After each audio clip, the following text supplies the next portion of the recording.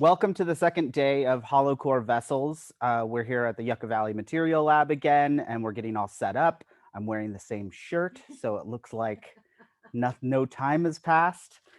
We're going to go over quite a few things today. This is our longest day of the class, and we may go the entire time. It's possible we'll end early, but who knows?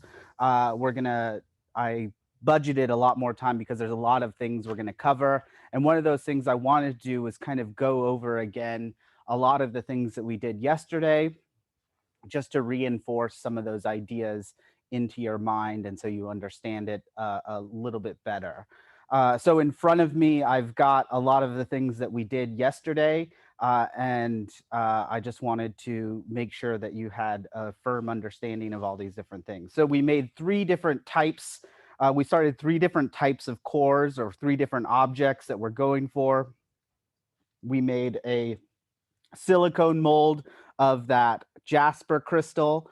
Then we poured the plaster silica core with the wire embedded inside of it, and we were able to remove that. And we made that mold using the DIY silicone.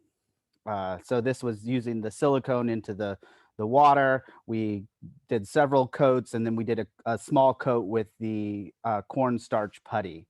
If we could go to the detail camera, number 3, let's get that to focus.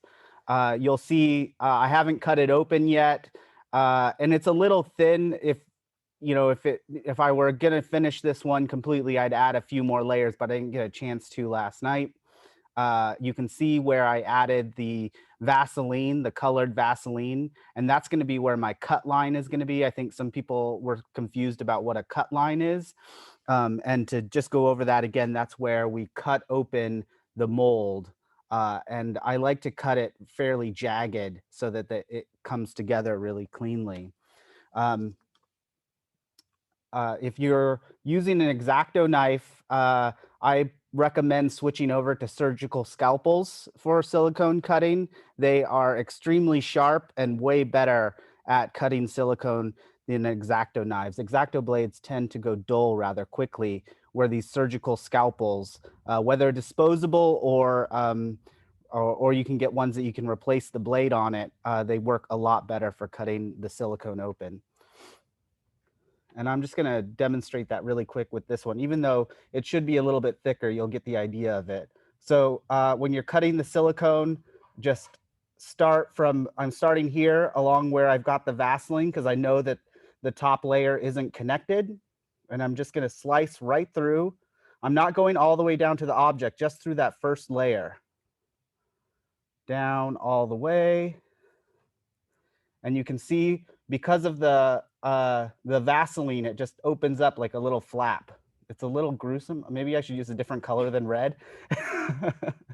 But now I've got it open to that to the larger hump that I made, the sort of thickened area that I made in the mold. And that's where I'm going to cut through all the way down to my object. And I'm kind of, I started out really straight, but what I want to do is kind of like zigzag, make it as jagged as possible. And then that's going to give me a much better opportunity for it to seal back together. It's hard to do this in front of a camera. But you can see I've cut through and it's still attached deep down in there. And that, if you have a partner, it works really well, especially on a big mold. They can hold it apart while you use the blade to cut it open. Having a friend help you with this part really helps. And now you can see I can open it all the way up. And my piece of jasper can be removed. And now I've got a mold of that jasper, a second mold of that jasper. And this flap is unnecessary. It's not, you don't have to do it, but it really helps lock it all together. See, if I didn't have that jasper, this seam, I'd have to pin together and maybe rubber band, but with this flap, it sort of locks it in place. It really helps hold the whole thing together. Then a light rubber band around the outside will help hold it as I pour, whether I'm pouring wax or plaster or whatever into my silicone mold. So this cut line, where I cut open the line, is what I'm talking about when I'm talking about a part line or a cut line or anything like that in the process. And you can see that on here. Get that to focus. See this flashing right there? That is where the part line was on the mold. That's where I cut open the mold, and you can see the flashing kind of goes up here, and it kind of creates an area that's uneven along this mold. And that's where I was doing yesterday. I was using an X-Acto blade just to smooth that out and carve it into the shape I wanted. Back to the all right, so we made the, like I said, we made the core for the quartz crystal shape, and then we went ahead and added wax all the way around that, and I smoothed that out. Can we go to the top down? You can see I've smoothed it out and made it into that taper shape I was talking about. It kind of looks like a Euro meat spinning thing. But yeah, so I've added a bunch of wax. You'll see here that I've accidentally got wax up on this top ring here, and that's no good. We want to remove that because that's where the other mold is going, the outside mold is going to attach to the inside mold. So that's one thing I want to be sure of, is that this is nice and clean. And I want to make sure that the outside looks exactly the way I want it to look. And right now it's pretty smooth, but it has some divots in it. And so I want to go ahead and clean that up and make sure it looks really good. I also am aware that this particular piece, I'm probably going to cold work and polish a little bit. So if the surface isn't exactly perfect, I'll work that out with the grinder.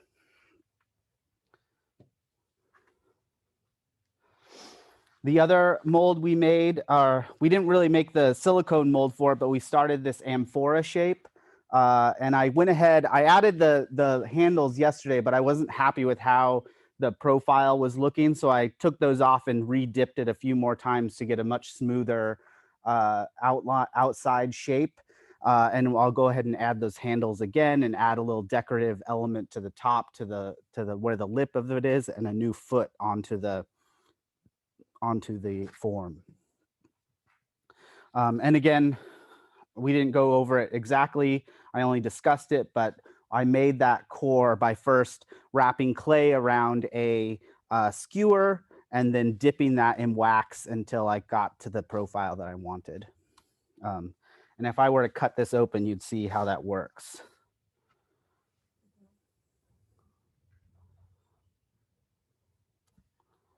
Try not to slice my hand open.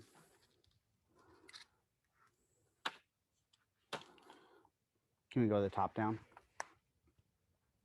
There you can see clay on the inside. I basically just made a rough shape with the clay and then dip that into the wax until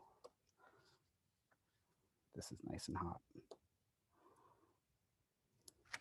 So yeah, I'm exposing the clay there. Get the focus.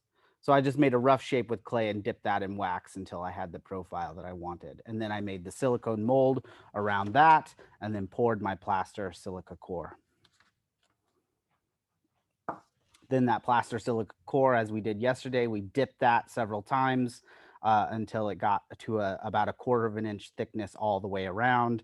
And that's when we'll go ahead and add all of it. Now that we have the basic shape, we can add all of our details, our handles, our feet, and go ahead and start making the next part of that mold. The last part we did was a little more complicated, where we made a mold of that prism crystal. And then I had made off camera another reciprocal mold of this spherical vessel that core sat inside of, and then we poured wax all the way around it and ended up with this form. So again, here's the core, and it's got the prism inside of it. That core sat inside of this mold like so. And then we poured wax in there. The little reservoir came off because we demolded it a little early.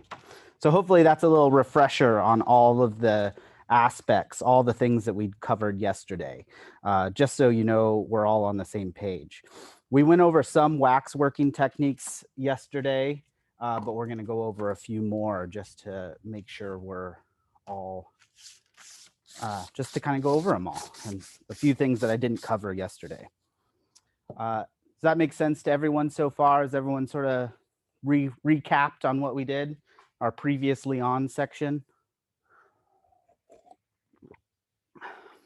Yeah, great.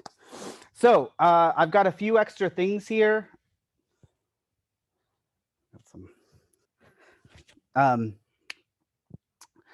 got a few extra things on here that I want to cover. One is this griddle. So this is just a pancake griddle, an electric griddle that you might get from any kitchen store, or you can find them online or at the flea market. If there's one near you, there's usually tons of them all around.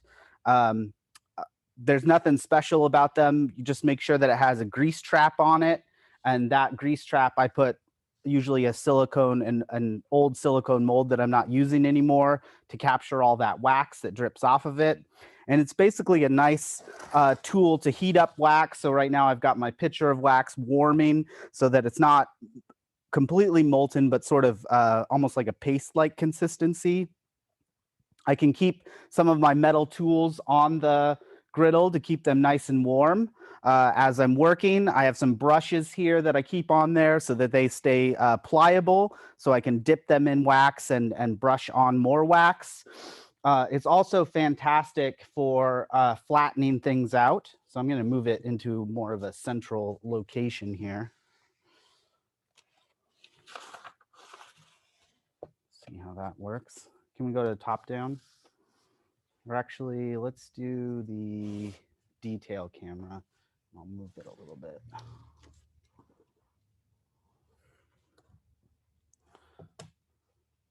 So the nice thing about the griddle is I can smooth things out really easily. So I'm kind of looking at it, making sure that it's nice and level, and I'm just flattening the bottom of this form.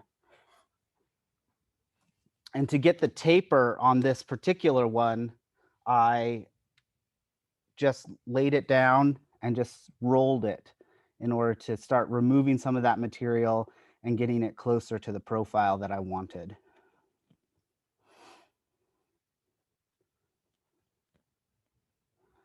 So I'm just going to keep rolling it, flattening out some of the areas.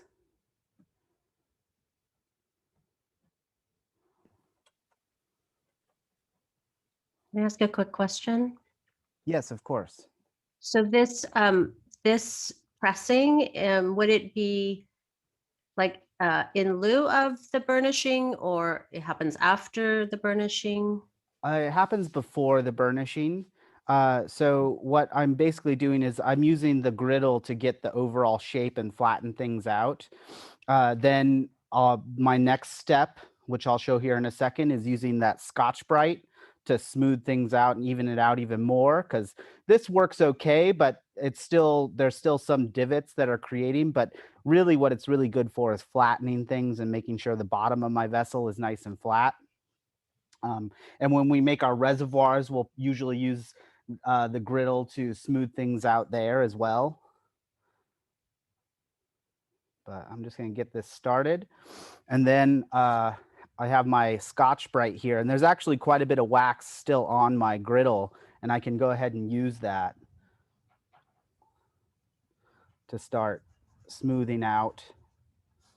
And then the Scotch-Brite gets a little warm, so it helps melt it a little bit more.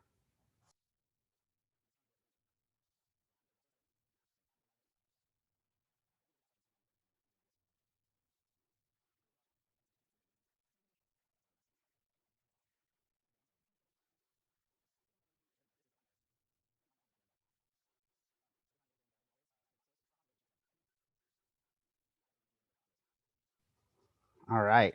So I'm getting this is getting pretty close here. There's an area that I'm kind of missing a little bit of material. So I'm going to go ahead and grab some, pick some up and add it.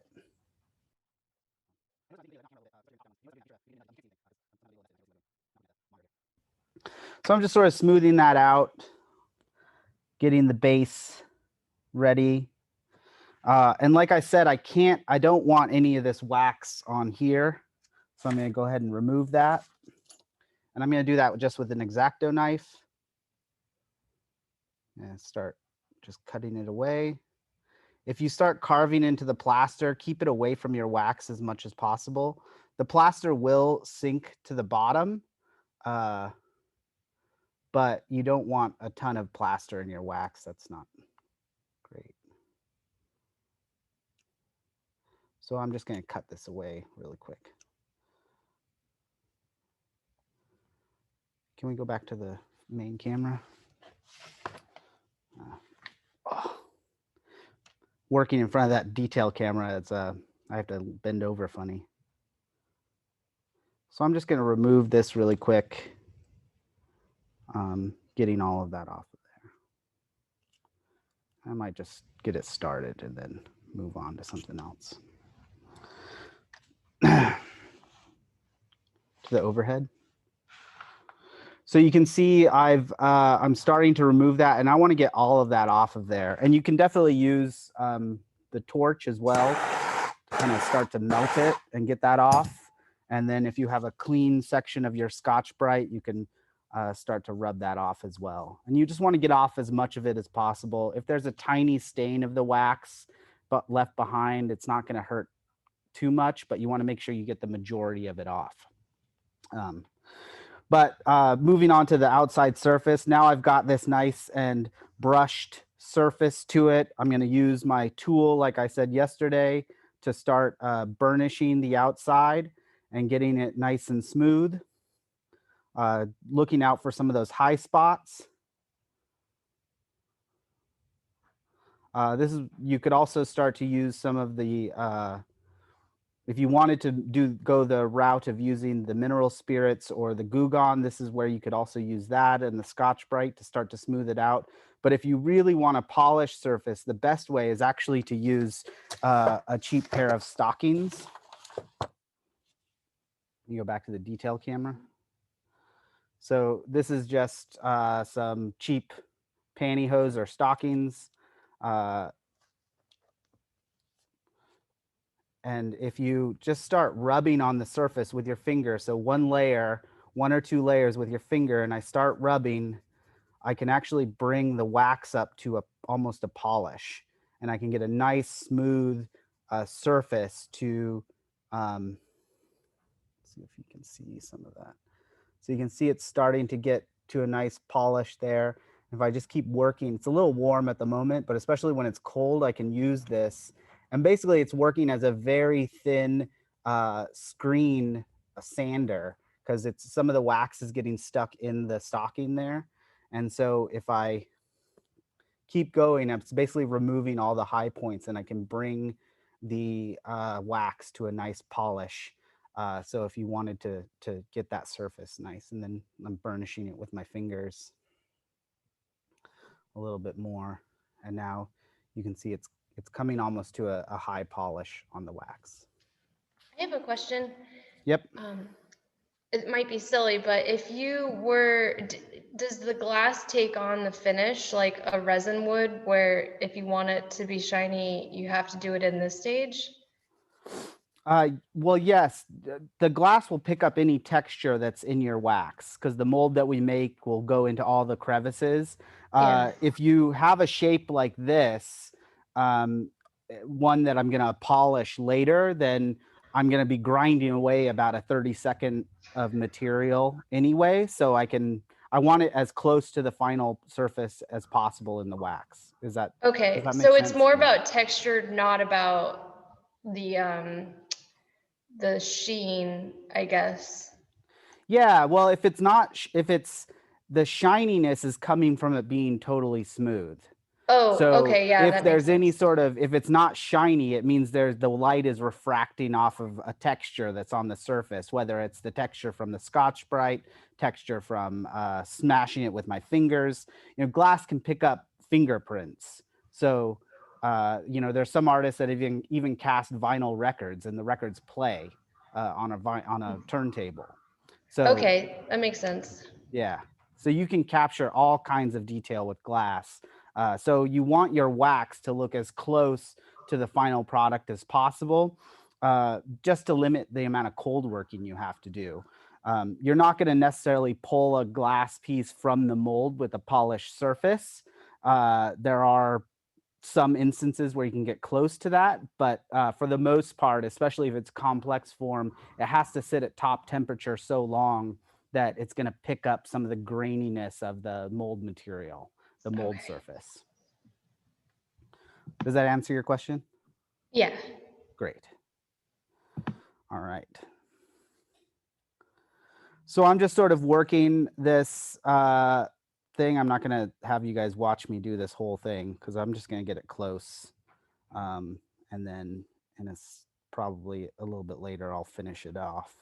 But that's pretty close. If you remember from last class, it was just kind of a blobby mess, but it's just by adding more wax, dipping it a few times, moving it, rolling it around on the griddle, and then smoothing it and shaping it. I'm getting it to the profile that I'm looking for this particular piece.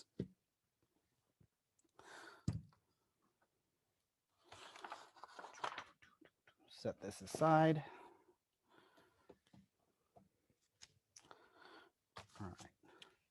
We want to do a similar sort of thing for our circular vessel mold. We've got some, as if you remember from last time, we've got some cooling lines in that, and we can get rid of a lot of those by burnishing it with the pantyhose.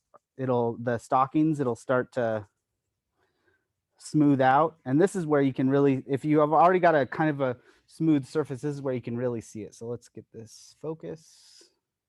So you can see it's, there's kind of a matte texture to it. And if I just start rubbing it just a little bit, you can see it starts to come up to a high shine. And that's just removing the high points in the wax. So I'm basically just using the stockings to smooth out and get rid of some of those cooling lines. Again, I can use this patching wax to fill in any divots. So I've got some divots. If we go to the top camera, I've got some divots in the top here that aren't totally smooth. And I've got my cut line, my seam line is right there. I don't know if you guys can see that at all. And I can start to fill in all those with this patching wax. So I'm just smoothing it around, getting rid of some of these. I don't need to cover this completely because this is where I'm going to put my reservoir, but we're just using the patching wax to fill in. If you don't have patching wax, you can use plasticine as well. I don't know where my little blob of gray clay, that gray clay I was using was just an oil-based clay.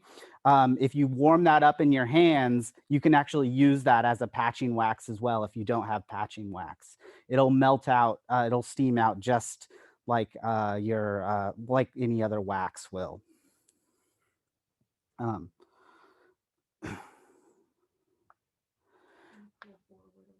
Oh yeah. Great.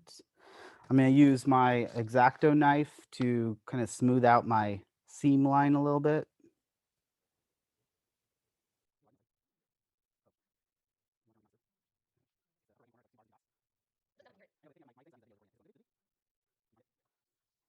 So I'm just sort of smoothing this out, getting it ready to make the mold. Remember yesterday I went and cleaned off the excess wax that was on the stem here because I want the opening to be flush with the curve of the bottle. So that's looking pretty good. And I'll want to attach my reservoir next. That's the next thing I'm going to do here, and make sure that this is all smoothed out.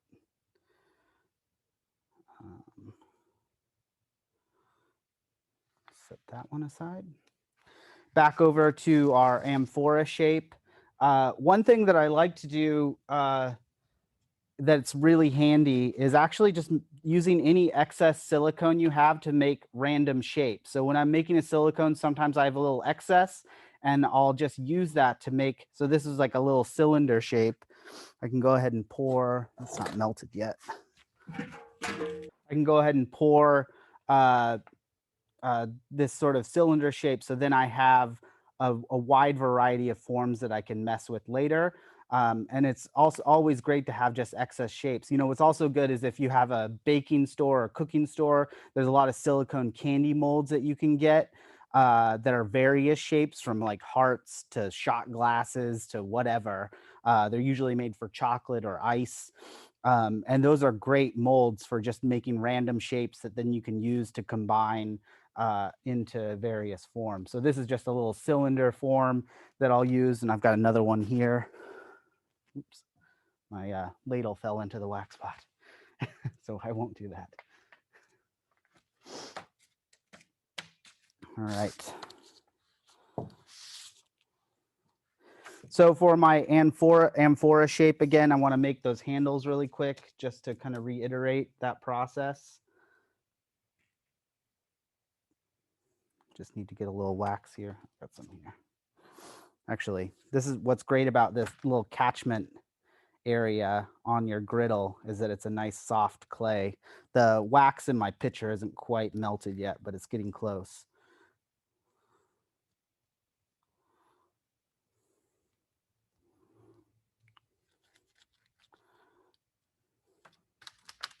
My little silicone mat.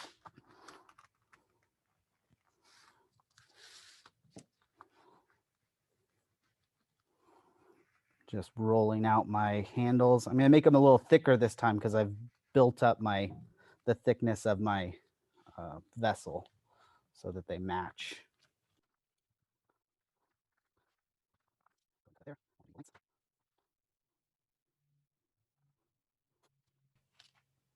And I was going to do one handle that's doing that sort of curving with the flow of glass, and one that's flowing away, curving away. That kind of looked cool, like an oval going through the vessel, or like a ring of Saturn.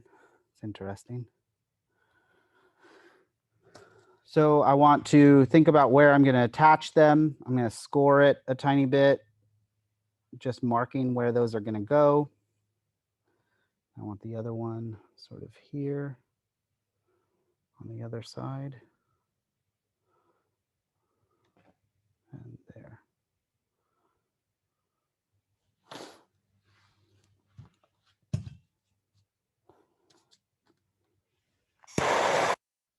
Use my torch to add a little bit of sticky wax.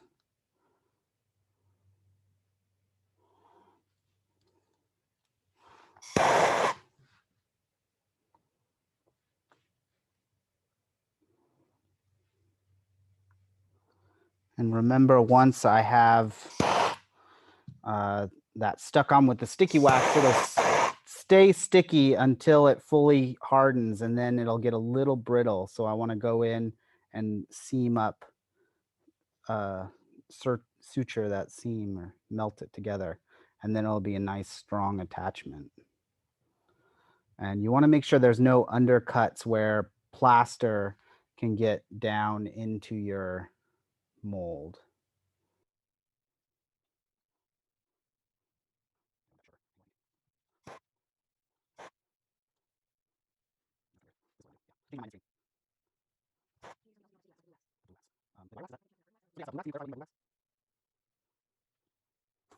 If you don't have sticky wax, you can do that. You can do the scoring. So if I score each side of the two things I'm going to connect together, and I apply a tiny bit of heat, then those will stick together pretty well. It's still, especially if your pieces are fairly pliable. Then I can go back in and meld those two together. The sticky wax is great because it allows you to quickly stick multiple objects together and then take your time going around and suturing it together. If you're doing the sort of score and stick method, like I just did here, you need to seal up those edges as soon as possible.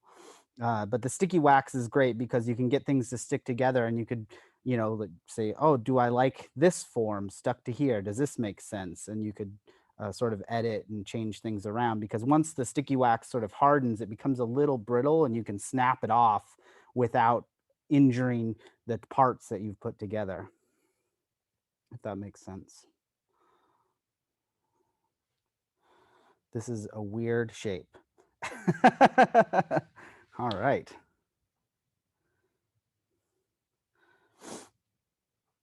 So then I want to add a base to it. Let's clean up a few things here and there. And I poured this little cylinder. Put that open a little bit.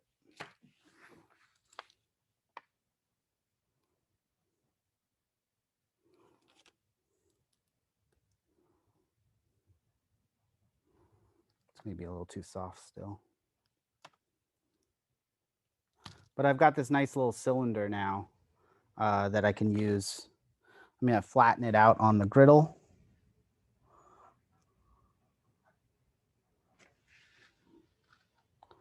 That was super soft.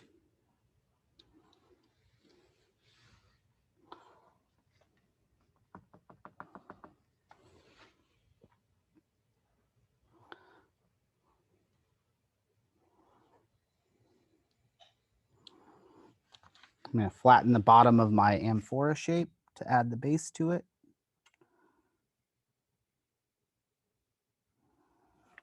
I'm just doing that on the griddle. Sorry, it's a little off camera.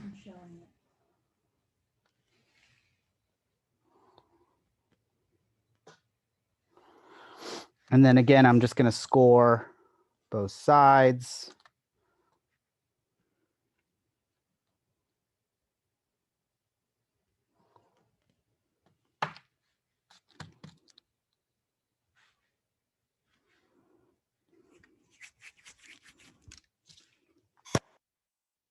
Add a drop of the sticky wax.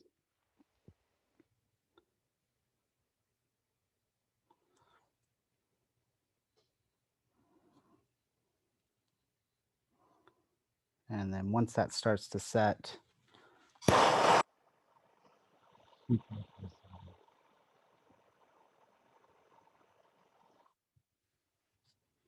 a little extra wax here. Just going to put a little on my little steel paddle and add that to the inside and melt it in.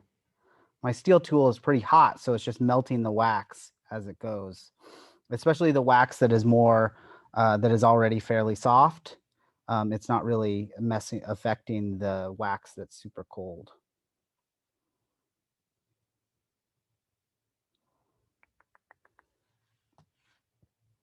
I'm gonna let this cool a little bit. It's the main problem that people have when they're working with wax is that you keep pushing it while the wax is still warm.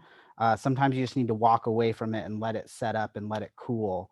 Otherwise, you're just going to be fighting yourself and the thing's going to be falling apart as you're working. You want to make sure that once you get something attached and you've got it nice and secure, sutured along the edges and sealed in, then you kind of let it cool down a tiny bit and set it aside so you're not fighting it.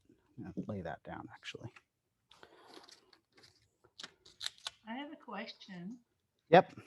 Exactly when you have here the tip of the base, Yeah. and you want it to stay a tip, you don't want it to have a stand, a leg. Yeah.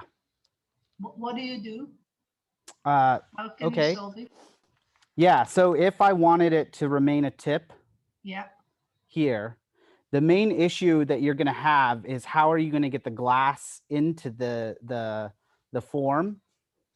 So how am I going to get the glass into this form if there's no flat area for the reservoir to attach to? That's going to be your main issue.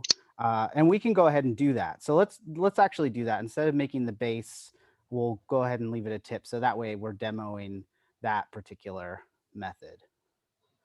So I'm going to smooth that back out. I'll leave that off.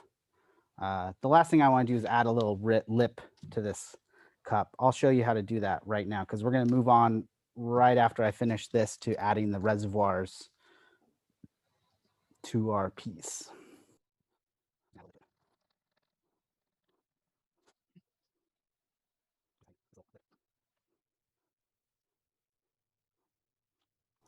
Okay. I'm just want to kind of even out everything. So I'm just going to hit it with the torch just really quickly, just to sort of bring everything to a shine, and it'll melt down some of the high points. Just brushing it with the flame, essentially, and bringing everything to a nice even texture. Work out some of this high point right here. So we've got our funky little vessel with weird handles. So we're going to go ahead and make some reservoirs right now. So what we need to do is we need to make an area for the glass to flow into the vessel. Some people like to suspend a crucible, like a flower pot, above the mold after it's inside of the kiln. For a lot of these processes, because we actually want glass to act as weight and push it down into some of the into the thinner parts of the mold, I actually like to include the reservoir into the mold itself. For other things like open face molds or large volumes, having the crucible up above can be great because then there's less cold working usually involved. But when we are trying to force glass to go into some of these thinner areas, or your glass is going from thick to thin dramatically within your piece, having a larger reservoir attached to it will actually help with things like pushing the glass down into the details, and also help with some of the suckers or the shrinkage that can happen during the cooling process. That reservoir can actually act as like almost like a sink to like, and that's where the devit's going to happen, and that's where any suckers are going to happen. For those of you that are new to glass casting, we'll go into that a little bit more a little later as we talk about the firing schedules.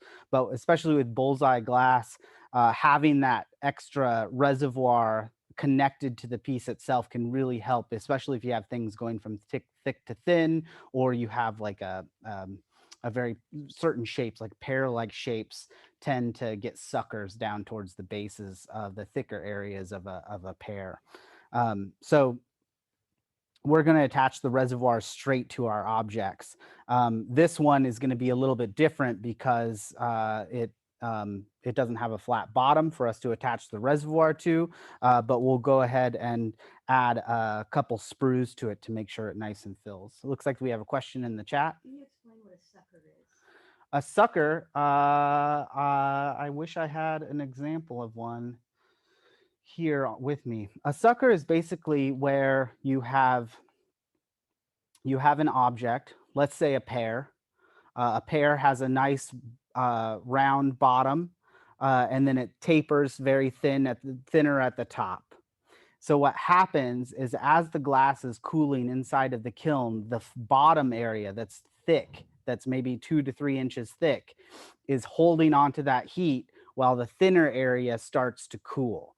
And that difference between a cool area and a hot area in your mold pulls the glass away from the mold surface where it's still hot, because the colder area is shrinking, the bottom areas can still move. As the cold area shrinks, it pulls that glass away from the surface of the mold. Some people think it's caused by trapped air, but in my experience, that's not the case. It is because of the uneven cooling. And working with various other artists, we've depending on the shape, we've worked out different schedules to avoid those suckers. Does that answer your question? Yes. Good. Yeah. Let's go ahead and make some reservoirs.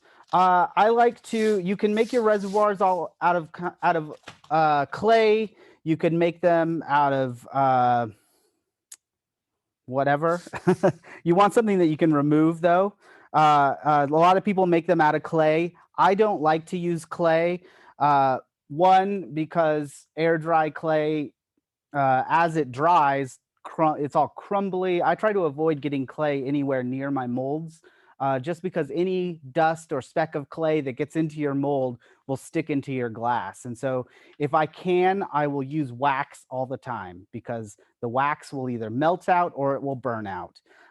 You don't, if you're using air dry clay, water-based clay, it's just going to be a problem down the line.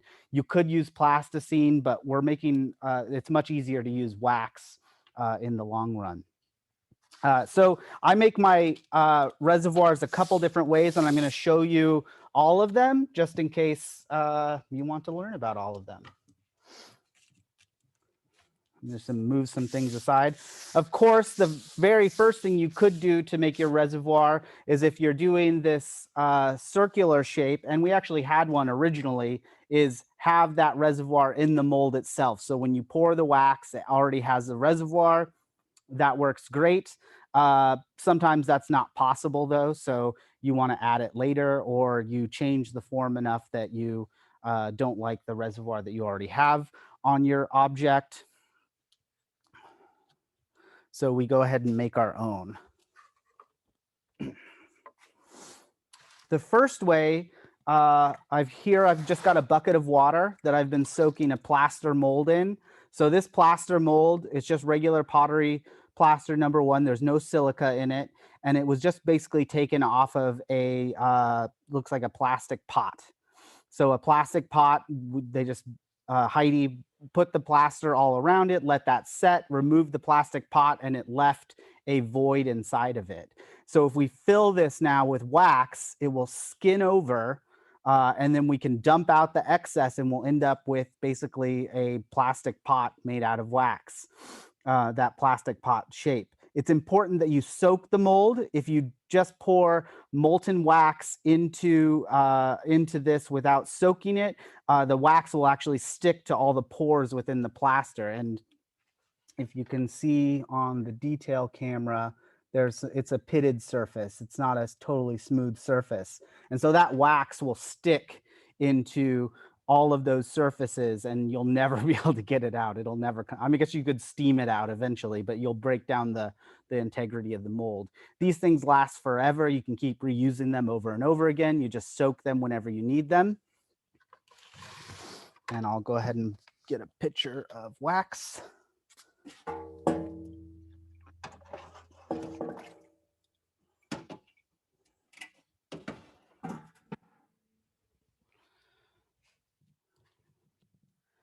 When you're making your molds, it's nice to put a flat bottom on it though. So go ahead, you just go ahead. It doesn't take long, but you just go ahead and pour the wax in and it'll start to skim over almost instantly, especially because of that water. I want it to be thick enough that it'll support the weight of whatever I'm attaching to it. Because remember, our reservoir is going to end up being on the bottom as we make our investment mold. So it can't just be a paper thin shell. It has to have it has to be somewhat substantial so that the object, the weight of this object with the core inside of it can rest without it collapsing. So it's already starting to skim up a tiny bit. You can go over to the detail camera, see if we can see that a little better. You can start to see the wax is starting to skim the surface. And I'm just going to let that skim up just a tiny bit more. So I can set it aside. There we go. That works. Balance.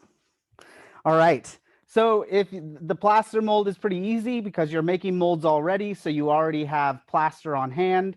So you can go ahead and make one of those off of any sort of somewhat flexible object. You wouldn't want to make a plaster mold from like a rigid steel pot or something. It would be really hard to get it off. You'd have to really slather it in Vaseline or mold release in order to get that off. But if it's just like a plastic garden pot, you know, fill in any holes, make the mold, and then rip out the plastic, and that'll be totally fine. And you can end up with a nice mold to make reservoirs from. Other ways that are very similar is taking I just took a terracotta, excuse me. if you have excess silicone, you can do the same thing we did before where we make a mold out of a flower pot. So this is a flower pot. I used a little bit of clay to add a spout to it, but I don't need to soak it in water because the wax isn't going to stick to it. But it's the same idea where I'm going to pour the wax in, let it skin over, and then dump out the excess. So we'll set this one aside here. And then we can dump this. We can go ahead and dump this one now. I was going to dump it in the water. That would be a bad idea. So I dumped that out. And now it's got a nice skim in there. If I'm really impatient, I can just go ahead and dunk this back in the water, and that will help it release even quicker. So I'm just going to set that in there and let that start to soak. This one's starting to already get a skin on it. I'm going to wait for a second for that to do that. So that's using the pourable silicone. Here's one that I made using the DIY silicone. Anytime I had excess, I just started smashing it over an old cup that I had, an old bowl, I think. This was an old bowl. I just started, anytime I had excess of that DIY silicone, and it wasn't all in one day. It was like over time, I just had an area where I stuck it to. And then I ended up with a little mold, very similar to this one, same idea, fill it up, let it skin over, dump it out.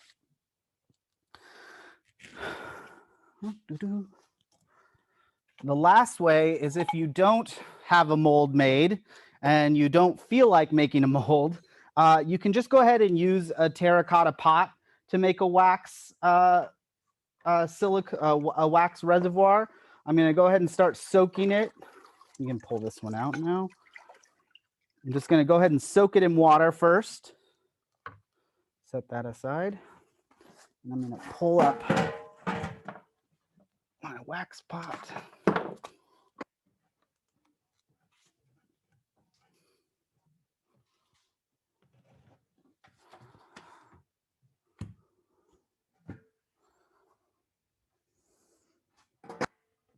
Turn that down a little bit.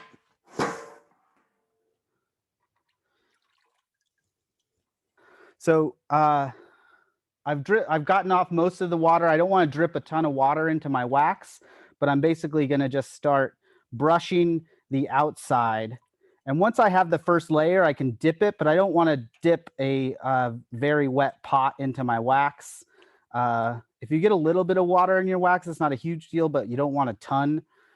So avoid that as much as possible. And I'm just going to paint the wax around this terracotta pot and just slowly thicken it up.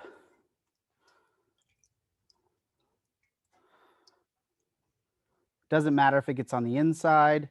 I just want to coat the bottom of it as well. Now that I've got a good layer, I can go ahead and start dipping it a little bit. I want to plug up the hole in the bottom first, though. Forgot to do that. So I'm just going to build up some of this wax to plug the bottom hole. And you could plug that with clay beforehand if you wanted to. The wax isn't going to stick to the clay.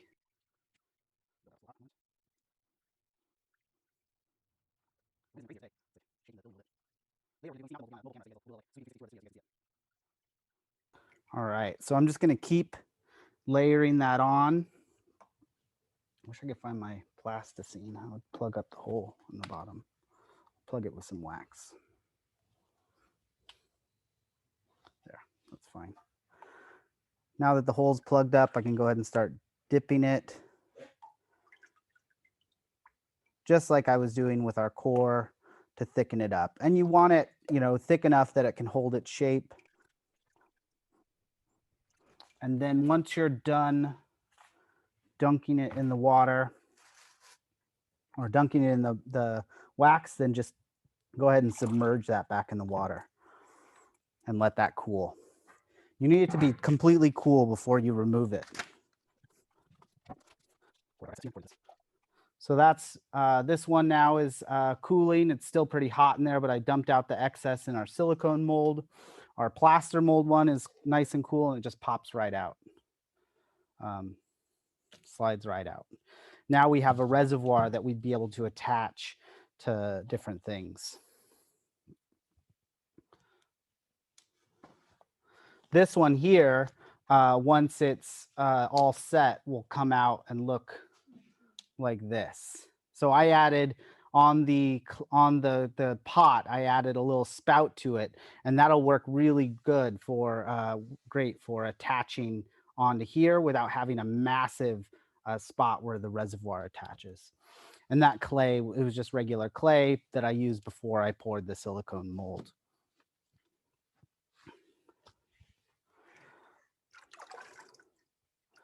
The pot method, I'm just going to remove the excess wax from the inside. And then theoretically, it pops right off.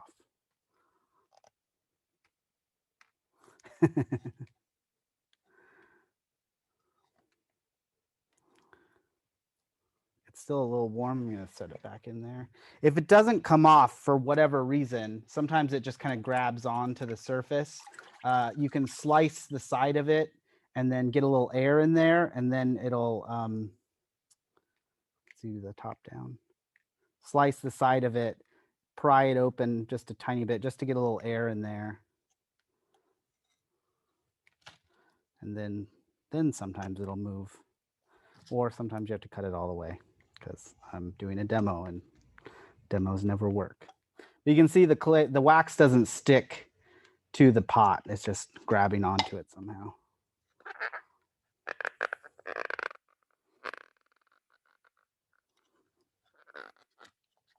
There we go. So even though I had to break it apart a little bit, it'll seam back together really easily, and I can use some wax tools to make sure it's a nice clean reservoir. And the nice thing about the wax, especially if it's a little thicker, is that I can put it on the griddle, smooth out the bottom, make sure that's nice and flat, which I'm going to go ahead and do.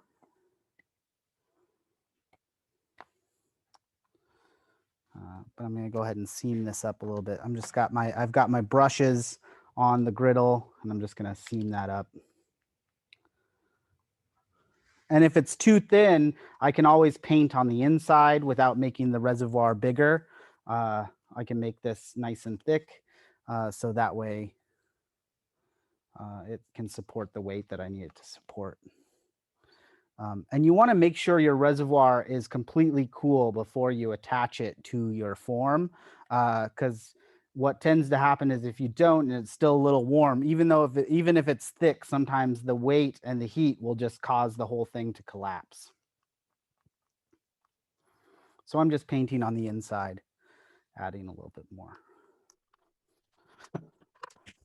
So often in my own studio, what I do is anytime I'm working with wax, I have my reservoir mold set aside, and I'm always pouring reservoirs just so I have them on hand, especially if I'm in the midst of a big project. I just want more reservoirs than I actually need usually, because sometimes you decide you want to add an extra one and you don't want to sit there and wait for it to make. But as you saw, it doesn't take very long to make a reservoir, whether you have a mold for it or not.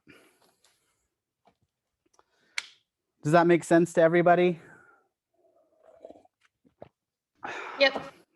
All right. So let's go ahead and attach some of these reservoirs. The ones that we use will differ depending on the shape that we have. So let's start with our quartz crystal taper shape here. It has a pretty wide bottom, and there's no reason not to have the reservoir attached to that whole surface. If you just have a little connection point in the middle, you're asking the glass to funnel down. Like if I attached this one to there, let's go to the top down actually. If I attach this one to there, for no reason, you're asking the glass to shrink down and funnel into the bottom and then spread back out. There's no reason to do that. So it actually makes more sense to use a reservoir like this that attaches all the way to the bottom. I'm going to do my volume calculation enough so that it doesn't overfill this too much, and I'll be able to grind that off pretty quickly and pretty easily, even with hand tools. it won't be that big of a deal. So if you can avoid doing this sort of pinch and expand in a piece, then you should. Let me move that out of the way. So we're going to attach this one to it. In order to do that, first we want to flatten our reservoir because it's kind of jagged on the bottom. We want to make sure that it's nice and secure. Got too many things here.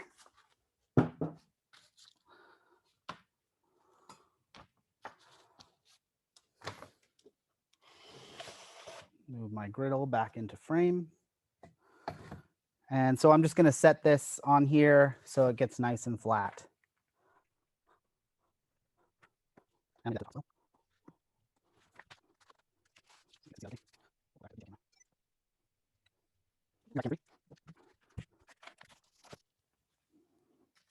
All right, so I'm going to go ahead and add a little sticky wax to my, a little bit of paper stuck to my sticky wax.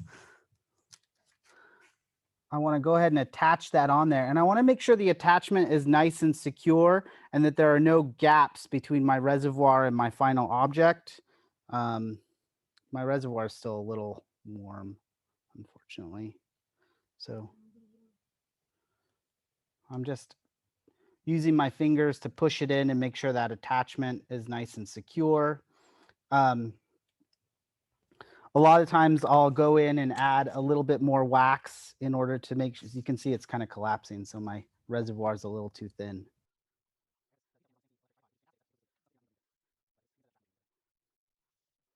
So I'm going to go ahead and start melting in.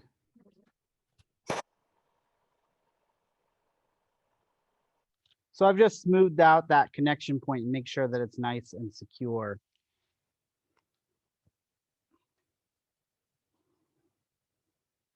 And that's what you want to make sure to do. See, if you can see, it's hard to see.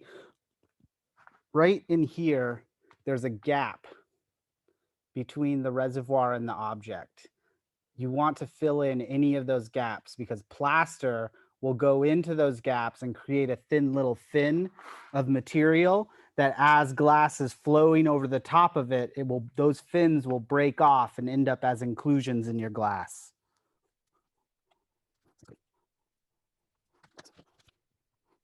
When you're working with wax, make sure to work in a well-ventilated area. Often I'll set up a fan just to blow the air away from me. So any smoke that may form or come off of the wax goes away from you.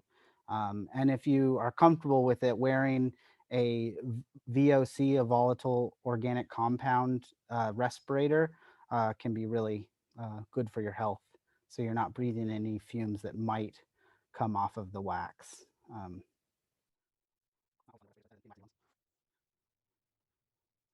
All right, so that's nice and secure. I'm gonna thicken that up in a second too, just to make sure that this doesn't collapse on me as I'm making my mold. But this shape is so simple that just having everything flow down into there is gonna be pretty easy, not complicated at all. So I'm gonna set that one aside. Here, we're going to attach the much thinner spout on there because I don't want a really wide, connection point between the two. But just like before, I want to make sure that the bottom is flat. I want to make sure the top is flat. So I can get that connection point to connect well. Again, I'm going to use the sticky wax. It's okay to have a solid reservoir. It is. There's no reason that this particular reservoir is solid. It's just because I wasn't paying attention and it cooled before I dumped it out.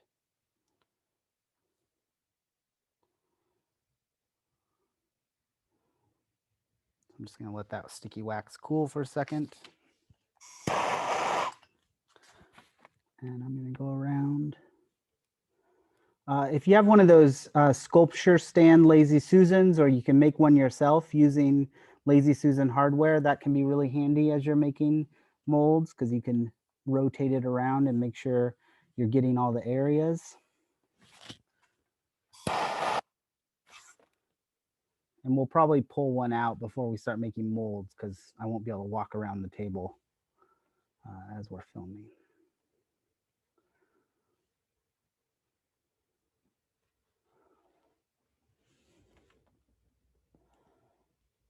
So all I'm doing is going around and sealing up that connection point.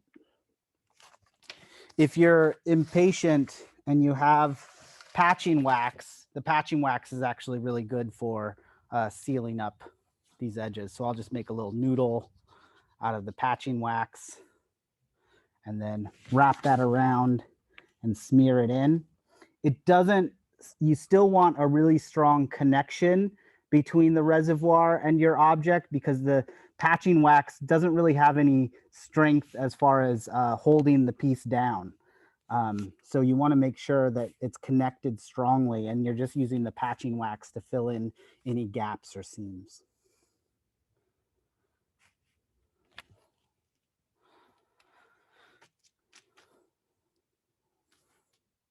But there we have our other type of connection where it's going to a thin spout.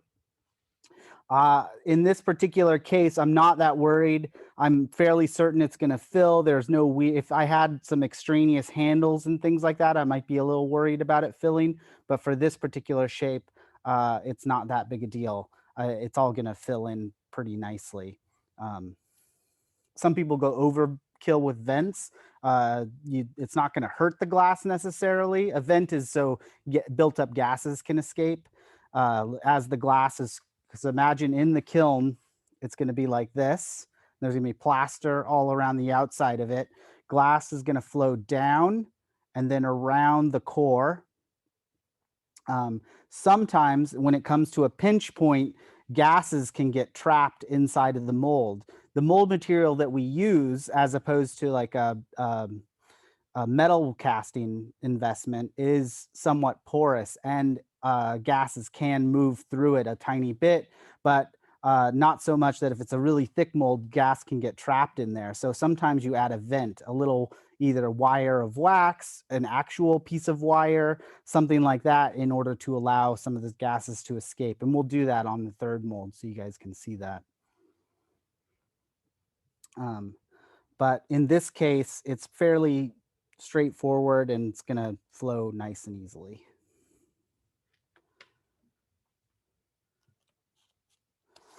If it's a new form to you and you're unsure about it, then adding some extra vents and sprues isn't going to hurt. It's just going to add to the cleanup process. Just to clarify the vocabulary, a vent is to allow gas to escape. A sprue is another avenue for the glass to follow. They can't be one and the same? Well, if it's filling up with glass, then it's not acting as a vent. So would it, well, you'll show us, but I was gonna ask what determines the difference? Yeah, The I'll show size you of in a it? minute. Okay. Yeah, the size of it and the location of it and where it's going.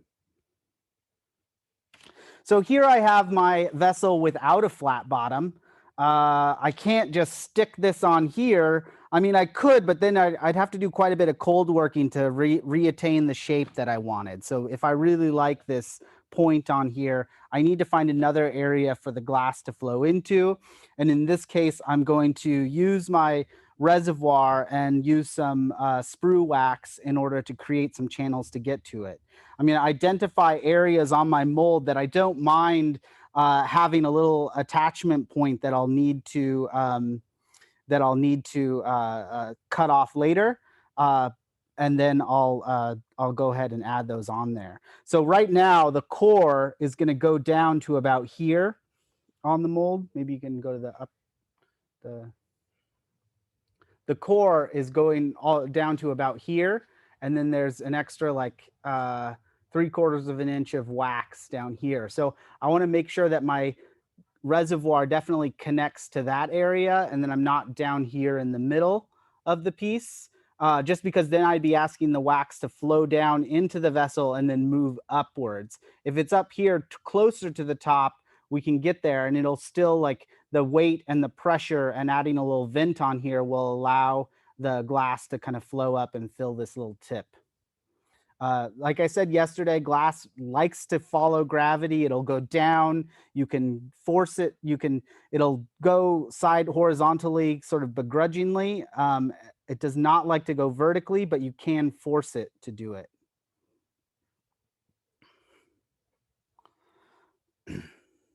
I'm just smoothing that out a little bit.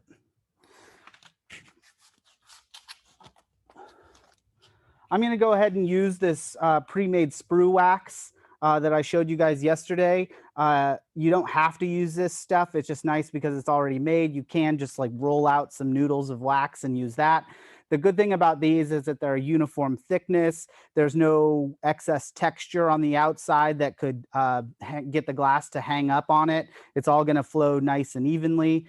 This is the 3/8, I think. Yeah, the 3/8 wax, sprue wax. I also have 1/2 inch, and they make it up to hollow, 1-inch ones. They make square. They make all kinds of different shapes.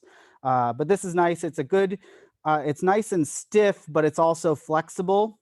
So you can bend it into really elegant curves and get it to go wherever you want it to go. And I'm just going to go ahead and building off of the end of my reservoir here. I'm going to go ahead and, I turned my hot pot off, but because it was smoking. But I'm going to build my sprues off of this, this shape here. So I'm going to go ahead and connect those first. Get a rough idea of how long I need them to be.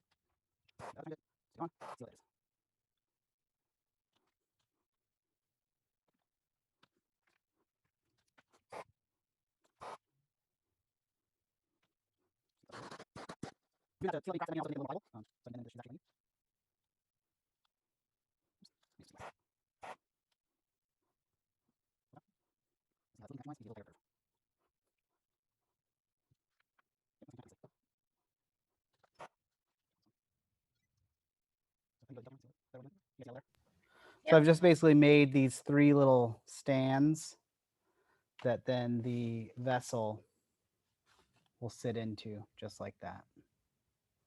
I'm going to go ahead and connect those up.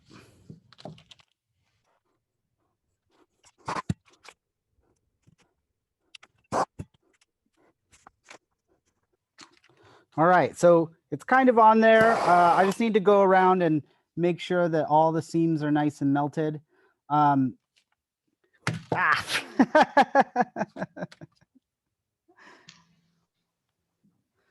Only because you're on the demo.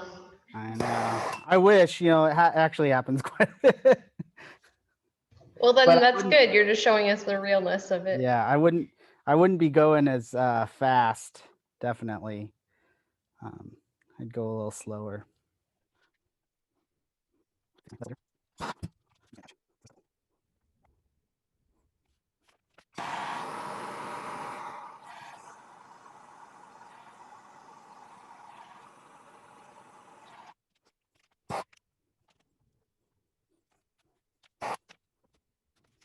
So the only reason you do this is if your form doesn't have a spot on the bottom of the shape that you can really attach to, or if it's just you need to get the glass to go into different points. And then if there's any big gaps, even as long as it's fully attached, I can go ahead and use some of this patching wax to fill in some of these gaps and make sure it's nice and full. So the main thing is that now this bottom is actually higher when this is in the kiln upside down. This tip of the form, can you go to the top down camera? This tip of the form right here is actually higher than where the sprues are entering into the glass. So likely because of the amount of glass that's going to be flowing through these 3 sprues, so these would be called sprues, the glass is going to go ahead and fill that all up. There's going to be a lot of head pressure up in the reservoir, so it's going to push it in, and so it's likely to fill. To make sure that it fills, we probably want to add a vent, and that'll make sure that there's no gas trapped in there, and we can get all of that to escape. So there's a couple different ways you can add a vent. Probably one of the easiest ways is just to use the same wire that we've been using. Or you could use a thinner wire if you had it. I don't know if Heidi has any on hand. Oh, wax wire would be great. Yeah, so you can use wax wire, which they sell at the same Sculpture Depot. So that's nice because you're not dealing with another material. It'll melt out or burn out.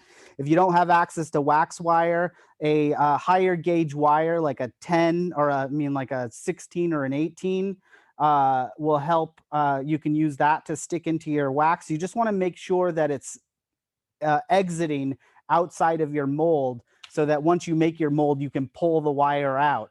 I've had a lot of students accidentally leave the wire in, and then you end up with wire inside your glass. It's not sticking in very far, so that's not that big of a deal, but it can be a problem. And I think even this vessel that Emily made had a little spot on it that I'll have Heidi switch the camera so you can see it where a wire got stuck into it, and we had to drill that out. So it definitely happens. But if you have wax wire, that's even better. But essentially what we'd want to do is connect the wire to the tip of your point of your vessel. Any place the air can get trapped. And you want it to come out not into the reservoir, but outside of your mold. If it goes into the reservoir, it's not going to do anything because that's going to get filled up with glass and you're blocking that airflow. If the wire came to the very end, the very bottom of your reservoir, then maybe that would work. But mostly you want it to exit outside of your mold. So you can use the wire. This is wax wire that comes in all kinds of gauges, and it's the same sort of thing as the sprue wax. It's just a really thin wire. They sell it with jewelry supply stores. It's really handy to have this kind of stuff because again, now everything that we're modeling with is the same material. It's all wax. We don't have to worry about anything getting trapped in there, anything getting lost, and we'd attach that just like we would any other piece of wax that we've already done. And we'd have that, again, exiting outside of the mold, out of the way. So yeah, there's wax wire. The last sort of option that people go with is, I saw bamboo skewers. Some people use bamboo skewers as well. So these ones too, they're rigid, of course, so you can't bend them around things, but I'll often measure roughly the size that I need, break that or cut it, insert that into my mold, and then I'll build a little wax connection point. You don't want that necessarily down here. I'm building just a little wax funnel for it to stick in.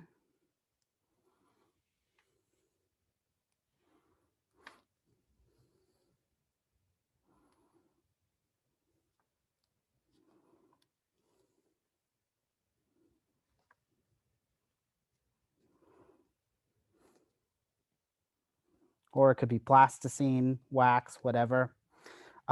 Basically, all I'm doing is creating a point where I can get in there with some needle nose pliers and pull and yank out the skewer before you fire it.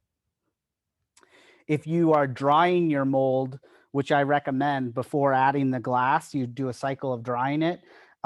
Then sometimes if you accidentally leave it in, it'll burn out. But I try not to get carbon inside of my mold, so it's better to remove it. But I don't know if you guys can see very well. Maybe go to the top down.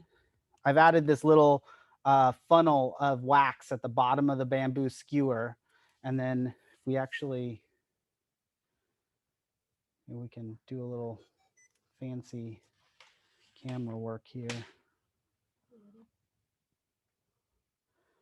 You can see where it's connected right there. There's the point of the bamboo skewer is going into the bottom of the vessel, and then it's going down into this little glob of wax. When I make the mold, that's going to become a void where I'll be able to grab onto the bamboo skewer with a pair of pliers and yank out that skewer. Were you able to see that very well? Yes. Does that make sense? So yeah, so we'd add a little vent there. I'm gonna go ahead and do it with wire since I have some wire here, some wax wire, and it's nice. Just gonna heat up the end of it, attach it on, cut it. I should have cut it beforehand.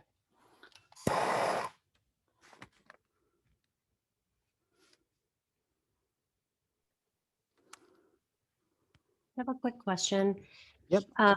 So if the bamboo stick, that like the pointy end of the bamboo stick, it was actually like you inserted it into the wax, and then Yes. this one you're like attaching it like you attach the sprues, like with Yeah, the heat. yeah. Okay. Mhm. Yeah, Cool. the bamboo skewer, because you can't melt the bamboo skewer. You just puncture the wax itself, Okay.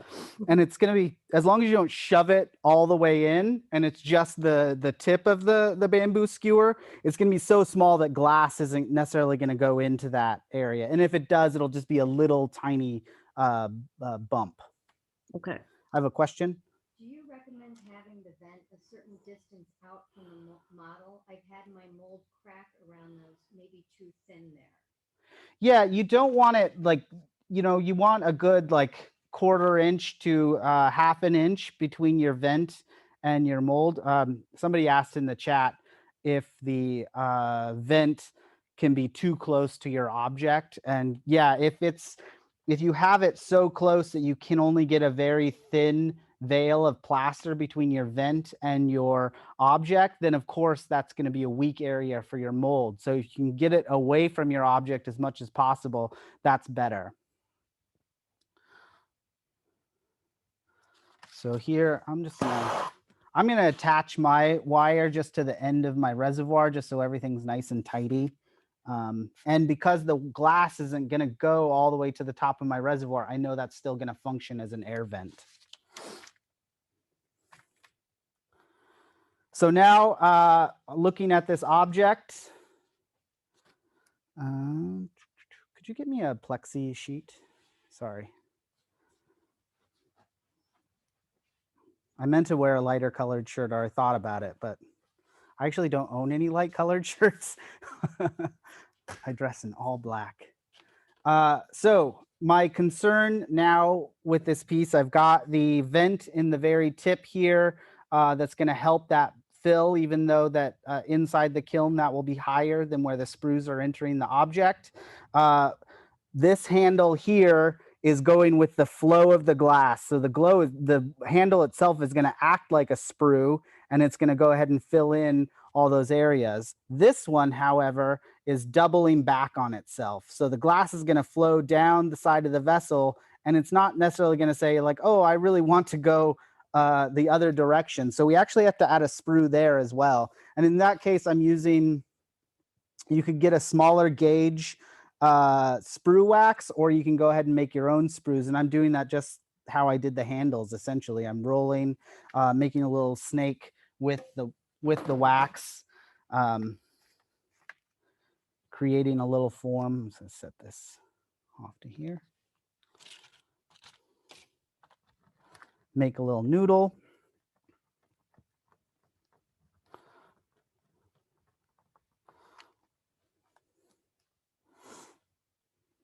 And you can have this sprue either coming from the reservoir itself, but if you think about that, that's a long way for glass to travel down to the handle there. That's quite a ways for it to travel. So I'm actually going to build it right off the sprue I already have. The glass is going to flow really cleanly through this sprue here. So I'm just going to add another sprue off of there and basically gate it a little bit more. So in metal casting, gating is all the wax vents and sprues that you would add to your object.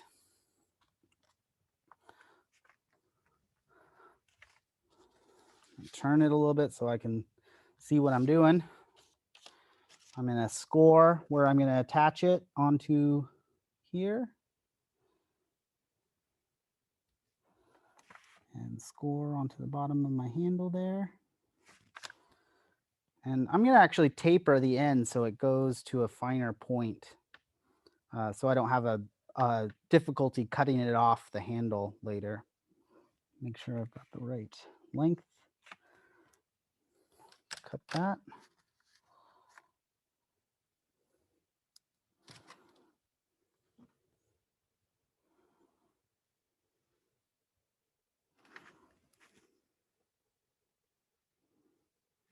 Scored there. Those are the wax sprue panels. These ones are 3/8, but you can get it down to 1/4 of an inch. I think I mentioned this yesterday, but if you think about it, glass likes to be 6 millimeters. So if your sprue is at least 6 millimeters, the glass will flow through there. If it's wider, of course, it'll flow better. And then I think I mentioned this yesterday. If you can make it wider, make it wider. Don't make it skinny for aesthetics or something. You know, make it as thick as you can possibly get it. Because the thicker your sprue, the more glass is going to flow through. The more opportunities there are for gas to escape. All those different things. If I didn't say it, the question was how thick should the sprues be?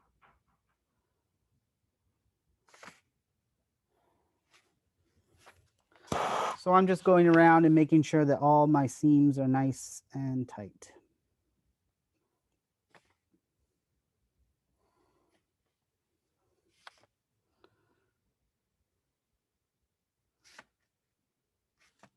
Looks like we have another question. No. Nope, Heidi was just stretching. Okay. Okay, so we're pretty good here. If I wanted to be absolutely overly cautious, I could add another couple vents to the top here, just to make sure no gas gets trapped down at the very tip of my vessel there. And I might go ahead and do that just to have it all do all the things. I'll do all the things. I'm going to attach an air vent onto the end here. Oops, I should have measured. Again, I did the same thing I did last time.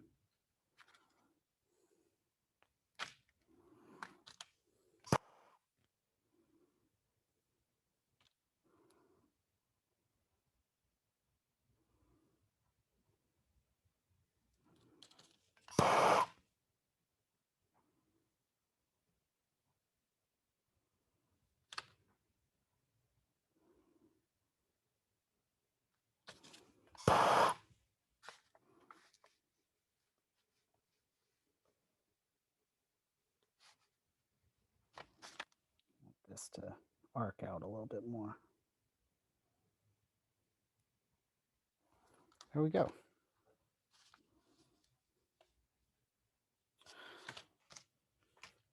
All right, so we have some different sorts of reservoir setups. This one being the most complicated, where we've got the glass that's going to flow through these sprues and flow through the vessel itself. We've got 2 air vents, one at a high point and one at the very end to make sure no glass gets trapped in the very thin spout of the vessel here. We've got our core that's already in there, our wires sticking out. Everything seems pretty well. We've got some handles on there. We could, of course, decorate it even further, add designs into it if we wanted to, but we're just going to leave it alone for now. We've got our spherical vessel here with the spout that comes to a nice fine point. In this case, because of the shape, we probably don't need to add any vents. But again, if it's a new shape to you and you're feeling uncertain, adding a vent isn't necessarily going to hurt it. It just might mean a little more cleanup. And then in this vessel, because it had a nice wide base, we were able to attach a pretty wide reservoir on the bottom, allowing a lot of that glass to flow down into the shape. And again, we want to make sure I clean off all of this excess wax off the top here, because I want this exposed just like it is here and it is here. Does anybody have any questions about reservoirs before we, what I'd like to do is I need to reset to start making molds. So we're going to take a 10-minute break. But before that, if we have any questions about reservoirs or sprueing or venting, I'm happy to answer. Everyone good? Great. Yeah.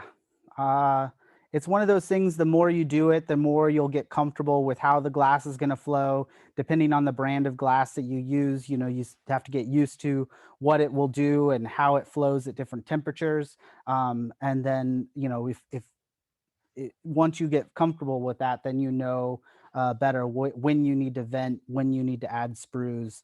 But until you get to that point, adding some isn't going to hurt your piece. So. Let's go ahead and take a 10-minute break. I'm going to clear off all this wax stuff, clean up my sticky hands, and then we'll move into making some of these investment molds. So let's see, it's 10, I can't see that clock very well.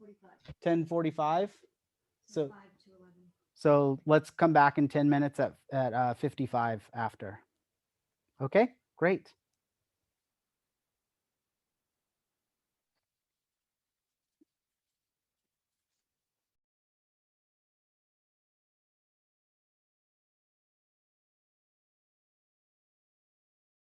All right, is everyone back? Looks like it. Or some people maybe, yeah, I think some people are coming back. It's going to take a second to get started anyway.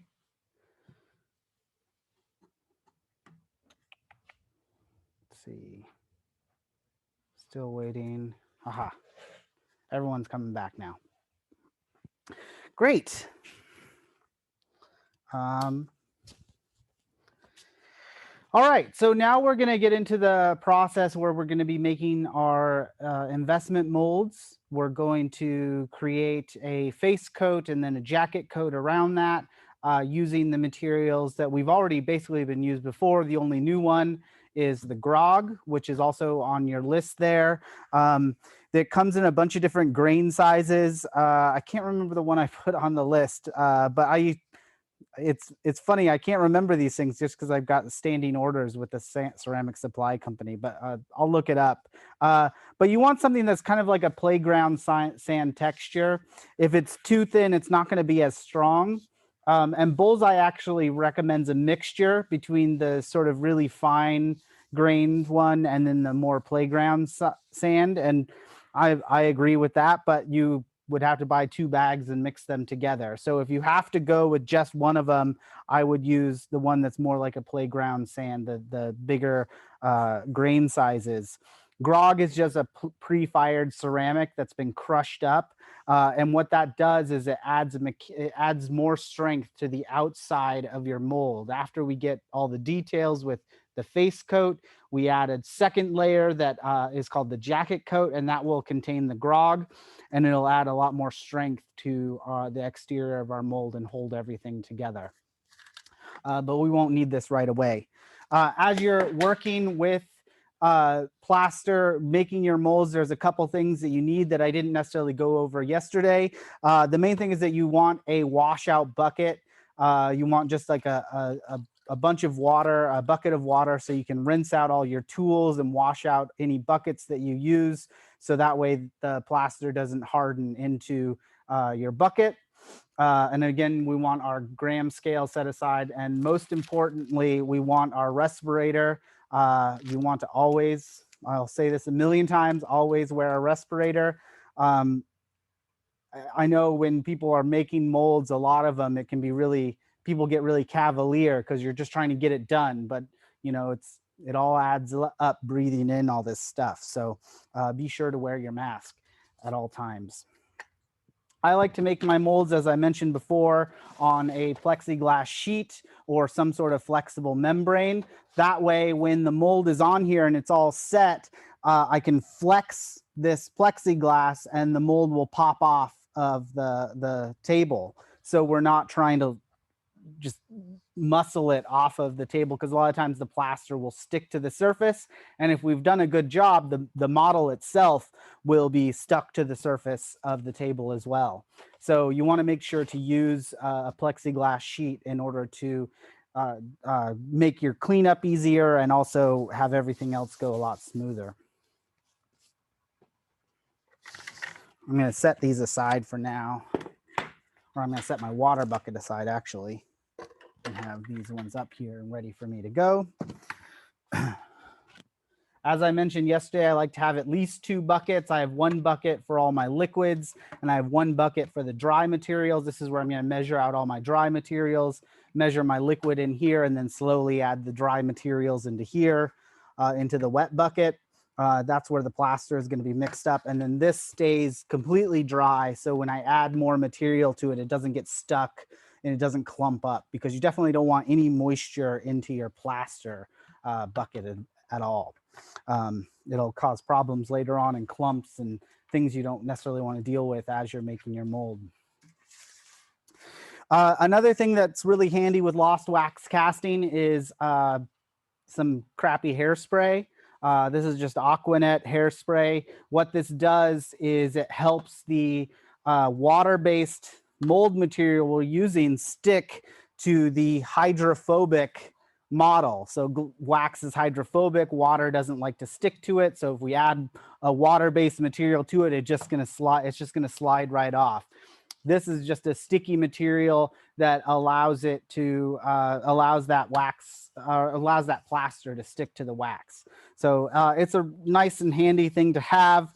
If you don't want to use hairspray, which is totally understandable, or you can't find this cheap aerosol stuff, then if you mix up your 50-50, you can actually do a light brush dusting of the 50-50 over your object, and then that will help the plaster stick to your object instead. So you can weigh which ones are better. I will say in some recent castings using this particular hairspray, this Aquanet, I've had it kind of make the areas that are very detailed a little brittle. I think this is what was causing it, because when I switched back to brushing on the 50-50, it worked a lot better, and I wasn't getting these little thin details in these little dolls that I was casting for another artist. They weren't breaking off. So I'm not sure what was going on there. I've never had that happen before using hairspray, but this is a different brand that I've used before. So maybe it's just this brand, I'm not sure. But doing the dusting part is hard if you've got really intricate details or areas that you can't get to with a brush. So you kind of have to weigh those 2 different things. All right, other things that you'll need as we get started is a chip brush, and I had one here somewhere. Heidi's gonna grab one for me. So just a cheap bristle brush that we can use to help get into some of the finer details of your mold. And we use the same one over and over again. You can tell it's been through a lot of mold making process, pretty frayed, but that doesn't really matter. We just want it to, we just need it to get into some of those detailed areas and get to these areas that we might necessarily be able to hand build.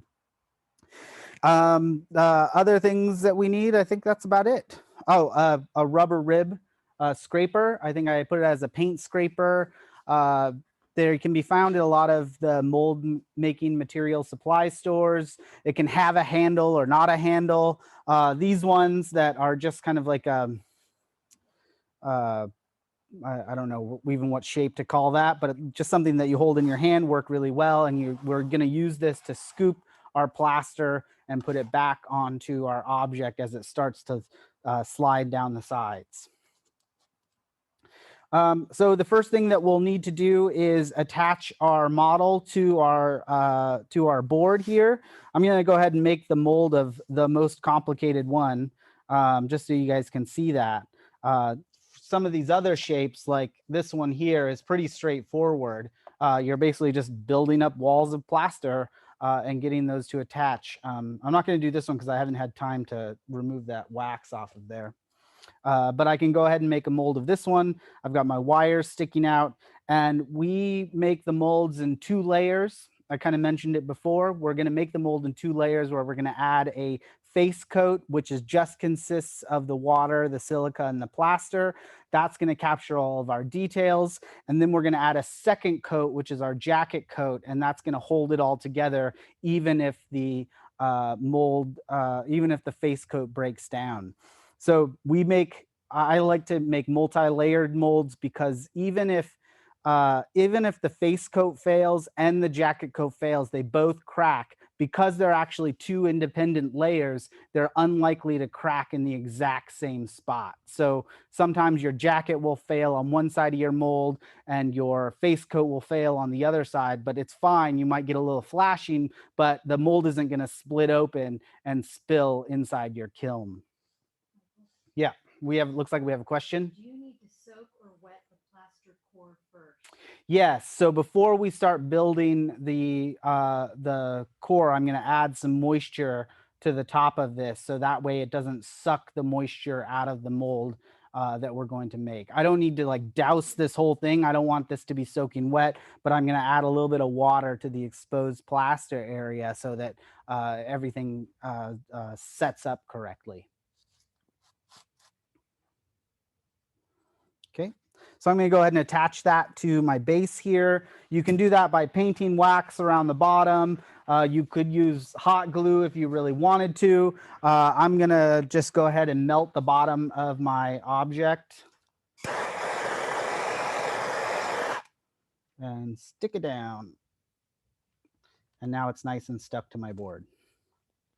Is it possible to do a 2-part plaster mold over a simple shape, since we do need a second mold of plaster? I don't know what that means. Somebody asked a question in the chat. I'm not quite sure. I took out my earbud, unfortunately. Would you like me to say it out Where did I loud? put it? I lost it. Yeah, he needs to put his earbud in.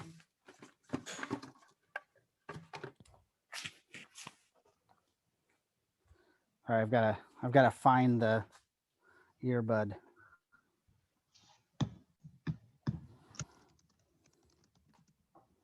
One second, sorry.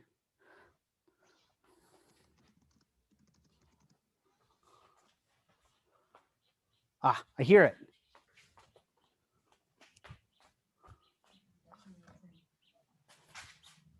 Ah. Sorry, guys.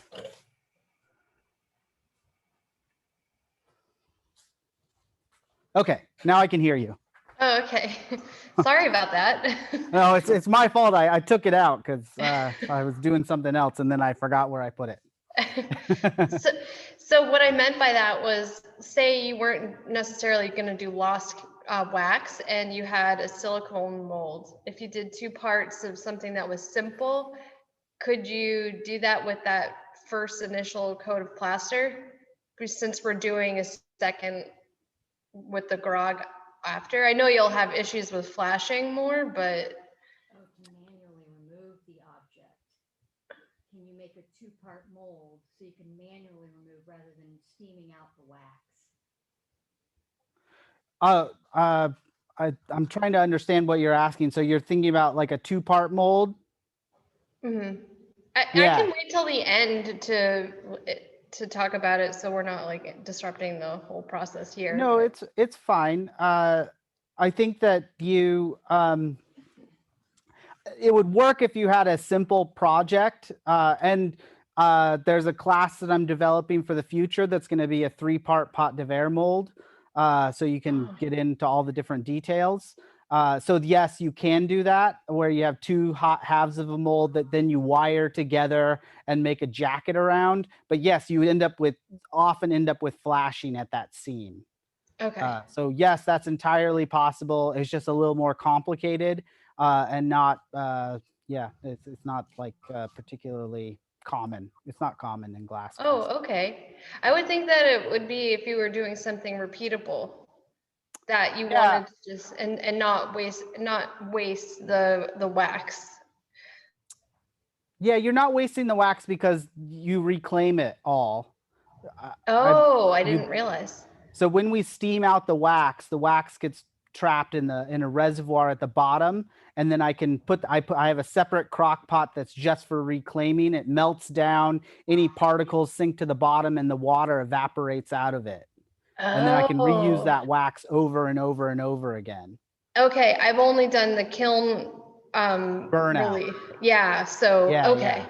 We're not going to burn it out. That often it gets carbon into your mold, which can discolor your glass, especially if you have a really complicated shape.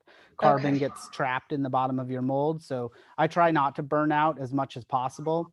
And with glass casting, you're usually removing the wax either with steam or putting the mold inside a kiln specifically set aside to melt wax out of it. Gotcha. The Okay. the wax is reclaimed. Okay, then So that maybe makes that's more sense. yeah. So that's why it's not as common. Some Okay. artists, though, slight tangent, you actually make a mold of your mold, and you can cast your mold over and over again if you have a shape that's conducive to that sort of thing. And you're Okay. using a material that can hold up to that strength. So I tend to hand build all my molds so that I can keep to the contour of my form. So my mold is uniformly thick. That helps with heating and cooling. You could coddle this. That means put a form around it and pour the mold around it. What tends to happen with those is that you've got areas of the mold that are super thick and areas that are thin. The glass doesn't heat and cool as evenly. And then if it cracks, like it'll really crack. It'll bust open. But a lot of artists do that, pour their molds, monolithic molds, and are very successful at it. If you're not familiar with Clifford Rainey's work, he doesn't hand build any of his molds, and he does massive castings, and it's all coddled up. He lines the outside of his coddles with chicken wire, and then he pours just 50-50 into that void. And he casts extremely intricate things. So it's definitely possible. I tend to hand build my molds. It's just preference. Yeah. Okay. Thank you for that. Yeah. So if that was a lot more even thickness, you could actually box cast the mold that you're looking at doing now. Definitely. Yeah. So like with this one here, just because it's a cylinder, if, I would probably just use some tin flashing, make a circular coddle around it and pour my face coat. And then I'd probably hand build a jacket coat just to make sure it doesn't crack open. I like 2 layers, whether I'm pouring or not, just to make sure. Yeah, you could pour the first one. And so right now, maybe I'll bring one on the last day. I've been casting these little Japanese Daruma dolls for an artist in LA for her, and she wanted 50 of them. And I'm not going to hand build 50 molds. So I just set them all up, coddle all of them, and I pour all the face coats, but they're all like this like cylindrical rounded shape. So it works fine for that particular thing. Who is the name of the artist that you just mentioned who makes coddled molds? Clifford Rainey. Heidi's going to put that into the chat. He's based in the Bay Area. He does monolithic multi-part pieces. He's often casting multiple sections that stack onto one another, often referencing classical sculpture. One more question. Yeah. Do you also use in the jacket coat fiberglass, like in pieces or in just Yeah, you can use fiberglass chop. That's what most people use is fiberglass chop in lieu of the grog. Instead of the grog, you could use fiberglass chop in your mold. I don't really like working with fiberglass, so I don't use it very often. But I have in the past. I mean, I don't find it to be that much better than grog, so I don't want to necessarily have that in my studio if I don't need to, because it's pretty gross. Okay. Yeah, it's a health hazard. Yes, it's a health hazard, but it works. if people prefer that material. Just curious. Most often I'm using grog for the jacket coat, but if my mold gets really big, then I reinforce that grog even with chicken wire or a wire mesh, and then that mechanically holds it all together, and it's still pliable enough that it flexes. Yeah, and the little pokes and cuts I get from chicken wire are better than inhaling fiberglass dust. All right. Thank you. We're gonna have plenty of Q&A time later, and I want to answer all of your questions, and there's no question that I don't like to answer, so from simple to complicated. So I'll do my best to answer all of them. And then, so let's go ahead and move on to the actual process of making this jacket mold, and I'll answer any questions along the way. I'm going to put the mask on, and we're going to add some hairspray to this to make sure that the plaster sticks to it, and then we'll go ahead and make this mold.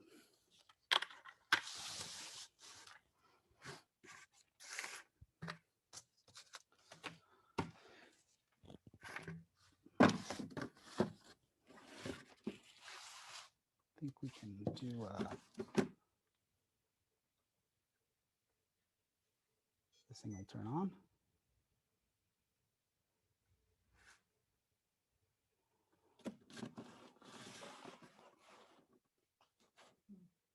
It's focusing on that. Oh, there we go. So again, I'm using my scale. I'm tearing it. I don't know if you're going to be able to read that very well. It's pretty faint, but it's teared out to 0. I'm putting my mask on now. And there are ways to bullseye on their tip sheet for lost wax casting, which I'll put in that folder. There are calculations to figure out roughly how much plaster you're going to need.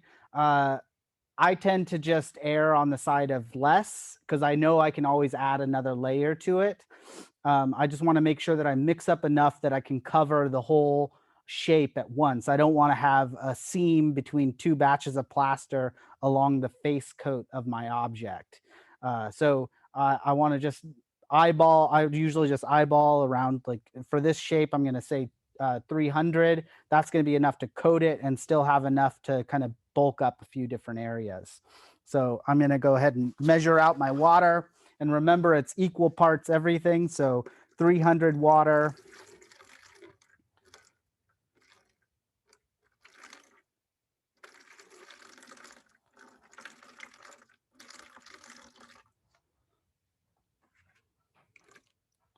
And if it's a little over, that's fine.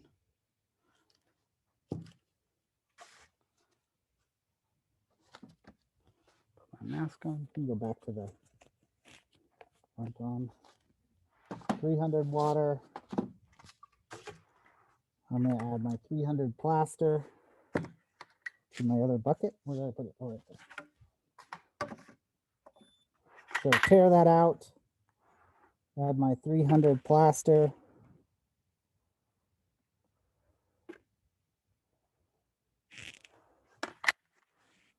And my 300 silica.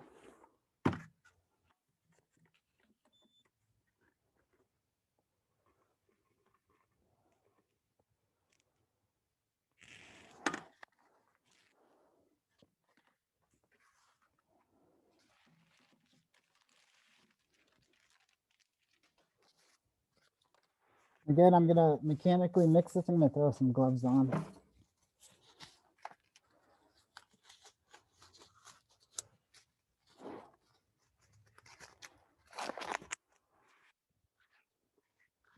Make sure my 50-50 mix is nice and mixed up. So if I didn't want to use the hairspray, this is when I just get a little on the end of my brush here and I dust my object and just get a nice dusting on it. It doesn't need to be thick, but just enough so that it'll allow some of the plaster to stick to it. Otherwise, you just use the hairspray and just do a light spritz. You don't want it to build up at all.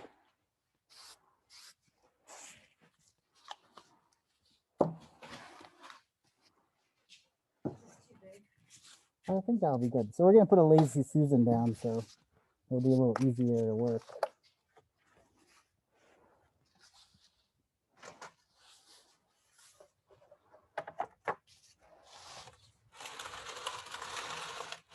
A little noisy, but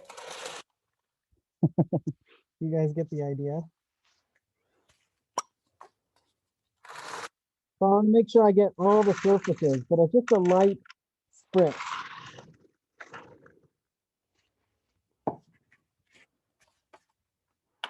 And slowly add my plaster to my water. Let's see if we can get this.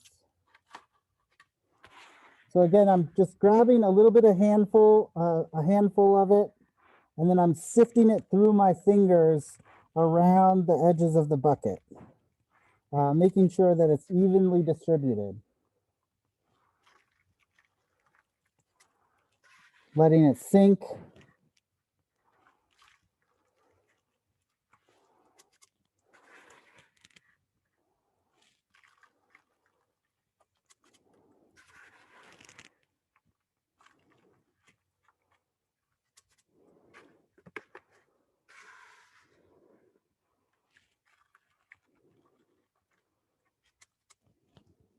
Letting it sink. Looking for areas that haven't gotten a lot of attention. Adding some of the mixture to that.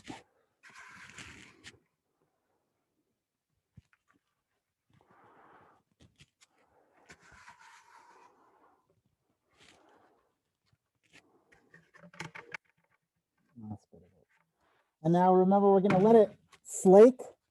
We're going to let that moisture absorb into all the plaster before we go ahead and mix it all up. So right now it's got this little island in the middle. It's still really dry.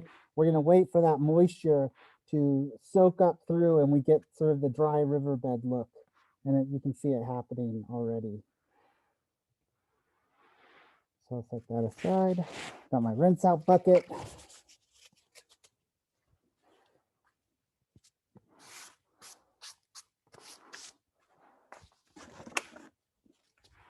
One thing that can help is to draw on your board to make sure that you get a nice thickness. We're looking for about 1/4 of an inch of face coat, and then a quarter, and then about a 1/2 inch of actually, it's better to go, especially if it's your first couple molds, go for a 1/2 inch of each.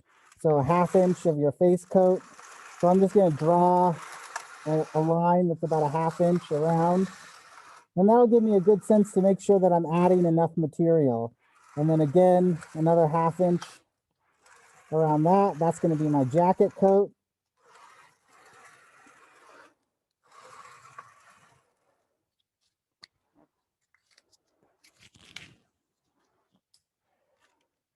Looking back at this, it's pretty close. There's a little bit of dry material. I'm just going to spread it out, let that soak up. Like I said yesterday, if you let it slake completely, it's going to be nice and creamy when you mix it up, and there's not going to be those lumps of dry material, unmixed material as you go. So now it's just got that little dry riverbed look to it, and that's really what I'm looking for before I go to mix. So I'm first going to run my hands along the sides of the bucket to get any dried material off of there, or any unsaturated material off of there, and then slowly start to incorporate it. And I'm really scraping the bottom of the bucket, making sure there's nothing stuck there, and running the plaster through my fingers to make sure that it is all mixed up.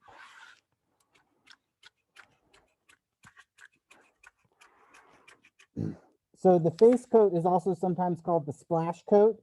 And in my own studio, when I'm not looking at a laptop and a camera, I actually have this up against the wall and I flick the plaster onto the object, and that helps get it into all the intricate details without mechanically pushing it in with a brush. But you can definitely use a brush as well.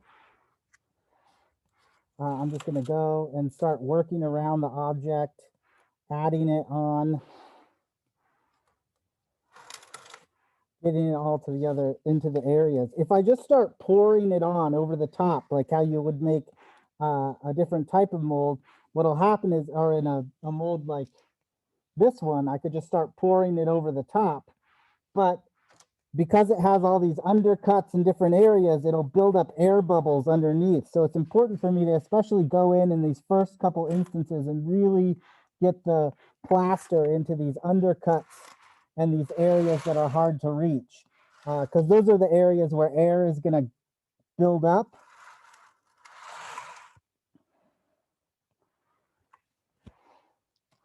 So I want to make sure that, especially if I don't completely cover the reservoir in this first coat, I'm not that concerned. But I want to make sure that the object is completely covered in this very first coat. And we're getting it around now. So like I said, you can brush it on, you can flick it on, splash it onto the surface. I know that some people, even after, if it's really detailed, they'll put this first coat on and use a little bit of compressed air and push that and use that to push it into all of the details to get your initial first layer. So that's another option. You just want to make sure that you get the plaster into all the different areas. And of course, if your original model, whatever you're making the mold of, is too soft, like you're making a mold off of the clay or something, you definitely wouldn't want to push into the surface at all, because the brush could make marks into it.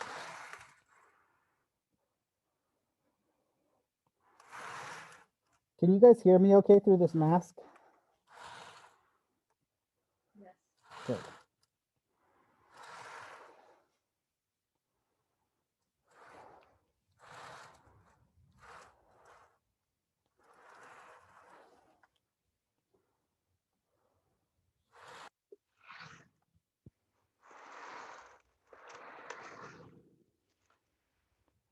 So now I've got all the main areas of the mold covered, looking for any areas that I missed.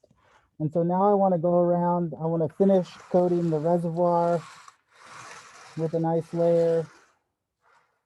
I'm not that concerned about the vents right now. They'll get covered up as I start building up the rest of the mold.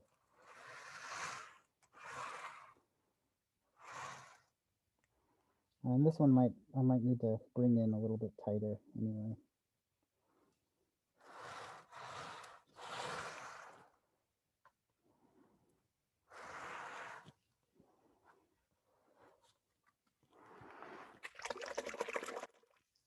Make sure to rinse out your brush. We're kind of at a waiting point here.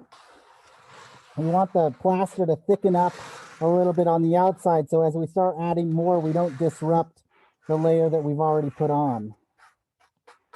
And at this point, there's really no powder. So I'm going to remove this for a second. So I just want this outside, this first coat, to harden up just a tiny bit. So when I go to add some more, I'm not going to pull it away. But now I'm just going to start slowly adding a tiny bit more, allowing it to drip down over the edges and building up some of those layers. When I have handles like this, I really like to fill those in as soon as possible so I can make sure that no air gaps occur. So I'm going to kind of pay attention to those areas to make sure I get enough plaster in there to really fill those in. And then once this plaster thickens up to more of like a putty consistency, we'll be able to just kind of smush them in there to make sure that there's no air in there at all. Keep walking around or turning your object if you've got it on a Lazy Susan, just so you make sure you get a nice even coat over everything.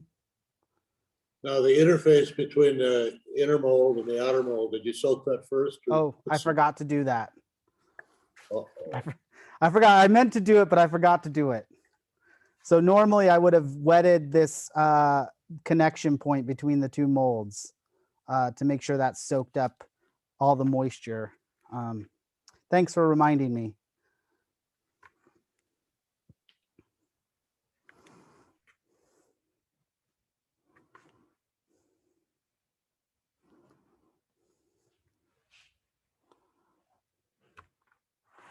So this is starting to thicken up now.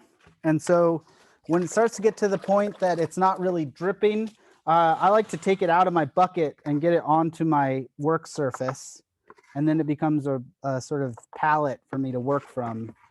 And then I can wash my bucket and not have it dry inside my bucket here. Probably didn't need, probably could have stuck with 200 instead of 300.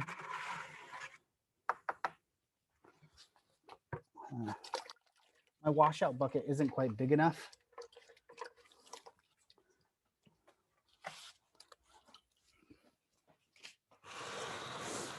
So now I've got this material that's here on my table, and I can use this to start smearing up the sides of my reservoir, making sure that's thick enough. Oops, I knocked out my vent.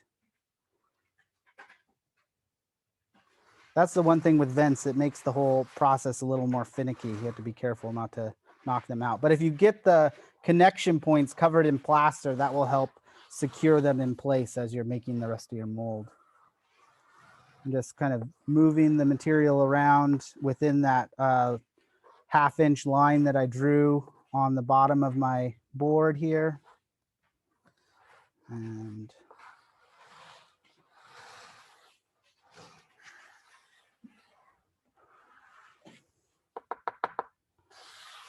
scraping up any of this excess plaster.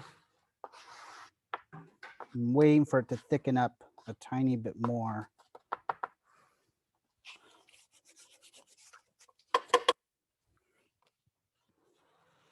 Now it's at the point I can kind of plaster it on.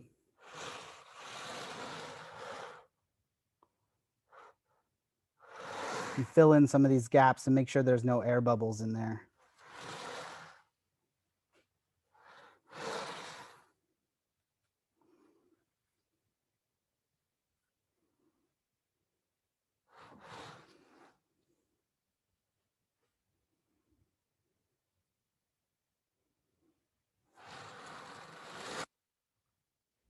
I'm just going to use a little bit of this excess to really secure where the sprues are connecting, because then the plaster will help hold it just in case something knocks into the model and that connection point comes loose, but the plaster will hold it in place. And I definitely mixed up a little bit too much for this first batch. So at this point, trying to use this excess material and smash it onto my mold will probably cause more problems than material that I might waste from having mixed up too much. So I'm gonna ditch it. Before I work on my next layer, I like to make sure to clean everything off so I don't have these little crumbly bits of plaster on my work surface. I just want to scrape everything off. Can add a little bit more to the reservoir here.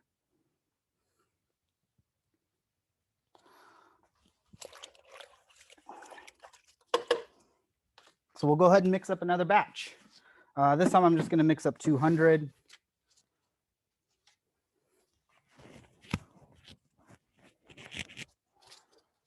Where did I put my water? There it is.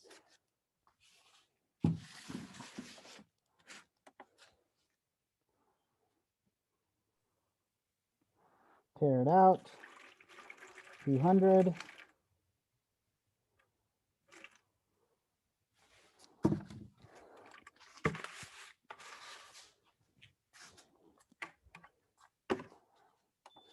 Michael, when you add the second batch, do you need to re-wet the first batch to get a good bond?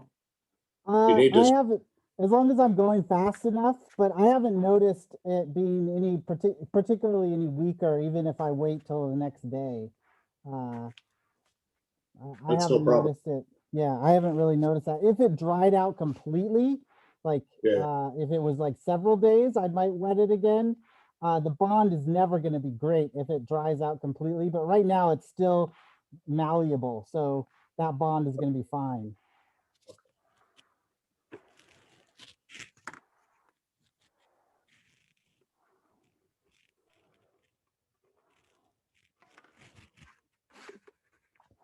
mechanically mix up my powder first, and then I'm going to go ahead and add it. Let me go a little faster this time just to so you guys aren't staring at me making molds for an hour.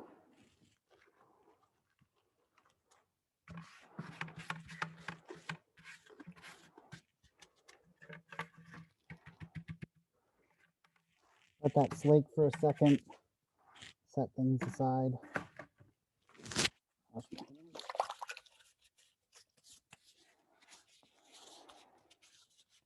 Heidi, could you grab the iPad? It's just getting covered in plaster. Yeah. Would you say that the face coat is approximately 4 millimeters? It's about a half an inch. What is that in millimeters? Hmm, 6 millimeters. 8 millimeters. Yeah. okay, thanks.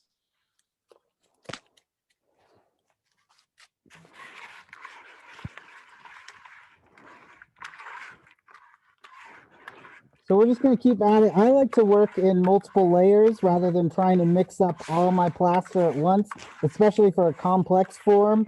If it's a simple form, then yeah, go ahead and mix up a bunch of the face coat enough to get the whole thing covered. But especially if it's complex, you know, doing it in multiple layers will sort of help you make sure that you get all of the detail. So I'm starting from the top and I'm just letting it dribble down around my object, making sure there's no undercuts that I've missed, filling in all of these gaps, and just building up this layer till it looks nice and uniformly ½ inch. I definitely don't want to see any of the wax through the plaster. That's going to be way too thin. And I'm going to eventually fill in this underside here.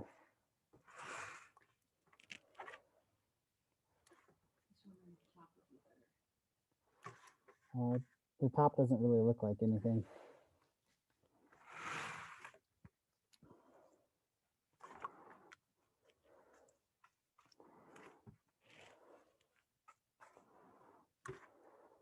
Now I'm going to start covering the vent, especially underneath here, to make sure it gets coated.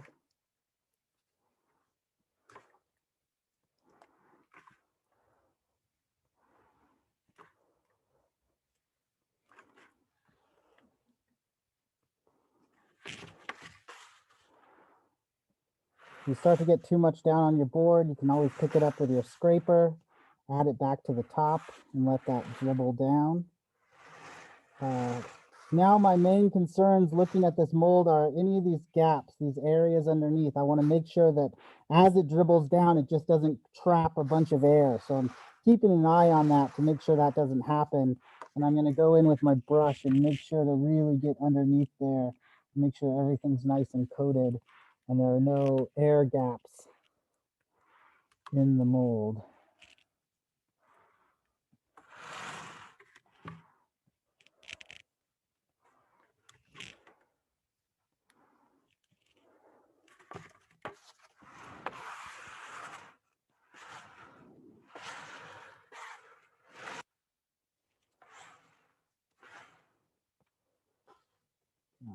Oh, pretty good on time.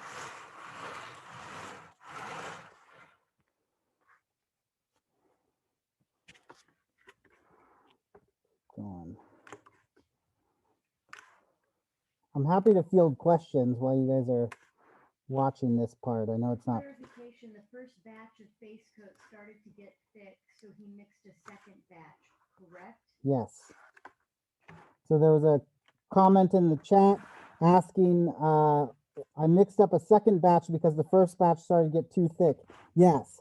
So the original coat I put on was too fragile for me to start spatulaing on really thick plaster over the whole thing. So I just discarded that excess and mixed up a new batch so I could add another layer. Now the mold is getting thick enough and strong enough that I can start being a tiny bit more aggressive as I add the rest of my material. But in that first critical moment where I'm trying to capture all my detail, I don't want to be too aggressive when adding the material.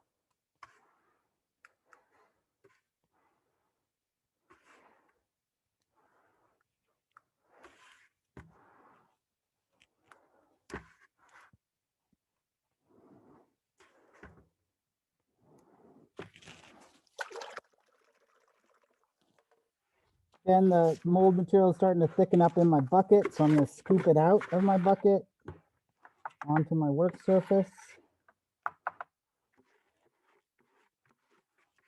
And clean my bucket to make sure that no plaster sets up in it.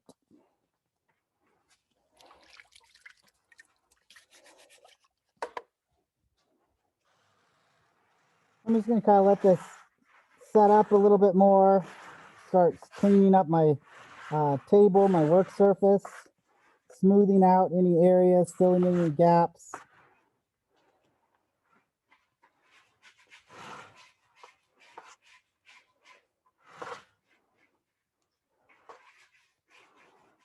So at this stage, it can be tempting sometimes to clean up an area by like slicing through the mold.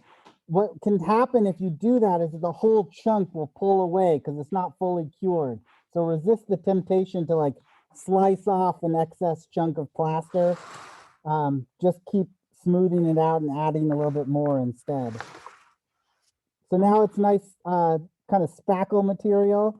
I'm going to start filling in this gap underneath this, underneath all the screws, really pushing my finger in there to make sure I don't trap any air, because that wouldn't be great.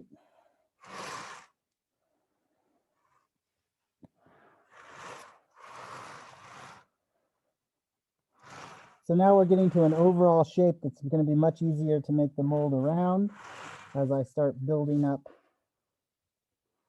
more and more material into the gaps and the undercuts.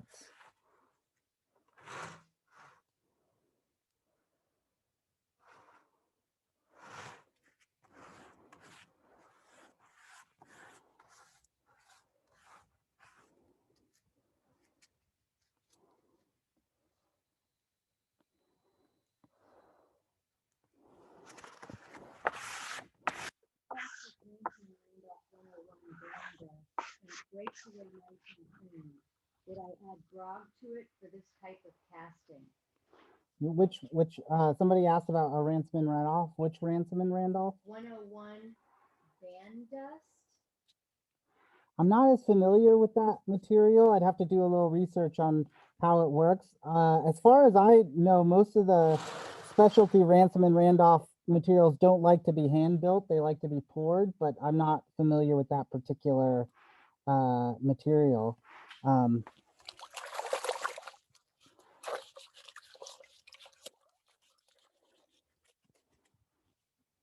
Yeah, somebody asked about a particular Ransome Randolph product. I'm not as familiar with that one.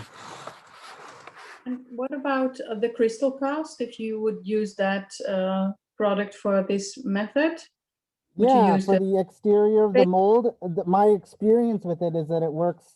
It's fine for hand building the molds, but I have only used it a couple times, but I think most people pour their molds when they're using crystal cast.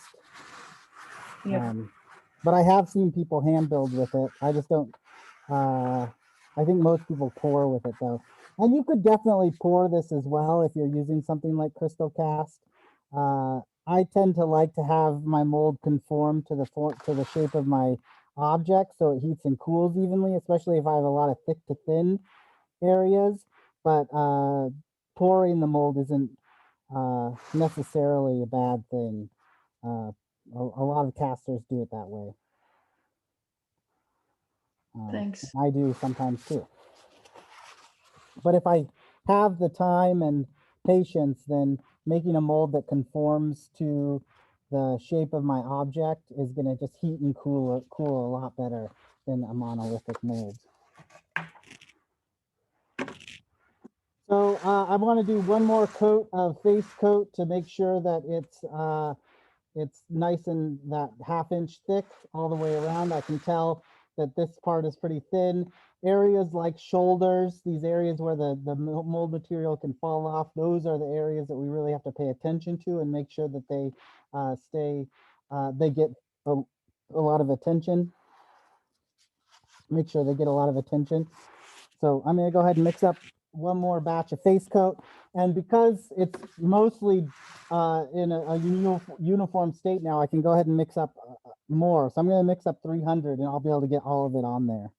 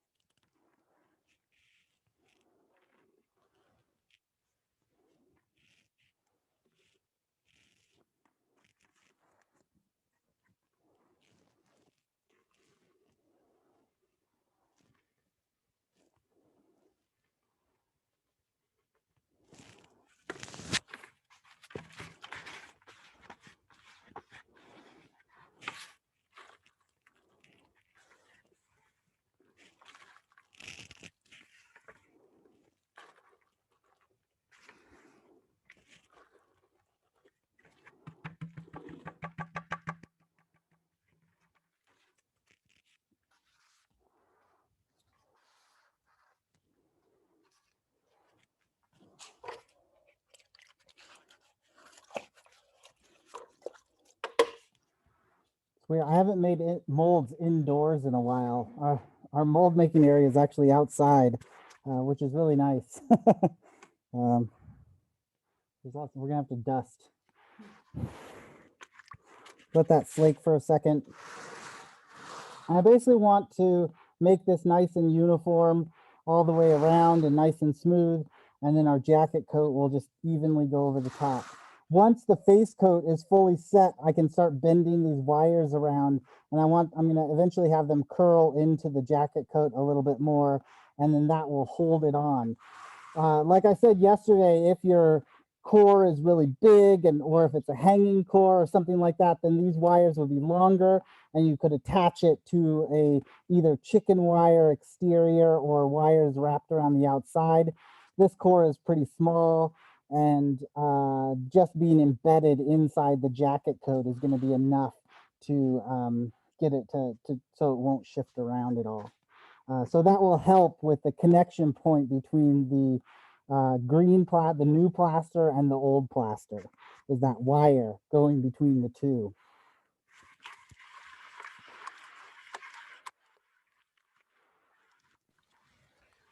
So if it was a hanging core, would you cast it this way up or would you cast it the other way up? Can you repeat your question? Sorry, I'm competing with a cat. If it was a hanging core, would you cast it the same way up with the reservoir at the bottom?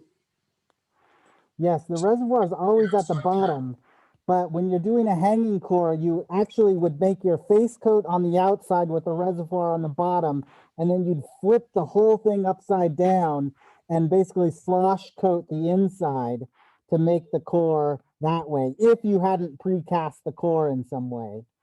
So you could precast the core even for a hanging core.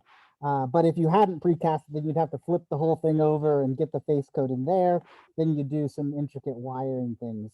I started last night a sample of a hanging core of a coyote head.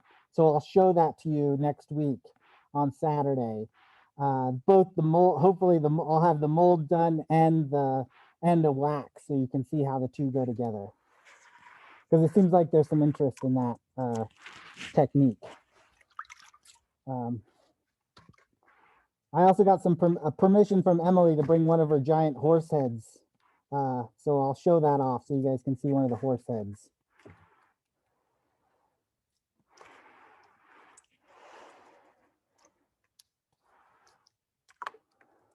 So now I'm just focusing on the shoulders of the mold and filling in any areas that look thin to me and making sure that it's all uniform and even. I can start really trying to cover up these vents a little bit more. This one will be covered up by the jacket coat as I kind of group that on there. But for now, I'm just making sure it's like that.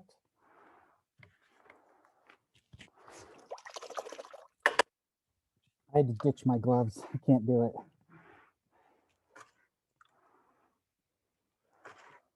I put a little of the glove in a bottle stuff on today, so hopefully that'll help with drying out my hands.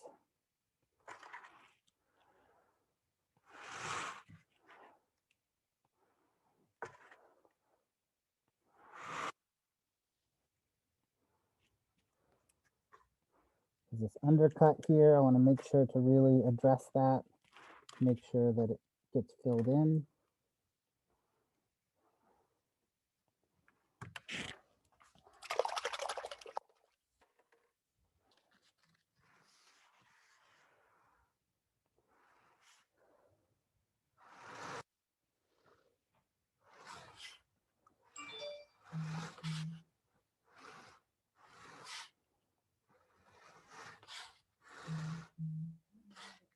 It's the iPad. Somebody's tagging me on Instagram or something.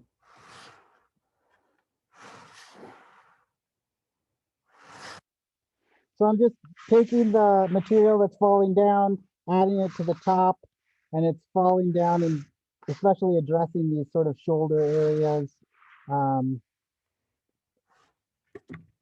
Material's still pretty loose, so I'm gonna keep going with this and continually cleaning up my board.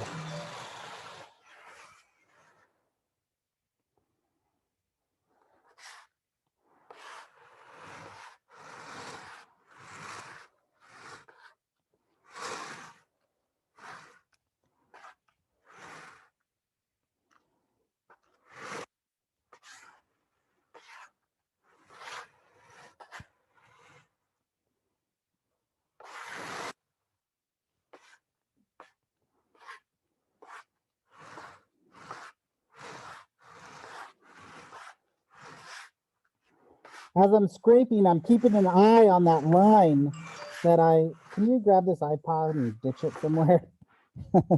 It's just beeping at me. Just unplug it. And if you close the lid, it'll stop beeping.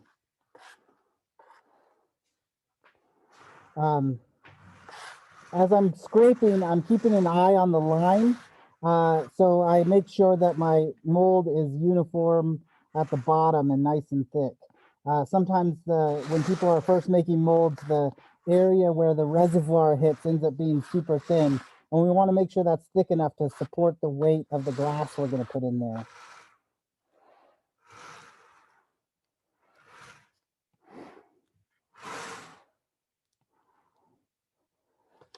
Okay, this is starting to thicken up. I'm going to pull this out of my bucket and clean my bucket.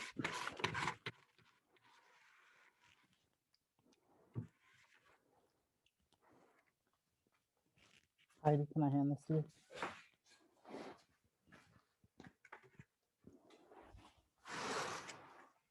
And now that it's this is pretty set, I can go ahead and use my hand almost like I'm plastering a wall or frosting a cake.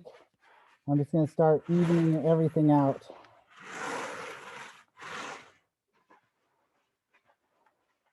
I still want to be aware of the overall contours of my form. I don't necessarily want to like make a big mound because then I might as well have just poured a monolithic mold. I'm still kind of following the contours of my shape.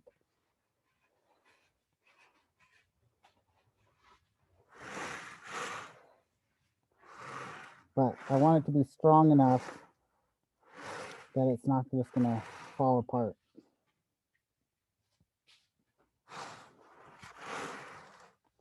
And that's looking pretty good for my face coat. Maybe a little thick. I could have probably gone a little thinner, but you know, better safe than sorry.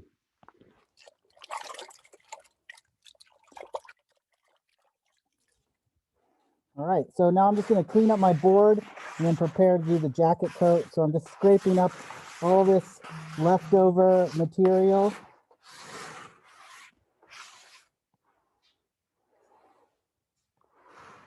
And I'm just going to add that on here.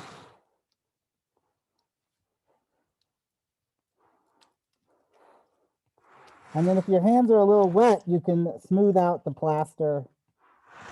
And I like to have a smooth-ish face coat. You want a little bit of texture on it so the jacket coat will connect to it mechanically as well as bond to it. But having a nice clean mold makes me happy.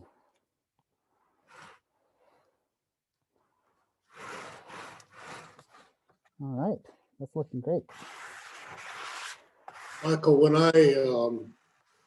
with the bond between the jacket coat and the outer coat, I build laminated molds too, and I find a lot of utility in the fact that it is laminated. If cracks generate, as you talked about before, they don't go all the way through.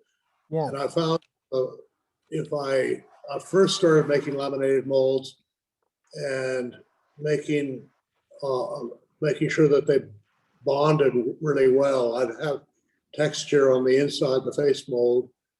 But I found that I was getting actually better results when I smoothed things out and actually let the two layers almost slide. And I haven't had any cracking at all for a long time. Yeah. Since I started doing it that way. So I'm just curious about. I have noticed that, you know, they are supposed to be independent layers. They're not supposed to be fully bonded together. So that makes total sense to me. Like when I first learned how to make laminated molds like this, the instructor had me like score the outside, and I felt that that didn't do anything because even as you're divesting, the jacket mold just pops off whether it's scored or not. And I actually want, I definitely want them to be independent layers. I don't want them to be bonded together, as you say, because I want those cracks to be independent. I mean, your anecdotal experience of it working better, having it be smooth, makes sense to me. They're not supposed to be locked together. I don't know technically what the difference is. Like they would be expanding and contracting at the same rate. So, well, I guess your face coat is a little softer, so it's gonna compress a little bit more as the glass expands. So maybe if it's smoother, then there's like some movement there, but I'm not sure exactly. And I find when I divest the whole thing, they actually come apart really, really easily. Yeah. You know, they separate as they should with a lamination. Yeah. Anyway. That's definitely true when I'm doing the poured, when I pour the face coat coddle it and pour it. I mean, the jacket coat like breaks off like an eggshell, you know, it's just like cracks off. So yeah, and those are super smooth between the interfaces of the two, because I'm using that metal flashing. So I'm just going around, if you guys can't see what I'm doing, mainly because I'm talking, I'm going around filling in some of these holes and smoothing it out a little bit more, and just making sure my mold is nice and clean. All right, so I'm gonna go ahead and mix up my jacket coat. When I'm doing my jacket coat, I usually start with 1.5 times of whatever I use for my face coat, and that's usually enough to give me a nice thick jacket. So I did 200, 200, and 300. So that's 3, 4, 5, 6, 700. So about 1,400 jacket. That's probably a little excessive. So, but I'll go ahead and do that just to, oh, that's double, but I want to do 1.5 times. So a little over 1,000 grams. Sorry, doing math in my head while I'm doing on camera and doing this is not the easiest thing for me.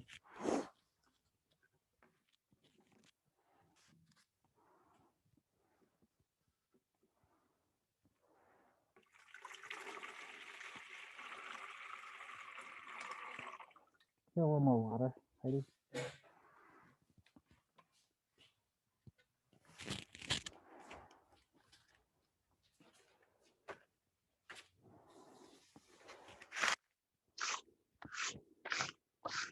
So for the jacket coat, I'm going to do equal parts again. So equal parts water, plaster, silica, and grog. So I'm not adjusting the amounts of plaster and silica because I'm adding the grog. The grog just goes in as well as the same amount as everything else. So I'm going to do, sorry, we got coated. I'm going to do 1,000 grams of water, 1,000 grams of plaster, 1,000 grams of silica, and 1,000 grams of grog.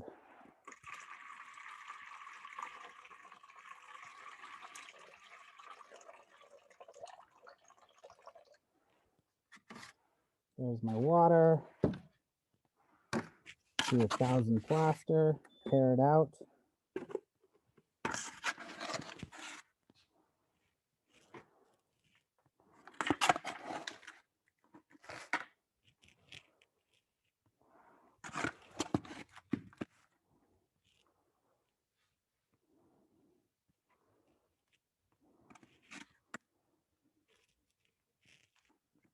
Thousand silica. So you don't have to do the jacket coat in different segments like the face coat. No, the only reason I did, someone asked if I have to do the jacket coat in different segments. I don't need to do that. You can if you want to, but I want a nice strong shell around the whole thing. And because I'm not worried about details or getting into undercuts, I can be a lot more aggressive as I'm applying the material.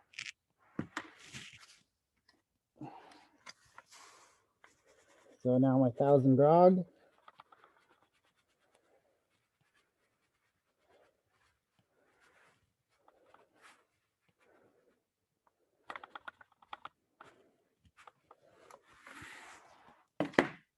Go ahead and mix that up.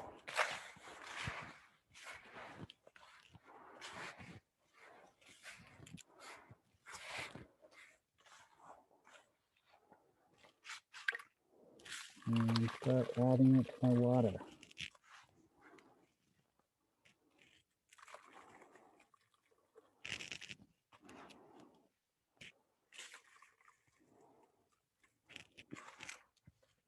If you're new to glass casting and you're setting up your studio, I highly suggest the mold making happens in a different space than anything else, because this dust, I don't know if you guys can see it on camera, but there's like a miasma in front of me, and that gets everywhere. And just as a little safety thing, if you're new to glass casting, whatever clothes you're wearing, you want to change out of before you go and flop down on the couch. Because this silica is all over my clothes now. And if you go and like jump on your couch, you're basically sending a cloud of silica up into the air.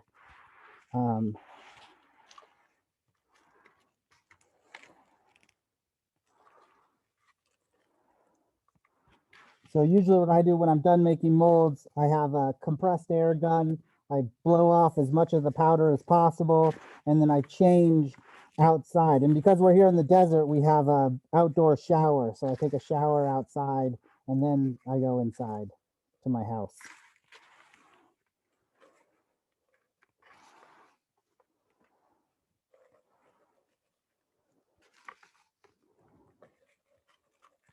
So I'm just sort of filling this in. It's of course going to overfill than it did last time, but I just want to make sure that I give that moisture enough time to slake up through the material.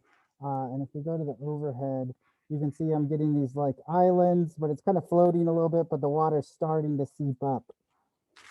Just going to keep adding that. And get the last of it in there.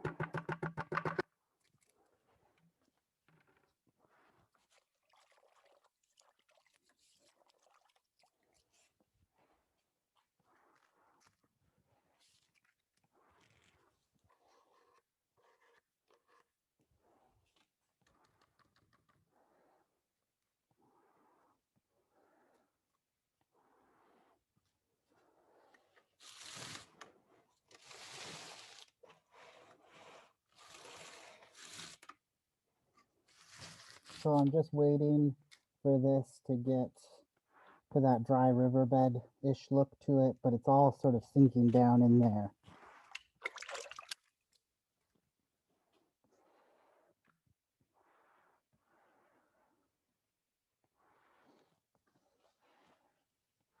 While you guys are waiting, this is what a failed silicone mold looks like when the silicone all leaks out of the bottom of your cage. But you can see I didn't secure the cup down well enough, so it all leaked out. But that looks kind of cool. Looks like an eye or something.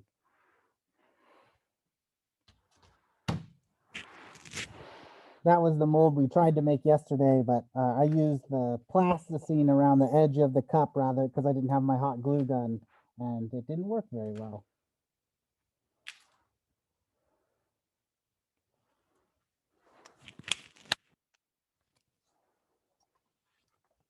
You know where those pliers went?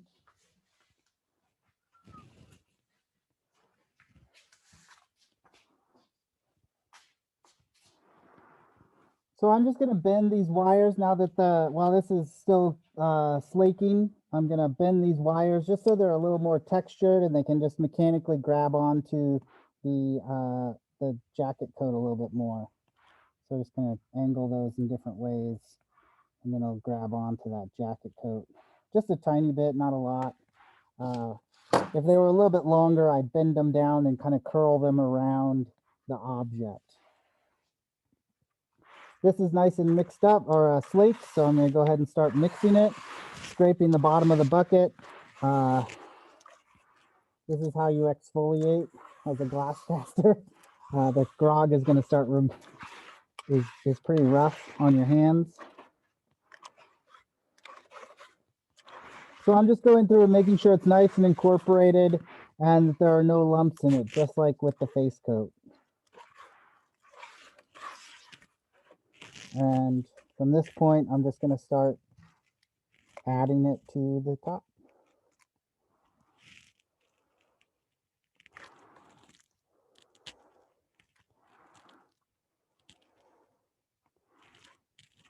Any undercuts, get in there and building it up all around.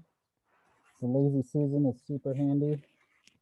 I like to, especially with the jacket coat, when I'm at this point, I get a handful of the material and then I'm halfway cupping it and just letting it slide out from the bottom of my hand.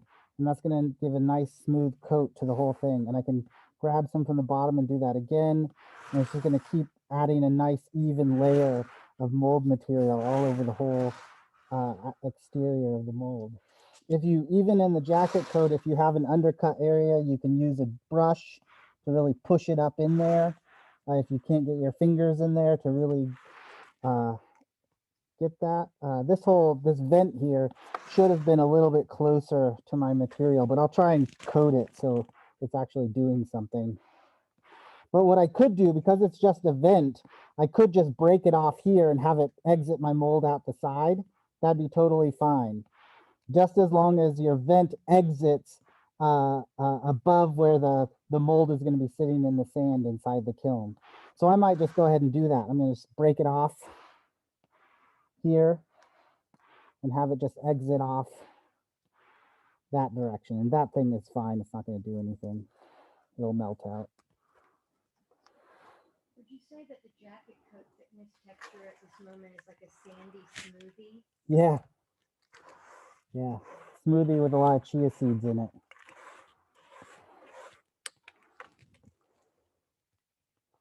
Somebody asked about the texture. In case some of you aren't reading the chat. So I'm just scooping it from the bottom up to the top, keeping an eye on this line that I've drawn on the bottom here.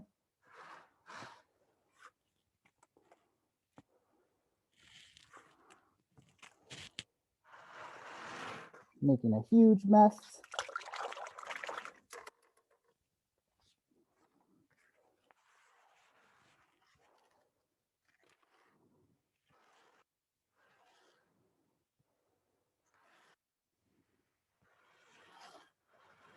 Now I might just let this thicken up a tiny bit. Otherwise, I'm just playing essentially.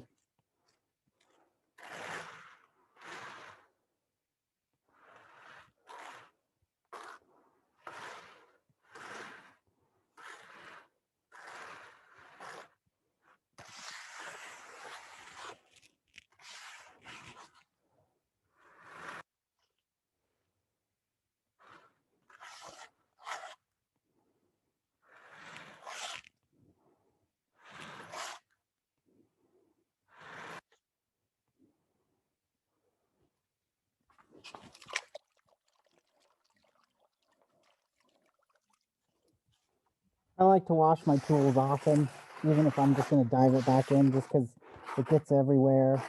And a little bit of water will help smooth out the plaster a little bit more. You don't want to dump a ton of water on your mold, but a little bit on your tool will help smooth things out. And when we get to the final stages of smoothing, a little bit of water on your hands can help smooth out your whole mold. So I'm just kind of smoothing it out, just kind of doing something while it's thickening up. There are moments in the mold making process where you just kind of need to wait for things to thicken up, but you never want to walk away from a mold, because as soon as you do, everything starts to set.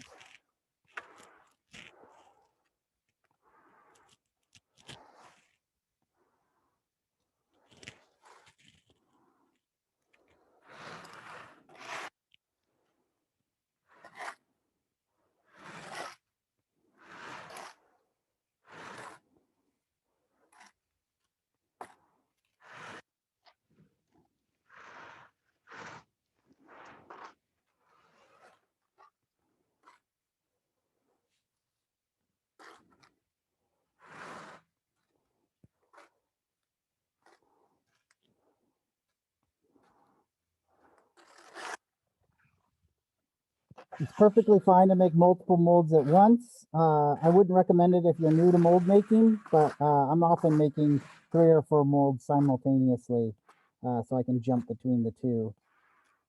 Unless it's a huge thing, then I want all my attention on it. Now it's starting to thicken up, and I can really plaster it on. Maybe wait another second or two.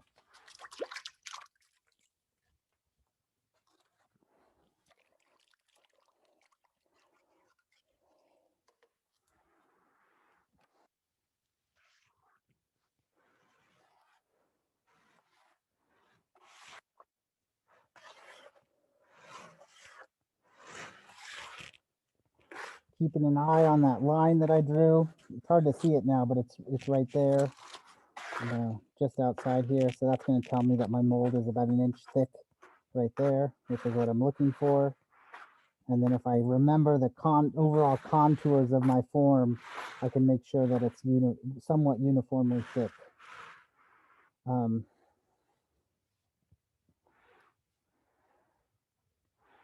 know some people that put those beaded pins all over your mold so you can tell how thick your mold is on a really complicated form.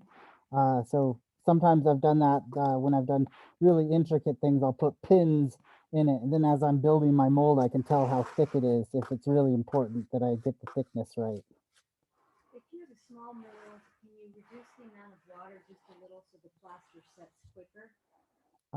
Evelyn asked if you could reduce the amount of water so that the plaster sets quicker. I wouldn't. You know, the ratios are really there in order to cause that chemical reaction to occur.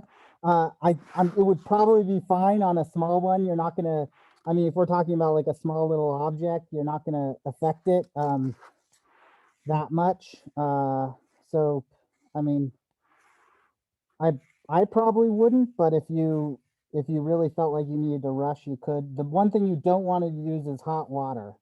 Some people will try to use hot water to speed up the chemical reaction. That will reduce the strength of your mold. So don't use hot water to speed things up.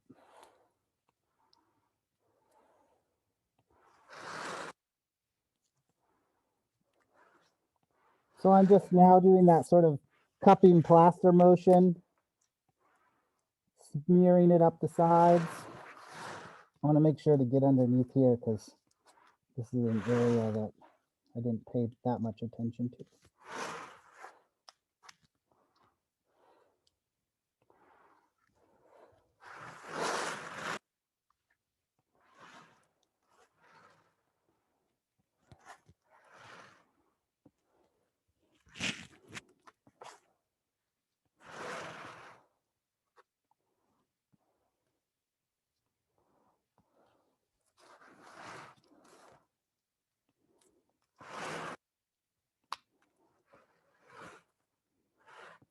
All right, that's looking pretty good. The last thing I like to do on all my molds, especially tall ones like this, that are going to be top heavy once I add the glass, is actually add enough material on the very top so I can flatten out a section. Because even though I'm going to have it sitting in sand, having a flat top to the mold will really help with the stability of it.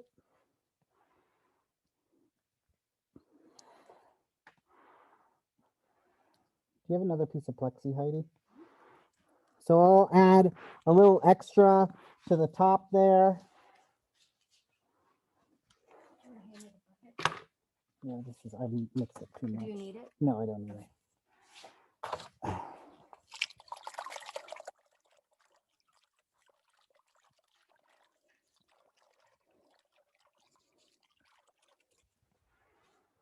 Now my hands are wet and I can use that to sort of smooth out my mold and make sure there's no crumbly bits on the mold that could break off later, especially as I'm steaming or handling the mold. I want my mold, I like the exterior of my mold to be as smooth as possible.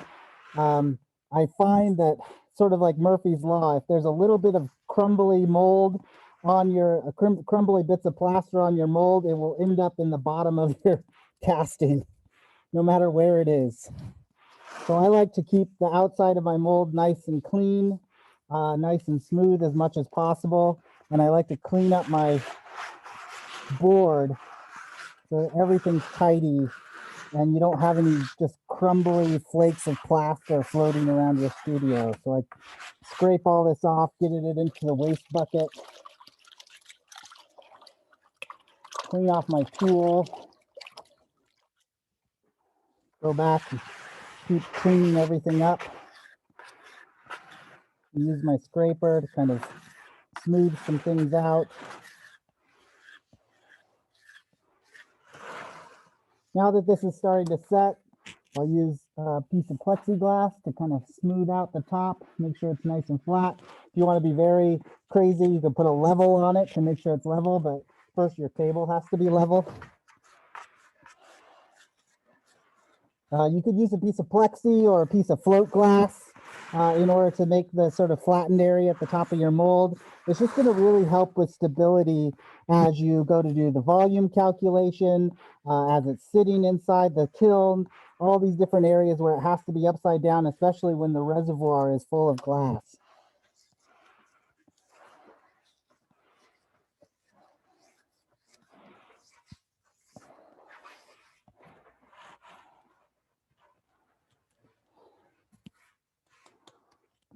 There, we have a nice flat area for that mold to sit in the kiln, and our mold is nice and clean.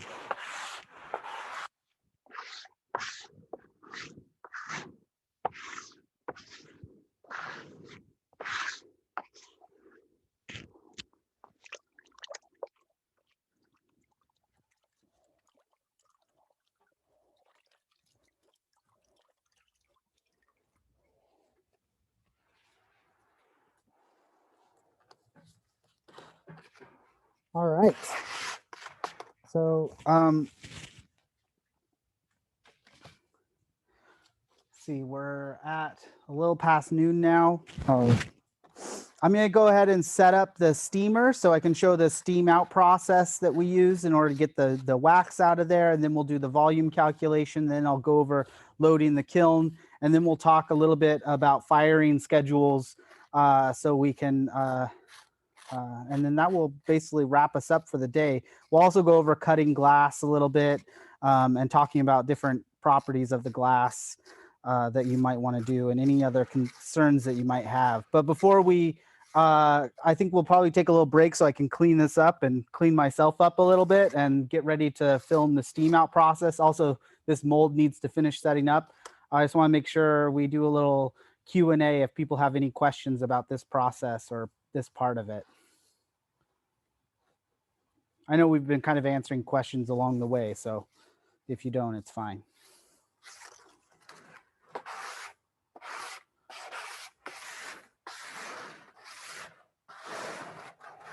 Okay. So let's go ahead and take a 10-minute break again so that I can clean all this up and move things around so we can film the steam out process, and that'll give this mold enough time to start setting up. Okay, see you guys in 10 minutes.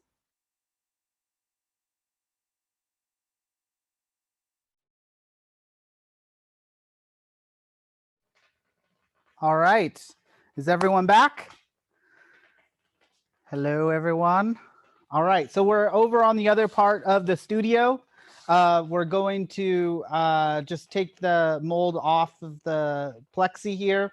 It's goes through this exothermic reaction, so it's a little warm at the moment. So normally I'd wait a little bit longer to remove it, but it feels pretty sturdy. And because it's on the plexi, it's going to pop off pretty cleanly. But if we want to look over here first, we've got the wallpaper steamer.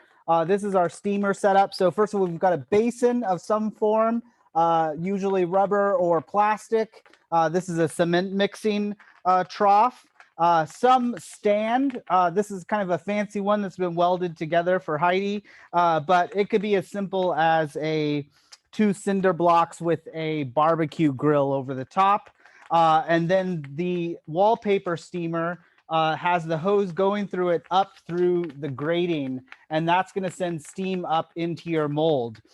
There's many different types of these things. The wallpaper steamer avenue is usually the easiest to go. The wallpaper steamers aren't the easiest thing to find, but you can usually find them, especially at big box hardware stores or online on Amazon. I recently got one on Amazon from a company called Costway. And that one has a much bigger reservoir on it, which is nice because then you don't have to keep refilling this thing with water. If we look at the wallpaper steamer, it just has the hose attaches to the front here, and that's also where we'll fill the water. You just want to make sure you keep it up to the level that don't go above the max level and don't let it drain all the way out. Some of the more expensive ones have an auto shut off, but a lot of them don't. And if you let them go all night without water, they'll burn themselves out. So you want to make sure those are filled with water. Other things that are nice to have is some way to cover the mold to trap the heat inside of it. So we're just using a garbage bag and then a towel over the top of that in order to keep the heat inside the sort of chamber. All the wax heats up and it melts out down into this bottom trough that then we can reclaim all of that and put it into a crock pot and melt out all the water. So back over to our mold. It's still a little clammy, but we're going to go ahead and pop it off. So the nice thing about using the plexi is you can just flex it and then it'll come right off, and we can see we've got our nice layers here. We've could have gone a little bit thicker with our jacket coat, but this is just the reservoir, so it'll be fine.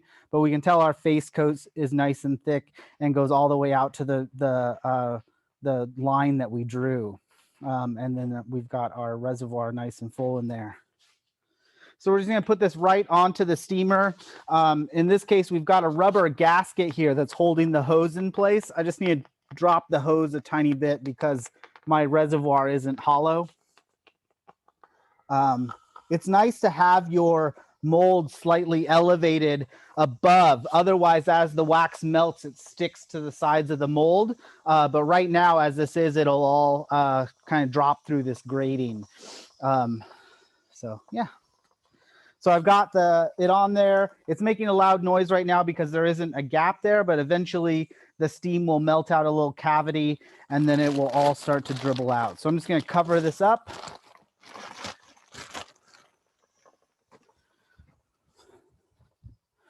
Add a blanket over the top, and that's just going to trap the heat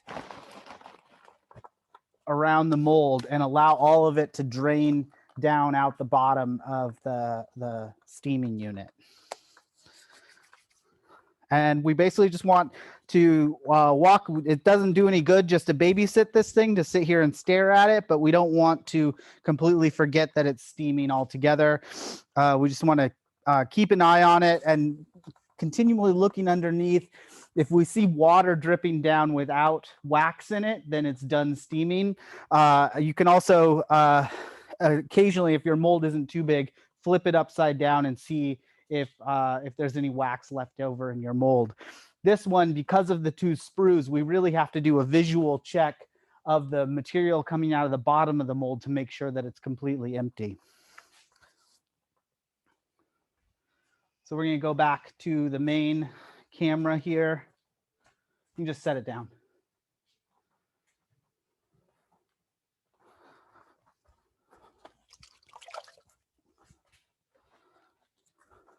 And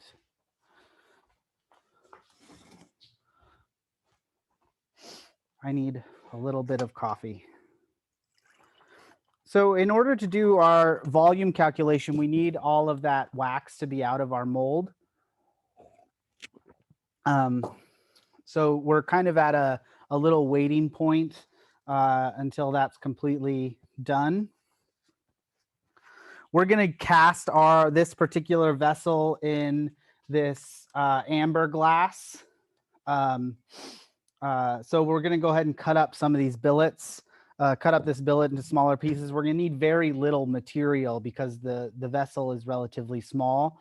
But I like to use billets. We're going to get a cleaner casting using billets. The smaller the grain size you use of glass, the more bubbles you're going to trap into your casting, which is a design element. So if I use powdered glass, we're going to end up with, even if it's a transparent glass, we're going to end up with an opaque object. If we use billet, we're going to end up with a mostly transparent or translucent object with very little bubbles in it. So if for this particular piece, we're going to do fewer bubbles in it.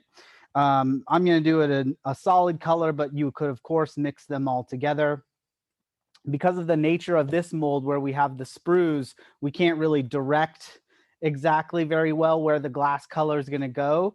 If you have a big opening at your reservoir, you can sometimes say like, oh, I want half my vessel to be clear, half my vessel to be pink, or whatever you want to do. You could kind of control that. And if you're using frit, you could layer the frit in different ways to get different color effects.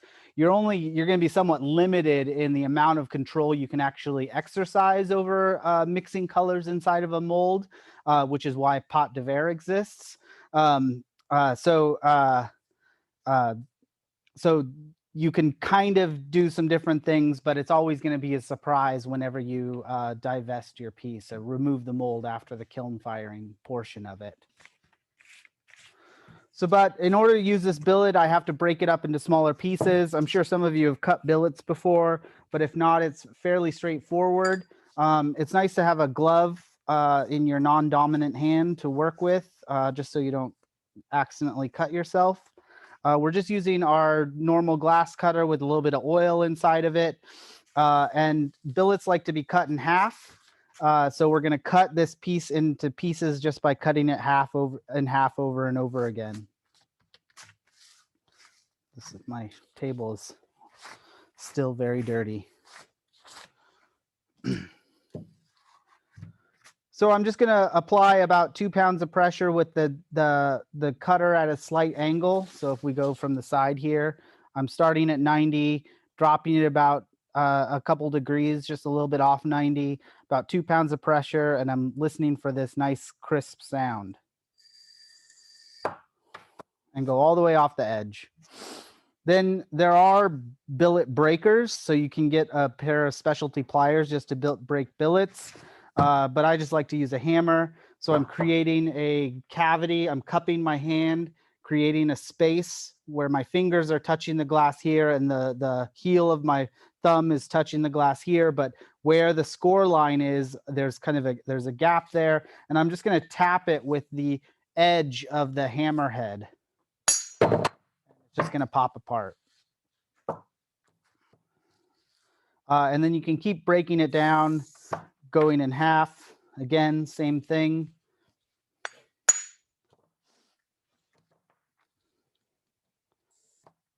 Down again.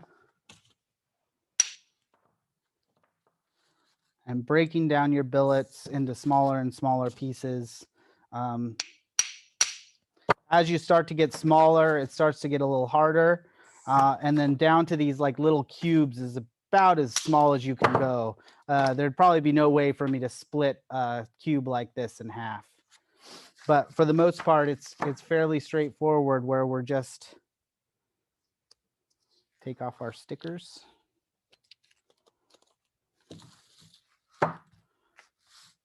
Again, about 2 pounds of pressure, just slightly off 90 degrees. Listening for that sound. Tap.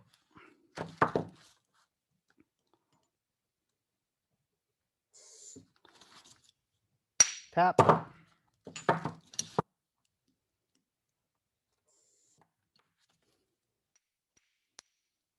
Tap. And down to our little cube size.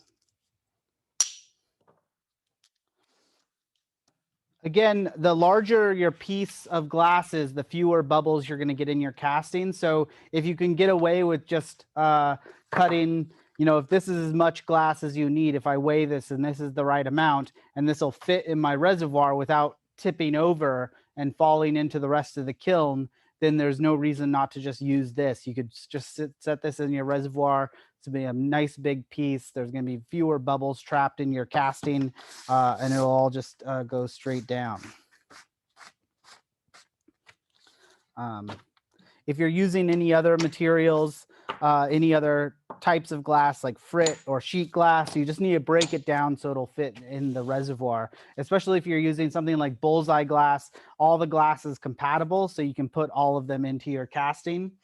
For the temperatures that we're going, I wouldn't recommend trying to cast any of the cadmium bearing glasses like red, orange, yellow, unless they are the actual billets that are for casting. So the sheet glass and the frit in red, orange, and yellow, they can tend to opalize or change, move out of compatibility if they sit at high temperatures for too long. If it's a simple casting and it doesn't have to go through intricate detail, then you can get away with it. I've seen some really beautiful castings done in canary yellow, but a lot of times using especially red, the opaque red, it's not, it never really turns out quite right, because a lot of times that glass which is only meant to go to a full fuse up to 5 times minimum, like it can't, or maximum, it can't quite handle being sitting at 1525 Fahrenheit for 2 or 3 hours. It starts to change the chemical structure of that glass.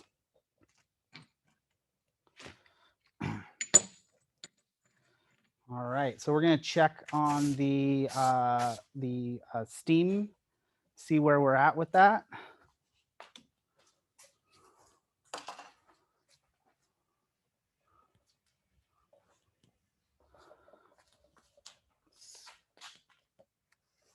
So we can get down underneath, see what's going on. We can see quite a bit of wax is still dribbling out. See, it's wax and not just water.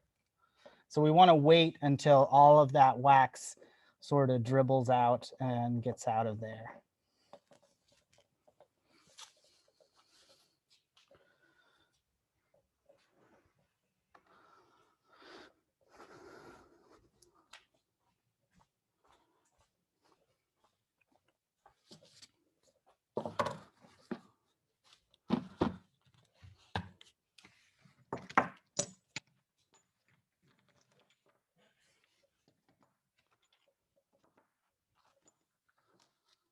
So we're kind of at a holding point at this juncture. If there's anything that people want me to go over again, I'm going to start cleaning off this wax off the end of this so I can make the mold of this one. I put all my tools away though. So how long does the steaming process usually take? roughly? It doesn't, the steaming process doesn't normally take very long. It depends how intricate your casting is. So because of this one has all of the sprues on it, it'll probably take maybe 15 to 20 minutes for it to fully get out of there. But it'll really depend on how intricate your casting is. When it's all said and done, and we think we've got most of the wax out of it, we'll actually boil some water and pour it in. And when we pour in the boiling water from the kettle, any residual wax in there will melt and float to the surface. So we can kind of keep pouring in boiling water until we see no more residual wax in there. So Okay, I know thank you. that's, I thought it was a lot longer process than that, so that's really interesting to know. Thank you. what's that? I thought it was a longer process than that. For some reason, I had in my head it was a couple of hours, but that's brilliant. It can take that long. Sometimes if you don't put the cover over the top, it takes so long for the top of the mold to heat up that it just takes forever for it to go down, for it to fully melt out. So, but especially like a big, like this one will take no time at all to fully get out of there. So, 20 minutes or so is usually fine. You want to avoid over steaming your mold. The more moisture that gets saturated into your mold, it can start to break it down. So, keeping an eye on it and only steaming it as long as you need to is the best. But yeah, having the cover over it really helps because it heats up the mold and actually creates a heat difference between below the mold and above the mold, which almost creates a little suction and pulls some of that wax out of there. It also really helps if your steam setup, you can adjust the height depth of the nozzle. So right now you saw I pulled that rubber hose down. Once a lot of that reservoir comes out, I can push that rubber hose up farther into the mold, and then that steam will be more directed into the area I need it to be.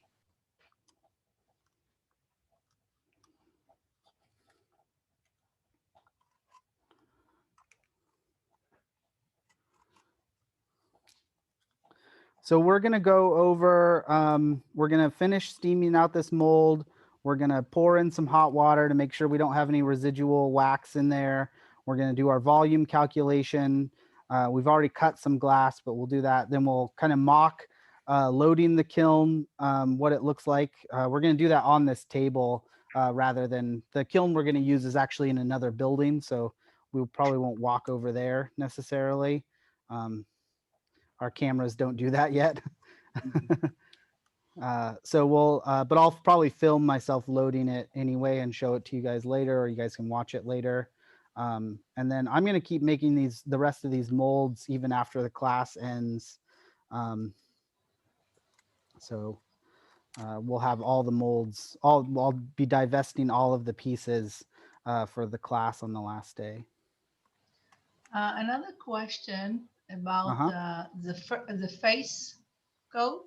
Yes. If you're looking for very fine details, and especially you don't want to struggle with to take it out of the glass, the details.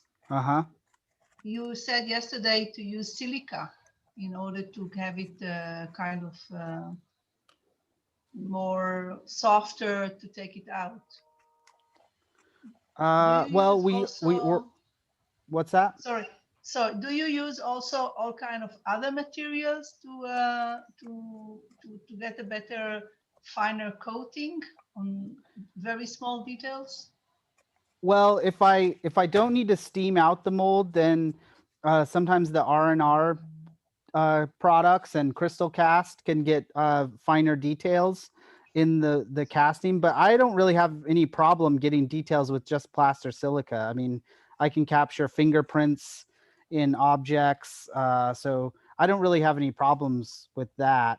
The main issue that you end up having with details is you get an air bubble against a detail, or yeah, that's the main issue there.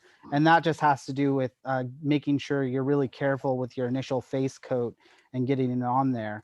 Some people, I like to use a finer mesh silica for my face coat, just because it's just a finer particle size. The surface is a slightly better than using the 200 mesh. So I'll use for my initial face coat, I use a 325 mesh silica, and that just has a smaller grain size. So you get some finer detail in it. And that's also the plaster, the silica that Bullseye recommends when they used to teach that. I don't know if they're ever going to teach that hand cast class anymore, but that's what they would do in order to get all the fingerprints and different details in the hand. They would use a finer mesh silica. Okay. Does that Thank answer you. your question? Yeah. Great. So yeah, I went a little overzealous with my wax working here, so I got it all over this thing. I'm just trying to get it off.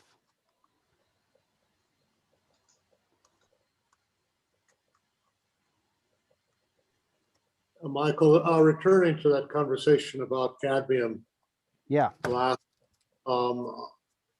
the issue is what prolonged high temperature that changes the chemistry, because Yes. it's actually, I had cast some things with a variety of scrap, transparent scrap, Mm-hmm. and really surprised to see that the piece had turned, where the yellow transparent was, it had turned opaque on me.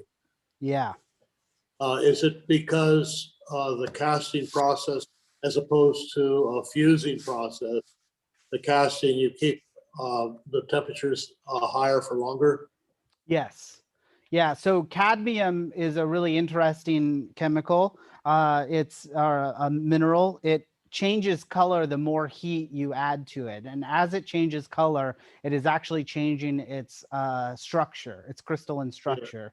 So I don't want to say crystalline structure. It's just changing, it's transforming through heat. And that's how those colors mature. And you get different colors like cadmium green, cadmium yellow, cadmium red, cadmium orange in your pigments and paints through different heat treatments of that mineral. So as you're doing that inside the glass, that cadmium is actually changing its composition and can move the glass out of compatibility, can increase can opalize the glass, change its structure.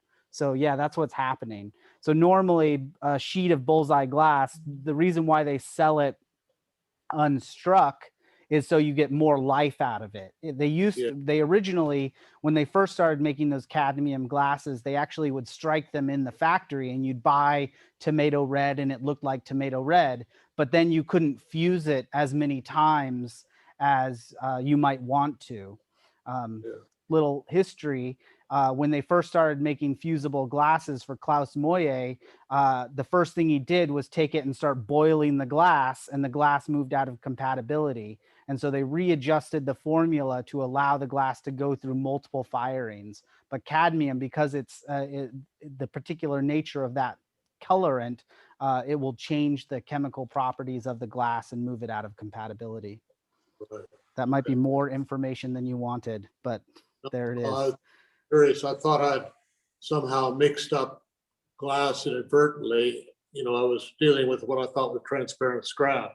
Yeah. And it ended with an opalized or an opaque piece. Yeah. Yeah, that'll happen with some of those cadmium glasses. Same thing with even the striking casting billets, like the ruby red and things like that. If you don't hold at 1225 for at least 3 hours, so that the gold actually in there can nucleate, is the process that's called. And otherwise you can get these like mustardy brown streaks in your ruby red casting, which isn't so nice.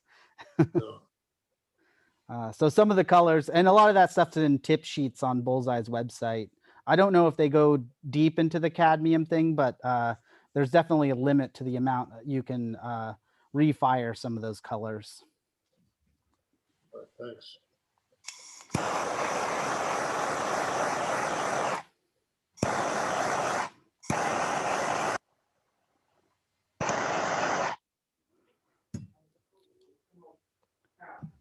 So I have some like Murano glass little nuggets. How would I find out how to handle those if I wanted to use them? So, I mean, you're gonna basically it's gonna be kind of a crapshoot to test them out because you don't know if they were made in the same batch necessarily. I don't know the history or the provenance of them. But most of those that glass isn't meant for casting, it's meant for blowing, and it's not necessarily gonna hold up. It might, just like if you're casting with bottle glass or something like that, it could potentially work, but it could also fall apart. Because glass is made in different batches, it went through different processes. The path of compatibility for glass, so you can melt multiple different types of glasses together. A glass in the furnace will move in and then out of compatibility. So when you're making compatible glasses, there's a sweet spot where you can get all the glass you need that will all melt together. It will have viscosities and coefficients of expansion that work together. It needs those in unison, both viscosity and COE to work together for them to melt together. So there's a sweet spot where you can get castable or meltable fusible glasses. But if you're just making glass for blowing, you can gather glass at any point during that curve. It doesn't matter because you don't care about the compatibility. When you're blowing glass, the different types of glasses, if you're using like some color bar or something like that, it's such a small amount that compatibility isn't an issue. Okay. What? I tend to over answer questions, so I'm sorry. No, that's good. Yeah, so I would do tests. I wouldn't try to cast anything big with them, but you could do probably small objects and maybe get away with it. I mean, it's one of those things that you might spend a ton of time on something and you open up the kiln and it just falls apart. So, but that's kind of the fun of it. Yeah, I'm used to that game anyway. Yeah, yeah. Yeah, I'd really love to, when Bullseye first started, they were actually making glass out of recycled glass. They were getting glass cullet from, Oregon had the nation's very first bottle bill where you could get a deposit off your bottles. And so there was all this glass cullet laying around that nobody knew what to do with. So they started making sheet glass for stained glass using that. And I think it would be great to have, if they could make some sort of way that people could do that at home or like in a small scut furnace or electric furnace or something like that. It'd be cool to make your own glass. Yeah, I And have a challenging question for you. somebody has a question in the chat. Yeah, Carrie, can one make a mold with two cores, say one at the bottom and one hanging? Yes. So somebody asked if you could make a mold with two cores, one hanging and one at the bottom. Yes, you could do that. If you have a specific idea in mind, we could kind of workshop it and figure out how you would do it. But it wouldn't really be any different than making a hanging core mold, which I'll demonstrate on Saturday.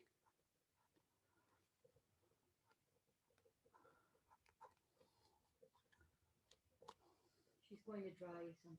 Cool. Yeah, draw something. Yeah, that's one thing for Saturday.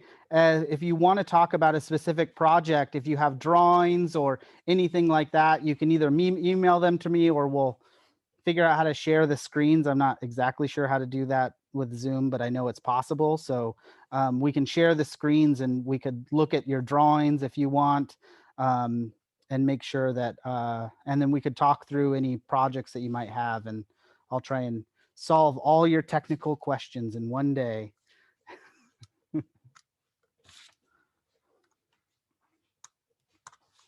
All right, so I want to check on our steaming thing. How's it look? We're only like through the reservoir. Okay. So Heidi's pushing the hose up into the reservoir now. So the reservoir is all melted out. It's taking a little longer because that reservoir we used was solid. So this one is looking pretty good though. I'm gonna add a little bit more wax to it. Oh, here's that plasticine. I found it. Because it melts just like wax, I can use it like that patching wax, like I said, so I can smear it into some of the holes. And a little bit of plasticine in your wax isn't gonna ruin it. It'll melt and be fine. I wouldn't add a huge chunk into my wax pot, but a little bit isn't gonna hurt it.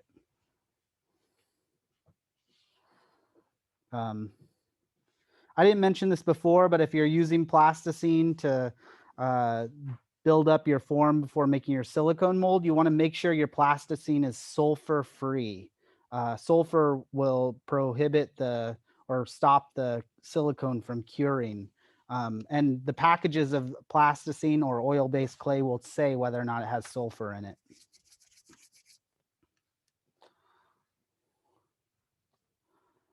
So I'm just using some of this plasticine because I can't find my patching wax to kind of fill in some of these gaps. And that will melt out just like any wax would.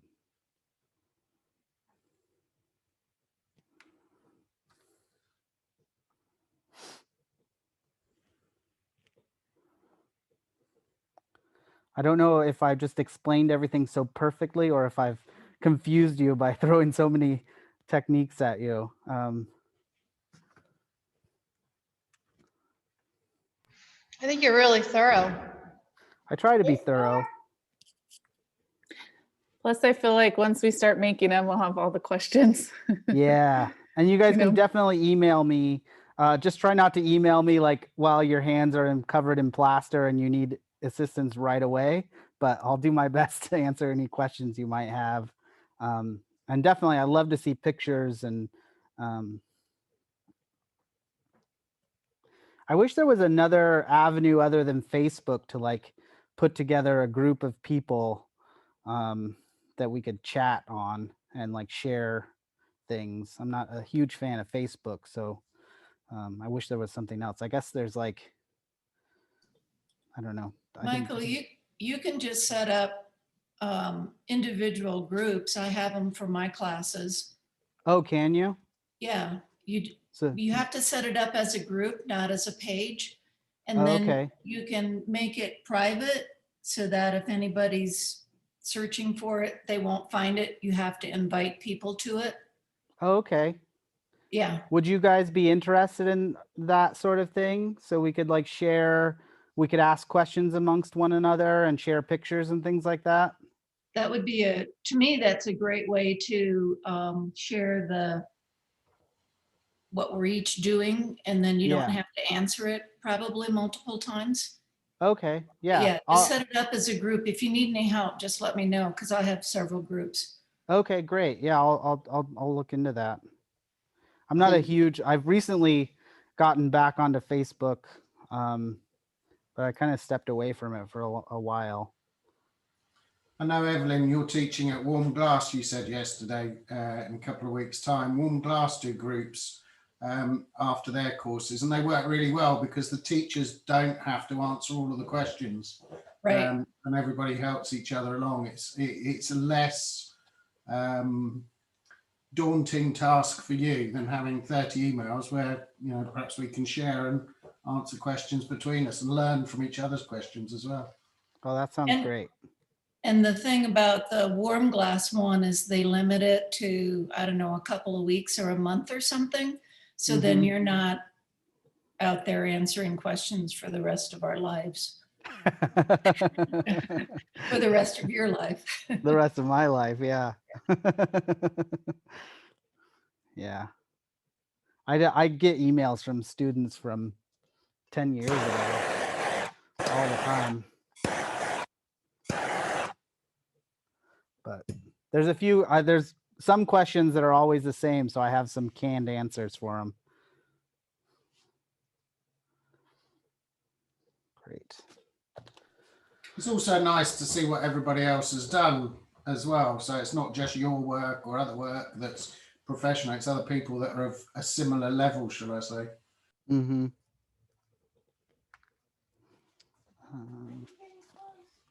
Heidi says we're getting close. Good. So let's go ahead and film and we'll flip it over and see what that looks like. Yeah.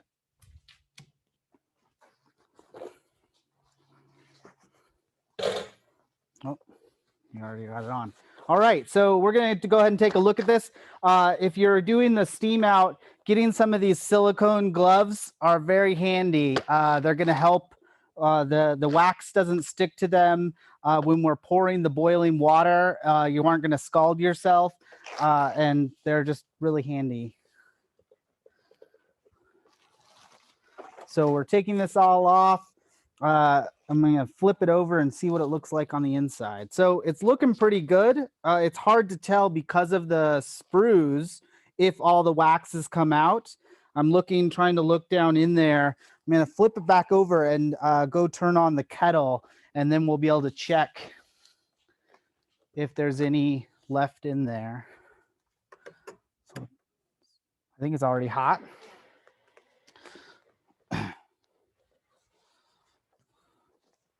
So I'm going to bring that over.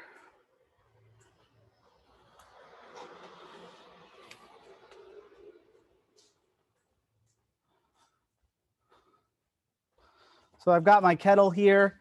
This is when it's really handy that I put that flat bit on there, especially if I'm by myself. It's not super tippy. And I'm going to go ahead and do you want to get in there? I'm going to pour it in. My first slush is just to get any of this residual wax off the outside of it. Dump that. And now that the reservoir is clean, what I'm really seeing is I want to pour it in and see if any wax floats to the top. So I'm not going to fill it all the way up. And I'm just going to kind of jiggle it around. We're getting a tiny bit of wax, but not a lot. So that's telling me that the mold is pretty much empty. And I'm also looking down here inside. That's quite a bit of wax. And our object was pretty small. It was only about 1/4 of an inch thick all the way around. So we're not waiting for a ton of wax to come out of there. I'm going to slush it one more time just to make sure. A little bit more wax came out. And I might as well go through this whole kettle just to make sure there's no residual wax in there.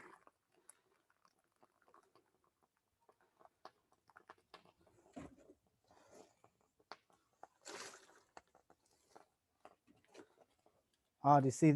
So here's that vent, and a bunch of wax just came out of that one. So we're still getting a little bit of wax coming out. So I might put it back on the steamer just for another couple minutes, just to make sure it all comes out.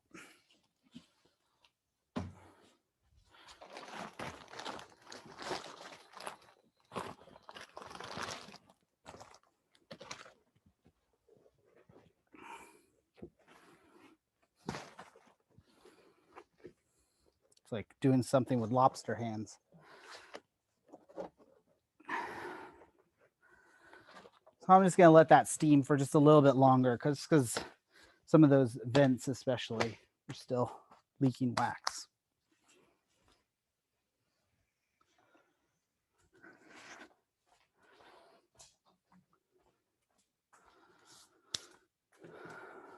Okay. For those of you that are brand new to mold making, I was going to show this earlier, but this book is fantastic. This is Angela Thwaites' Mold Making for Glass. She covers quite a bit of information in there using a lot of the additives. So if you've got a big, massive mold, like adding vermiculite or adding perlite to your mold to make it lighter, those are all fantastic things to add. So this book is really fantastic if you're first getting out started mold making. Even if you're old hat at it, she's got a lot of information in here. There are some things in here that I haven't tried yet that I'd really like to. She even has a whole chapter on core. Can we go to the top? A whole chapter on core casting, going through some of these things. She did like a burnout with this onion, which is pretty fantastic, pretty funny. And here's like a fist inside of a cube, just like you wanted to do with the sphere. Yeah, so there's Mold Making for Glass by Angela Thwaites. Can you see her name? But it's a fantastic book. She went through and spoke to a lot of glass casters and got permission to share some of their processes. She's got this great chapter on list of mold mix recipes. different ratios and quantities, a basic recipe. This is one that I actually use quite a bit. This is a Ludo recipe. This is where you use the spent material from your molds as an additive to your jacket coat. So you're not wasting all that material. So when you divest your glass, you have all this material that normally just goes into a landfill, but you can actually crush that back up and add it back into your jacket coat, 30% of it, and then you end up reusing some of that material. So you're not just constantly throwing stuff away. So that's a really fantastic recipe. She's got a couple different versions of it, a fine surface recipe with different things like adding quartz and kaolin to it, or quartz is just silica, but adding kaolin to it. And so she's got a lot of great recipes in this book. And I highly recommend it. It's a fantastic book to go through.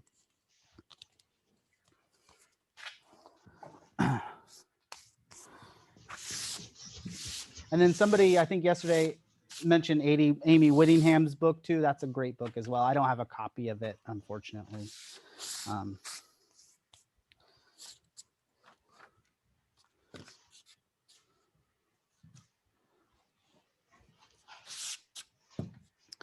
All right, so we're just waiting for that for a couple more minutes, and we're going to go ahead and do the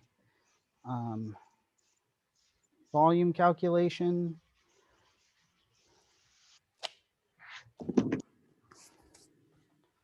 Michael, one of the little hacks that I do when I'm finishing steaming is I'll pour the boiling water in and pour it out, but then alternate with cold water. Pour cold water in it. And what that does is congeal all the filmy wax that's in liquid form. It congeals it, and you get this great mass of gunk that rises to the surface. And then pour that, put another dose of boiling water, and it really cleans it out like a whistle. Oh, that's a good tip. Is that mainly for those big bullet forms you're doing, or other forms? Yeah, other forms too. I just do it as a matter of form. I put the boiling water in first, and you can get the oily residue floating to the top. I empty it out, and then I have a jug of, or a bucket of cold water, and I pour it in immediately afterwards. And you get all the wax that's kind of coating the surface of the mold deep down. Okay. It congeals and That makes separates sense. the top. Oh, great tip. Thanks. I'm going to try that. Yeah. That makes sense to me, because the cold, it'll cause the thin film of wax to pull away from the surface, and then it'll just float away. So yeah. So you end up with a really clean mold, and you don't get any burnout in the kiln or any of that stuff.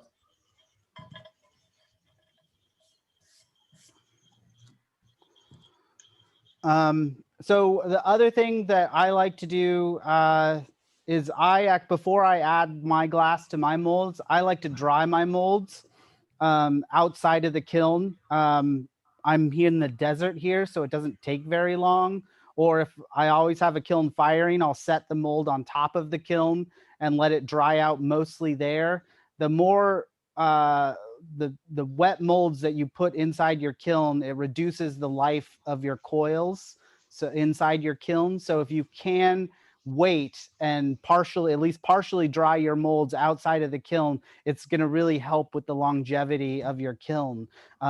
We've done some pretty large castings in this Pearl 56 here, which is a great kiln. It's not necessarily meant for casting, but it's done great.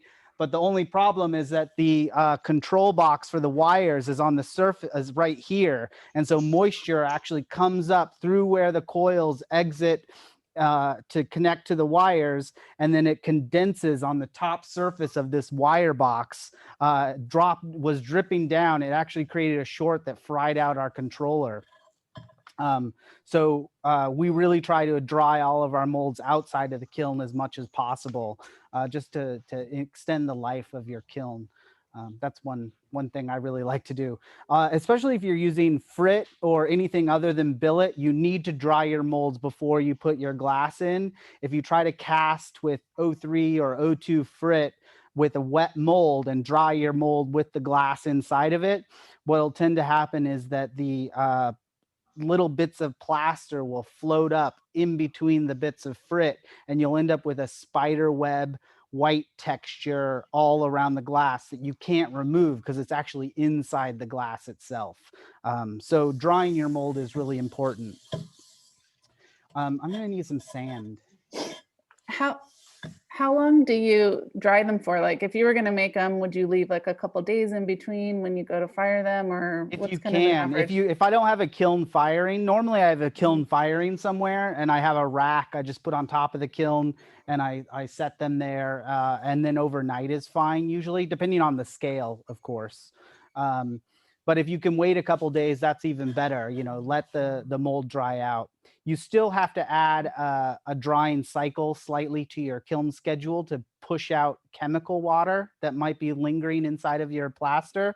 But if you can get the bulk of this moisture, because you know this mold is soaking wet right now, and to just load that directly into the kiln, bringing that up to 320 Fahrenheit and letting the moisture start to evaporate, that's just going to fill your kiln with moisture. Even with it vented, it's still going to coat the coils, which isn't great for your kiln. But usually if it's dry to the touch, it's good enough to go. But if I can hang out and I'm not in a big rush, you know, I'll set them aside and do that and let them hang out for a couple days. Especially during the summer here, it happens so quickly. They dry out instantaneously. Probably where you're at too, Sarah, right? Yeah, and actually I make my molds at my studio and then I take them to the glass school, but I leave them in my car for a couple days. Oh yeah. Because the car gets like, you know, so That hot. makes So sense. Yeah. Sarah's in Arizona, so. All right, so I bet that's ready. So we're gonna go ahead and grab that. I'm gonna bring it over here. We're gonna do our little volume calculation just to show that process. What? It's really flowing now. So it's like, Oh, wow. it's almost like something was plugged, but maybe you could still do your calculation. No, We'll we'll wait. wait. Okay. Yeah. All right, so apparently there was a bunch of wax stuck up in there. So pouring in the boiling water loosened things up. So now it's really flowing out. So we're gonna wait another little bit for that to continue going. It's a pretty intricate form with those sprues and then the thin shape. So it might take a second for it to fully get out of there. If you have a very dry mold that you've had for a long time, can you use it? Yeah, So it you don't should be have to, fine. you don't need to add any moisture to it whatsoever, just use it really No, dry. Yeah, you don't want the moisture at all. you don't at want all the if you- moisture in your mold. Yeah. Yeah, okay, all right. Yeah, I've never had a mold sitting around for a long period of time, but I've cast molds that have been hanging out for, like 4 or 5 weeks. Yeah. And they've been fine. I can't think of any reason why they wouldn't be fine. It's just plaster, so Yeah, it's not like the okay. plaster degrades. Thank you. Yeah.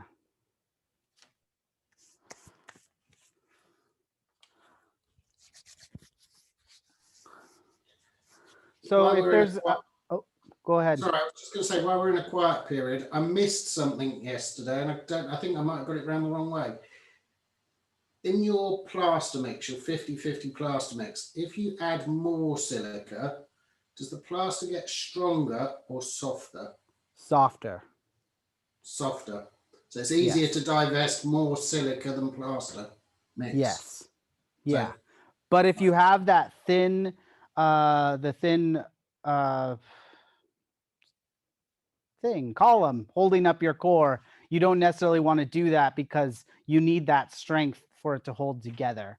But if you're doing a bigger, something like the bottle pair that I showed, where it's a bigger connection point between the core and the exterior mold, then softening that plaster is totally fine.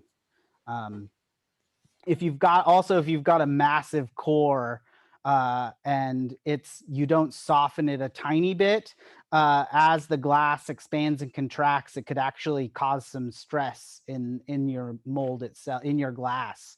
when it's all said and done, because that if your mold mixture in the interior is too hard. That's why I never use jacket coat inside inside a core if I don't have to. If it's a massive core, then sometimes maybe I'll reinforce that a little bit, but I'll try to avoid using anything that's not going to be forgiving in the inside of my inside of my casting.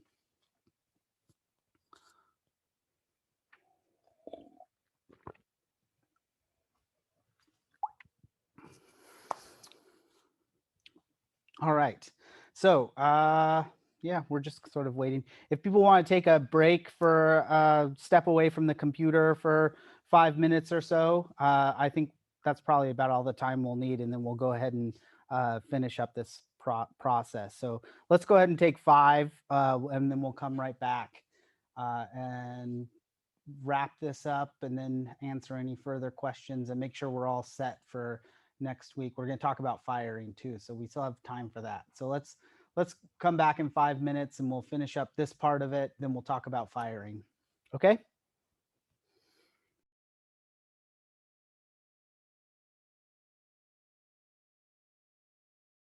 So we've got this, no more wax was coming out of this mold, so we're pretty good.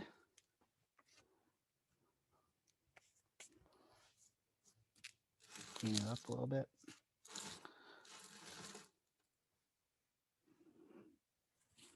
It's nice to have that flat bottom on it. Otherwise, we'd be trying to balance it in a bucket or something like that. I think most everyone is back. So just looking at this mold, it looks pretty good. We want to, can we go to the overhead for a second? So when we first take our mold off the steamer, we want to inspect this outer rim and make sure there are no really thin flashing. There isn't any thin flashing around the edge of that. And if there is, you just want to take a knife. I like to hold the, can you flip back to the front view? Hold it down so no material falls into the mold, and just kind of go around it with a utility knife or an X-Acto knife. Still a little hot. Just to get off any flashing or chunks of material that are still stuck to it. Yeah, it's very toasty. I'm also looking down in there. Can we go back to the top view?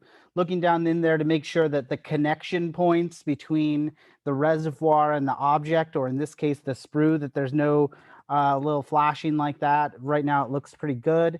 But if there were some areas that were like thin and falling apart, I want to make sure to get those out before I loaded any glass into my mold and started to cast it. But looking down in there, it looks pretty good. If you add a vent to the side of your mold, like this one, where I added that vent and I ended up cutting it off and having it come out to the side, when you're doing your volume calculation, you have to make sure to plug that up. Otherwise, when we pour the water in, because we're going to do it with water, it's just all going to squirt out the side. So I've just got a little bit of clay here to plug up that hole. To make sure that none of it comes out, but we want to make sure to remove that clay before we put it into the casting, into the kiln. When you do your volume calculation in this way, where we're basically going to measure a pitcher of water, we're going to pour water into our mold up to the level that we want it to be, and then weigh our pitcher again to see what the difference is. We want to make sure that our mold is wet. So this is a case, whoever asked about a dry mold, if you haven't done your volume calculation yet in this way, you actually have to saturate your mold first before you pour the water in. Otherwise, when you go to pour the water in to do the volume calculation, the mold is just going to absorb the water and you're going to get an incorrect measurement. When I'm not doing a precast core piece like this, where I've cast the core and then put the wax around it, I usually just weigh my wax object if it's not hollow, if it's solid, or dunk it in water and get a volume that way. But if I haven't done any of that, then this is the best method to go with. 5 hours. It's been a lot of talking. So I'm gonna start my scale. I want to make sure that my mold is relatively level. I can kind of hold it in place. I can shim it up a little bit too. I'm gonna shim it up with some clay. Make sure my mold is relatively level.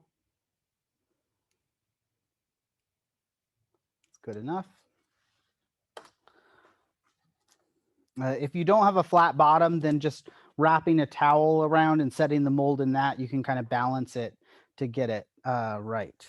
So I've got $15.99 grams of water and pitcher. It doesn't matter if I've teared out the pitcher or not, because it's all gonna to equal out there. Then I'm just gonna pour in the water until it gets to, I can't see exactly where the object is, but I want to make sure that it's higher than that point. You know, we added that little tip to the edge of the vessel there. So I'm going to go all the way to all of the sprues being covered. So that way I know that there's, it's fully, it's filled up with water all the way, and there's nothing, there's no air gaps left in there. If I'd only like guessed it where the sprues end, then the object itself wouldn't have filled up all the way. So that after pouring out that water, now I have 1466. And I'm going to dump this back out. So pretty small, the object. Heidi tells me that's 133. So for those of you that are new to this, the specific gravity of any given object is its density in relationship to water, essentially. So water has a specific gravity of 1, a density of 1. And so you can figure out the amount of any given thing if you know its density. And the specific gravity or density of bullseye glass is 2.5. So it's 2.5 times heavier than water. So if we have our amount of grams in water, we can multiply that by 2.5 and get the amount of glass that we need. And that's about 333. 333 grams of glass. We want also, because our object is so thin, we want to add a little bit extra into our reservoir so that there's some head pressure to push it down. We don't want to add so much that it's going to change our annealing. So we don't want to make it so that this entire reservoir fills up. But if we go within an inch or so, adding about between 5 and 10%, that's going to give us enough extra weight to really push the glass down into it and make sure that it really fills, and also give us a little bit of reservoir to prevent some of that those suckers that I talked about. Your computer's about to die. I don't know how it got disconnected. Oh, it's just this plug. Oh, it's right here, down here. I can't get to it. You'll have to unplug the other camera. Not that one. Which one? This one. This one? Yep. Sorry, guys. So I'm going to add about between 5 and 10% in order to, so I'm going to add about 20 grams extra. So we'll go ahead and go to 353. And that should give me enough to give me a nice head pressure to push any of that glass down, but also to also not thick enough that I have to adjust my annealing schedule. So, but before I'd even load this into the kiln, I'd set this aside and let it dry completely to the touch. And then once I'm all ready, I would go ahead and load the kiln. Even inside my casting kiln, I like to have all my pieces up on a shelf lifted up so I get airflow underneath my casting. So just a shelf on some stands so the air can flow underneath the casting that I'm doing. Put a little bit of sand. This is an olivine sand, a refractory sand, but you can use regular play sand that you get from the store, from the hardware store. You don't need to go out and buy special sand for inside of your kiln. You just want to make sure you dry it first before you use it to cast with, just to make sure there's no organic materials in it, or and no moisture in that sand. So you want to make sure that you dry it first before you use it, but you don't need to get special sand to do any of your castings. Then I'm just going to embed that into the sand. That flat bottom's really helping it support itself. And then you want to make sure that your mold is nice and level. I have a question. Looks like we have a question. Can you use scrap tecta to the glass being added for head pressure? Yes. So somebody asked if you could use just scrap glass at the end for head pressure. Yes, you can. There's just certain things that you need to think about how glass flows down into your mold. And we're going to cover that once we switch over to the iPad. But this is kind of mocking up what happens inside of the kiln. I just put a little bit of sand down. I leveled my mold, and then I just go ahead and put in my glass. And there's really no special way you need to do that unless you're trying to do something where half your mold is glass and half your casting is white and half your casting is black or something like that. If you're trying to mix colors together, then you might be more careful about how you load the kiln, load the reservoir. But for the most part, you just put the glass in, and then we enter in the schedule, and then we go ahead and ramp up.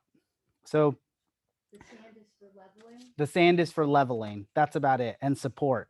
If this were totally flat, I wouldn't necessarily need to do that, but just for extra peace of mind, having a little bit of sand there will help. Also, if you're not casting on a shelf, if let's say it's too tall for you to have a shelf there and you have to go directly on the kiln floor, having a bed of sand down in the bottom of your kiln will help. If your mold splits open and glass goes everywhere, then it's not sticking to the bricks inside your kiln and it's easier to clean up. I'd rather throw away some sand than replace bricks in the bottom of my kiln.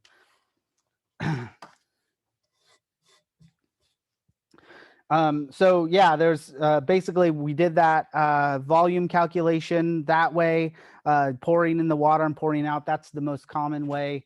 There's a couple other ways to figure out that volume. If you have a microcrystalline wax like the Victory Brown that I'm using, that has a specific gravity of 2.68. So if I have my wax object and it's solid and I weigh that, I know, and I multiply that weight by 2.68, I know that will tell me how much bullseye glass to use.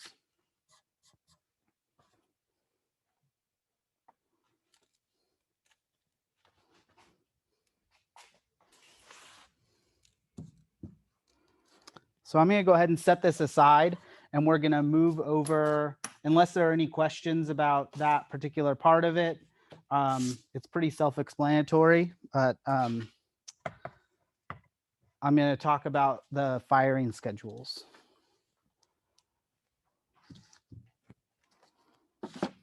I have a quick question. Yeah. If I'm trying to make sure that I don't have a kiln issue, can I fire it all in like a bisque, clay bisque pan type thing? Does that make sense? I don't know what a clay bisque pan is, but well, just like a terracotta thing. Like if I had just a fired ceramic pan. Yeah. Like put the mold inside of that pan? Yeah, so that it doesn't like melt everywhere if I had a problem.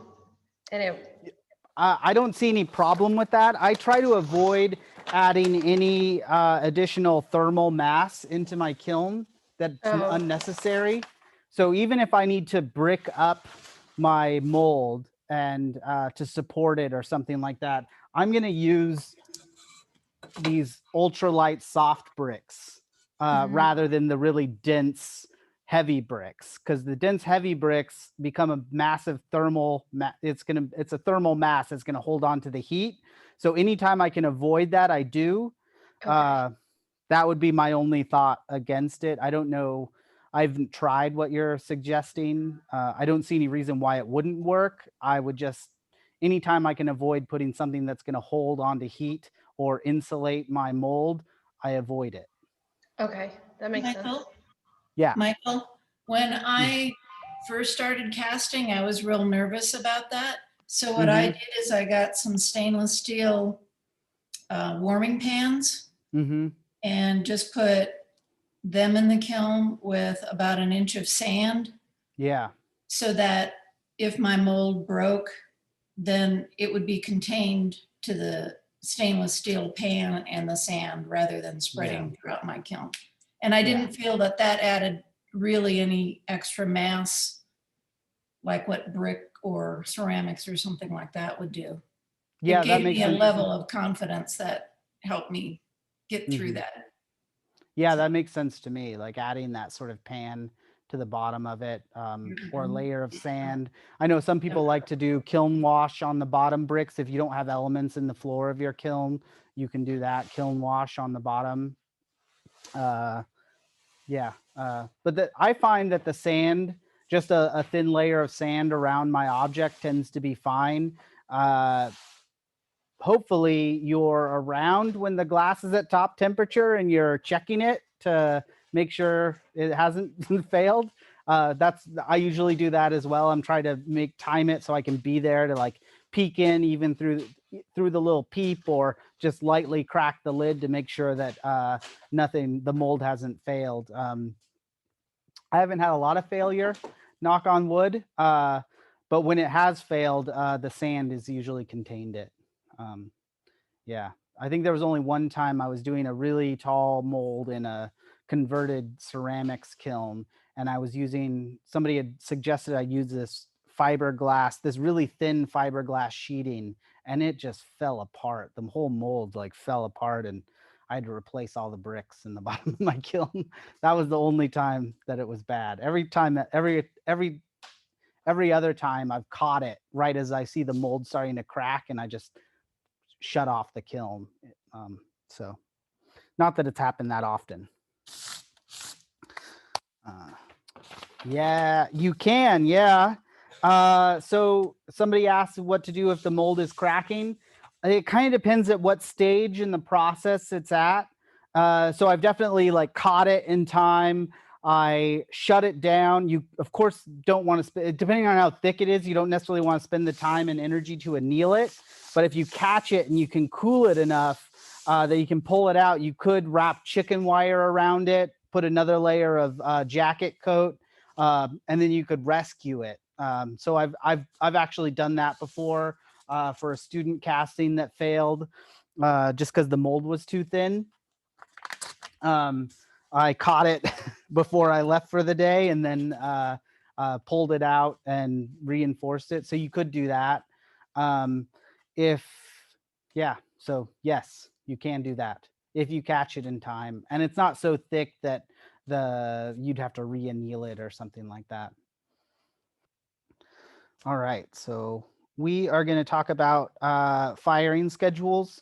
So when I'm crafting my firing schedules, I'm usually thinking I'm going through the major variables that exist within the piece.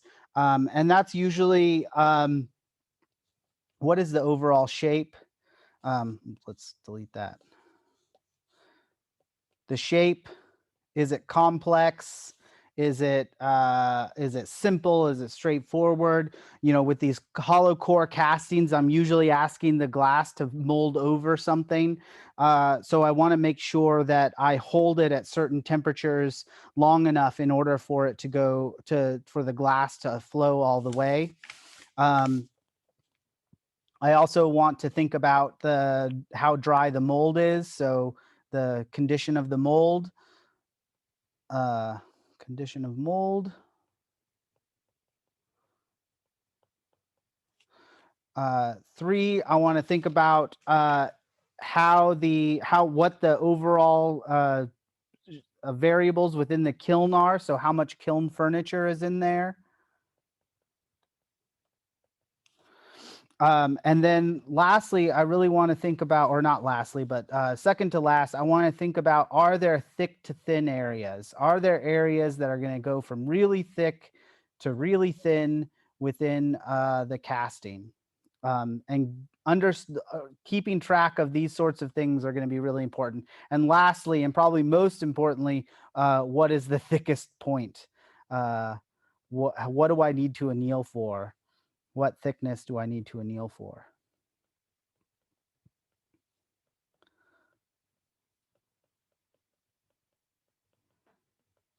So these are sort of the variables that I'm thinking about as I'm developing my schedule. And then I'm thinking about the major steps within a firing process in general. And so one, for a casting like this, there is the drying the chemical water.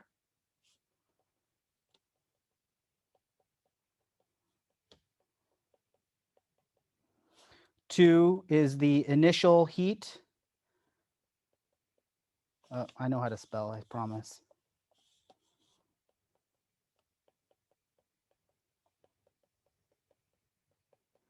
Then we have our pre-rapid soak, or the bubble soak, sometimes people call it.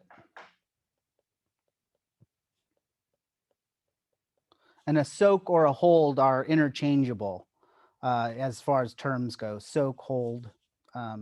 So some people call that the pre-rapid hold. Then we have our rapid heat. We have our process hold.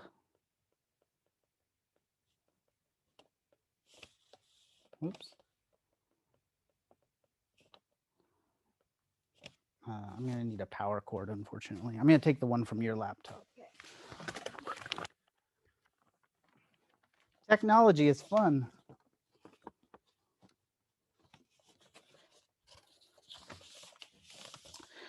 We have our process hold. We have, sometimes I'll put a, this is kind of 5A, is a bubble squeeze.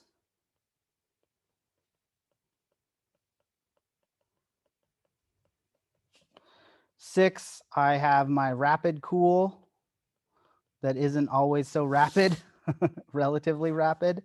Then I have, always for a casting like this, I have an anti-sucker hold.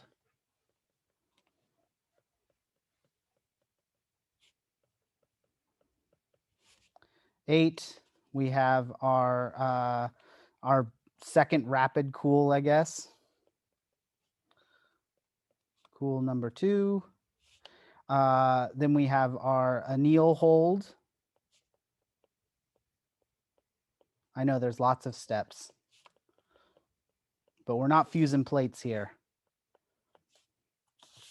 Then we have our anneal cool. And then we have our final cool.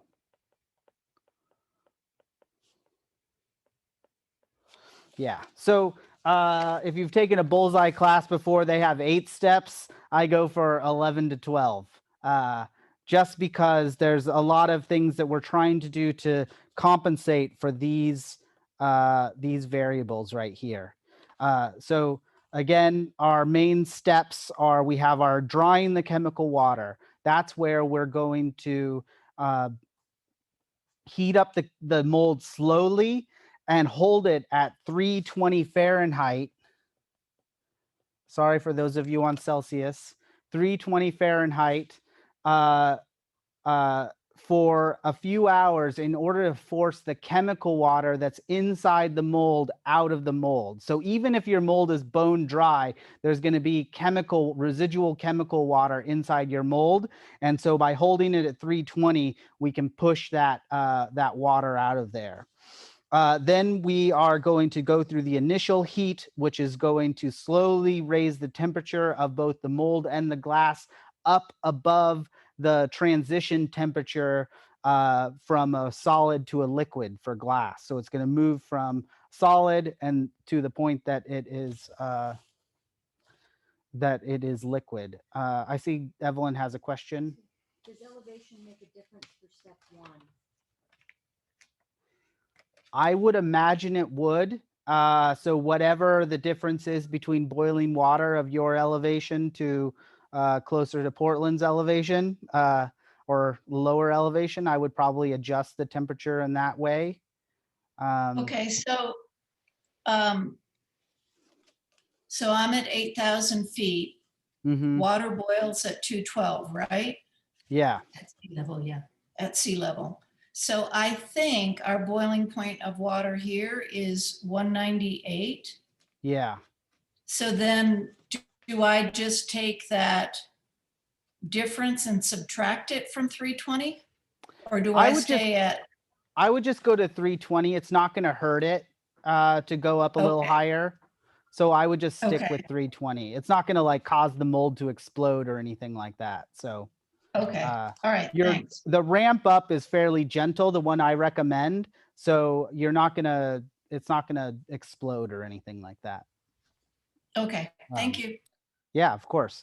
So yeah, we went through our initial heat. That's where we're bringing the mold and the glass up to the point that it's transitioning from a solid to a liquid. We're doing that at a slow enough rate that we don't thermal shock the glass a lot. You know, if it cracks a little bit, it's not a huge deal because we're not fusing something. If it cracks inside your reservoir, the most it's going to do is fling glass into an area of your kiln you don't want it to be. I actually had, when I was doing a class with a bunch of students, some glass from one person's mold jumped into the reservoir of another person's, and they ended up with a pink streak through the middle of their clear casting.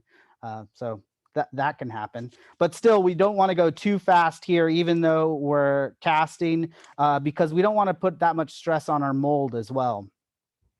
Then we have our pre-rapid soak. That's where we're going to let the mold and the glass sit at a temperature above that transition point of around 1,000 degrees Fahrenheit, so that everything is uniformly heated and all the glass that's in our reservoir is now liquid, and there's no residual thing. The pre-rapid heat soak is also where, if you're using a gold bearing glass, we're going to sit at that temperature that the gold glass needs to sit at in order to mature, and that's 1225 Fahrenheit.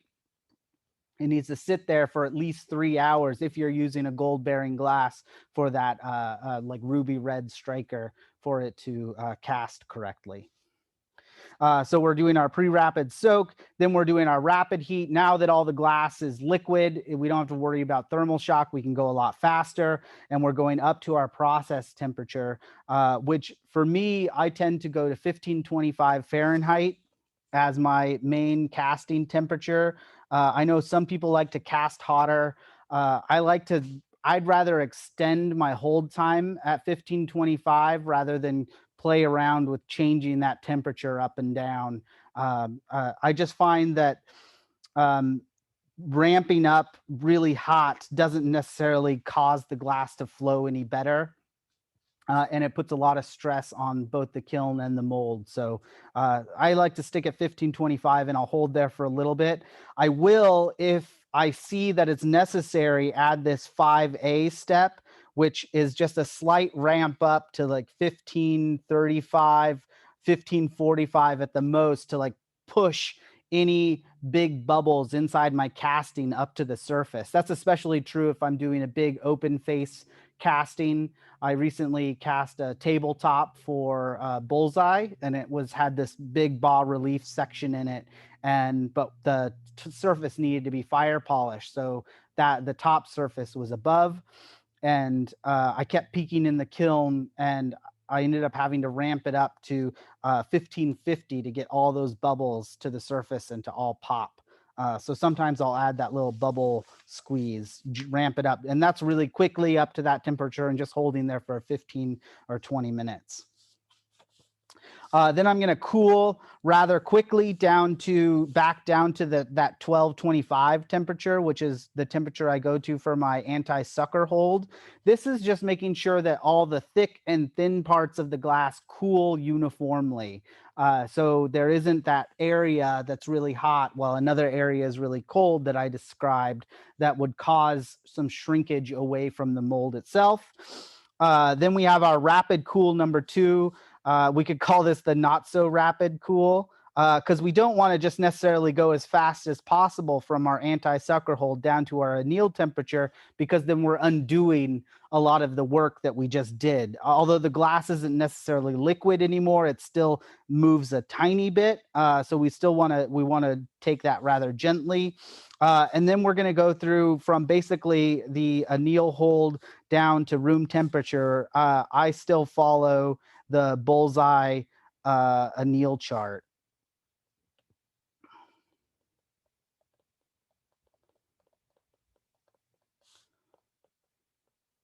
For the thickness of the glass that you are doing. And then if you have a lot of thick to thin, then sometimes you want, Bullseye recommends doubling the thickness if you go thick to thin. I just go 1 like 1/4 inch thicker. Otherwise, everything I cast would sit in the kiln for a month, which I can't handle.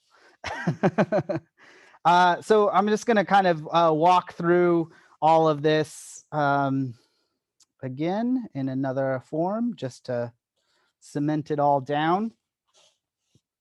So just to understand that overall cycle, I'm going to go ahead and graph it out. So we have our temp on this axis, and we have time on this axis. And I do rate schedules. I know some people do time schedules, but I do rate. So I have our rate or ramp. I have a hold or a soak, whatever you want to call it. And then I have time. I'm sorry, I got these messed up. So this is temp in degrees Fahrenheit. And then this is hold or soak. Or time. Some people say it's time. Rate, temp, time, ramp, temp, hold, whatever you want to call it. But there's basically 3 steps. Even if you're doing a time-based schedule, it's still 3 sections where you have a amount of time or degrees per hour that it's going to get to a set temperature, a rate that it's going to get to a set temperature, and the amount of time that it's going to sit there at that temperature. So going off of this, I go pretty conservatively for my initial heat, for my drying schedule to get the chemical water out. And I'll go as little, depending on the size of the mold, I'll go anywhere from 50 degrees an hour to 100 degrees an hour. So let's say 100 degrees an hour. And remember, this is in degrees Fahrenheit. 100 degrees per hour up to 320. And then I'm going to hold there, depending on the size of so a mold like this one, I'm going to hold there for at least 2 hours to make sure all of that chemical water gets out. This is also going to burn out any residual wax that you may have missed. That's going to help you get rid of anything like that. Hopefully you've pulled out any bamboo skewers or anything you've added to your mold, but if you haven't, then it's going to incinerate at that temperature and you'll be able to get that out of there.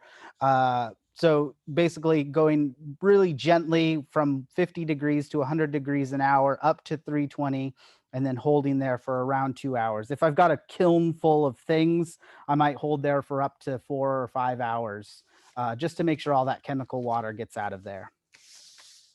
And so if we schedule that on here, we're just going very gently up and then we're holding there for quite a while. Yes, the kiln is vented. So I'm going to put a little asterisk there. The kiln is vented. So asterisk means vented. So you want to schedule that. So as soon as that hold is done, you shut the lid so that, or put in your peeps. So that way you're not, the kiln isn't struggling so much in the next step. Then we're going to do our initial heat.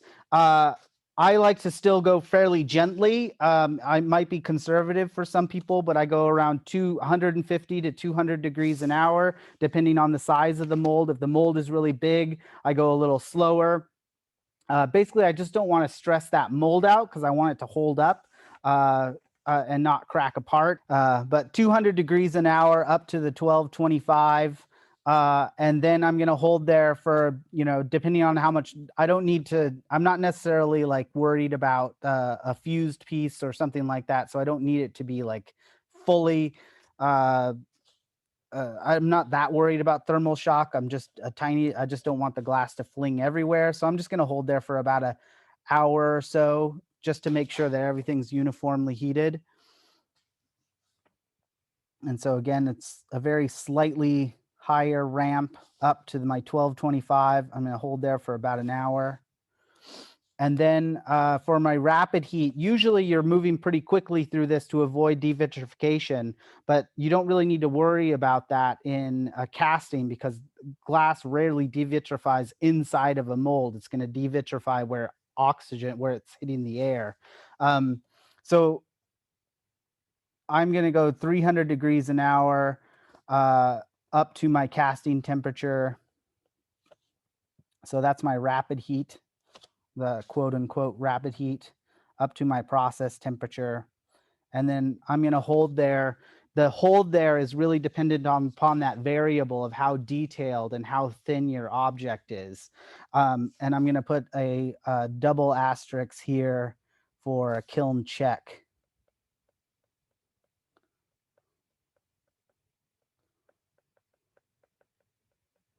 So hopefully you have you marked in your mind where the level of the water was when you did your volume calculation, so you can peek inside the kiln at top temperature to make sure that it's all drained out. So normally, well, I'll hold this for longer than I actually need to. I'll program in 3 hours or something like that, which might not be necessary, but then I'm peeking in after the first hour to see how far it's gone down. And then once it's down to the level where I'm fairly certain that it's completely filled, then on the kiln that I use, you can hit anneal now or skip to go to the anneal section and just end that hold. If you don't have that, I would err on the side of caution, add a little bit of extra. I know some people's controllers, you can't adjust the program mid casting. So if you can't do that, then I would always err on more time. So you're not trying to battle with adding more time or refiring a piece if it didn't cast all the way. That being said, if you can't check it and you open up the kiln and you're like, oh, that glass didn't go down at all, you can just, as long as the mold is intact, you could fire it again. You could just bring it back up and go through the same schedule. I might go a little slower with your initial heat so that the glass stuck in your reservoir doesn't thermal shock and bust the mold open, but you could refire the mold. So here at this point, if I need to, this is when I do that little, I do that little bubble squeeze. So really quickly. So, you could even set it to 9999 up to that bubble squeeze temperature of 1535 or 1540. And I'm just going to hold there for like 15 minutes or so, just to see if I look down in there and I see some big bubbles. That's when I'm going to do that. And it's just a tiny little thing. It's not necessary, but it can be something that can help get out some of the bubbles in especially a big broad face casting.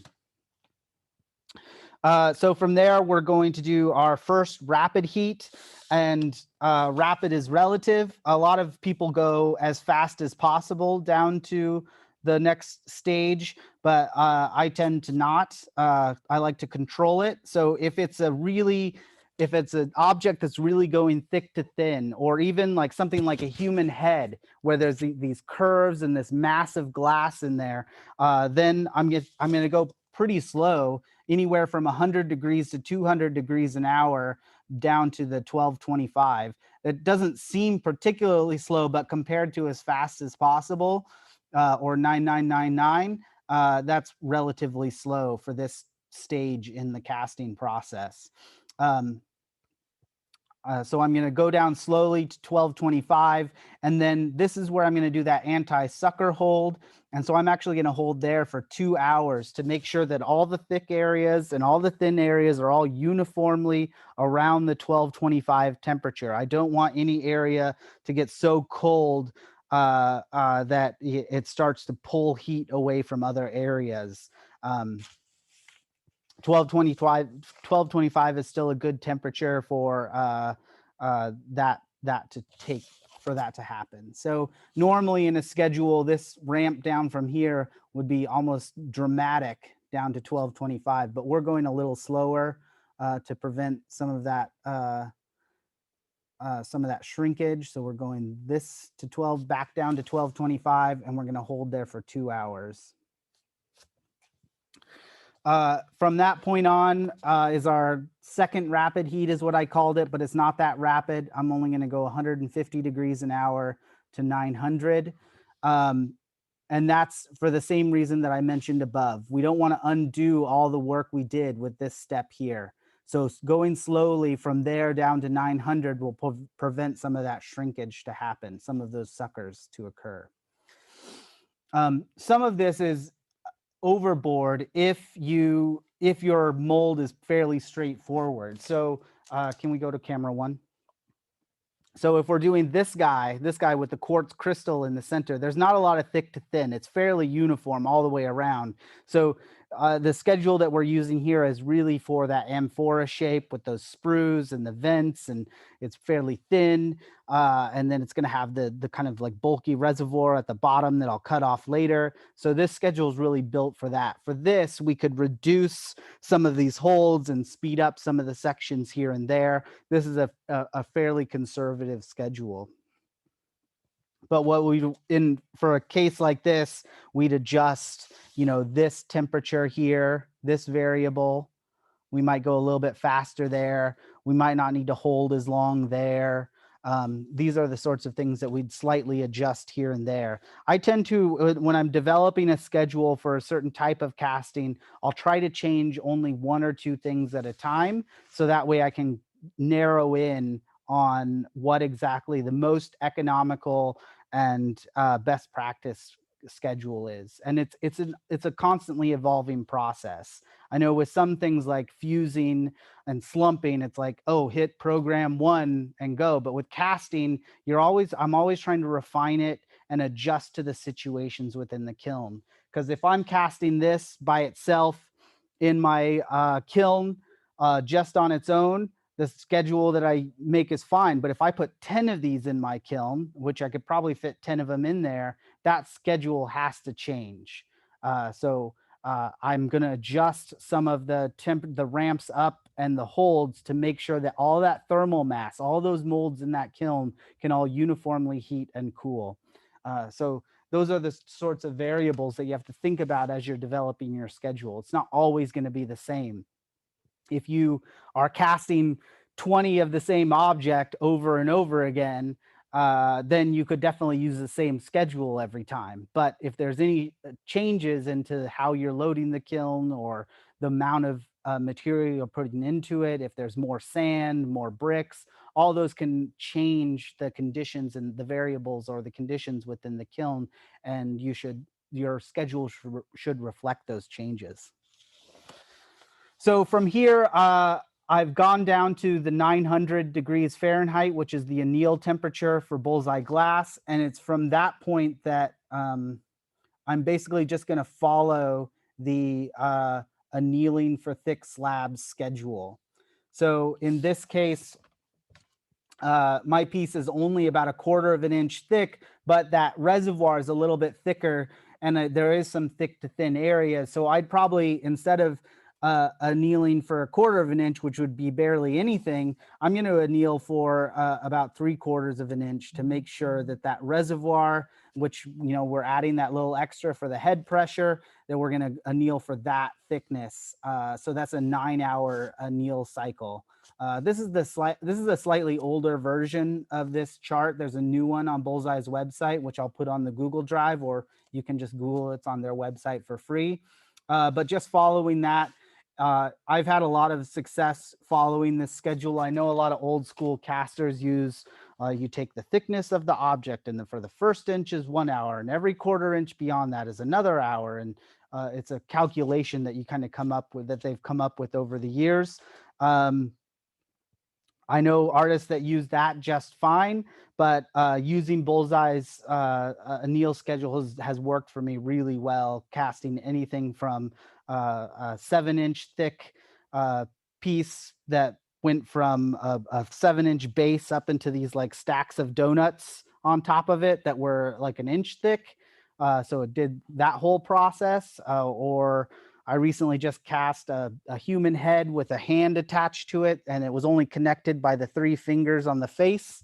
And that was just following these schedules, and they seem to work fine. If there is a lot of thick to thin, I'll sometimes go to my thickest area, but then just anneal for 1 step down. So if it's 3 inches at the thickest part on the arm, I might anneal for 4 inches instead. I know it adds a lot of time, but it's better. Bullseye recommends doubling that thickness, and I think that's a little overkill. Can I ask a question? Sure. I've had this discussion with a couple of teachers, and they include the thickness of the core, like the diameter of the core, like if you're looking at your whole piece. Yeah. Have you ever known any? It really adds to your annealing time. Yeah, I haven't done that. You know, a lot of the times the core is so small that it's gonna release the heat, so I'm not that worried about it. Yeah, I think having some annealing for the thickness of the core and the glass would really, I mean, that's overkill, I think. Yeah. And if you Yeah. had a really big core, you could make it hollow, right? Yes, yeah, you could make it hollow. So if you are, let me go to another image here. If you did something where you had a giant shoe inside of a block of glass. So we're casting this big block of glass, and there is this shoe on the inside of it. Your core wouldn't need to be solid completely. You could make a skin of plaster around this way, and your core could be hollow, somewhat hollow. That's potential. Or it could be, you know, like a normal face coat here, but the bulk of this has a bunch of perlite or vermiculite in it, which will reduce its weight and its thermal mass. You could add that in there, and then that would kind of compensate for that thickness of the material. Yeah, that's a good idea. Yeah. That book by Angela Thwaites goes over adding vermiculite and perlite to the mold. They're great because they're low cost, they reduce the weight of your mold dramatically, and they barely move in the heat. They, you know, if you've ever used a vermiculite shelf, like if you're doing making your own dropout molds or anything like that, you know that they barely move during the firing process. And so vermiculite, if it's in pieces, which you can get from the garden store, you add that to your mold like by 10-15%, you dramatically reduce the weight of your mold, and you have this material that barely expands and contracts. Huh. Thank you. Yeah. Yeah, so as far as the core goes, I would not add that thickness. You'd be annealing this thing forever anyway, but yeah, I would not add I don't compensate for the thickness of the core. In this Yeah, case. some people say it's like a heat sink. I had one person say that to me. Yeah, but I'm not sure if does it cool off faster than the glass or the same rate as the glass? It technically is a heat sink. It's going to hold on to that heat a little bit longer. But, you know, if you are going through those steps of doing the anti-sucker hold and stuff, it's going to come down at around the same rate as the glass. Yeah, that's what I thought. Okay. Oh, I guess we're beyond time and somebody has to go. So I guess we'll wrap up for the day. But okay, just really quick before you go, next class, bring all of the questions that you have. Hopefully, if you have time to work on something during the next few days, you do, and then we can address it or look at it at the next day. I'm going to go ahead and make molds of all these things, get them into the kiln, and so we'll have a bunch of things to look at on Saturday. we're going to go over some brief cold working. I'm not going to go too in depth on it. And then we're going to go over hanging cores or floating cores, whatever you want to call them.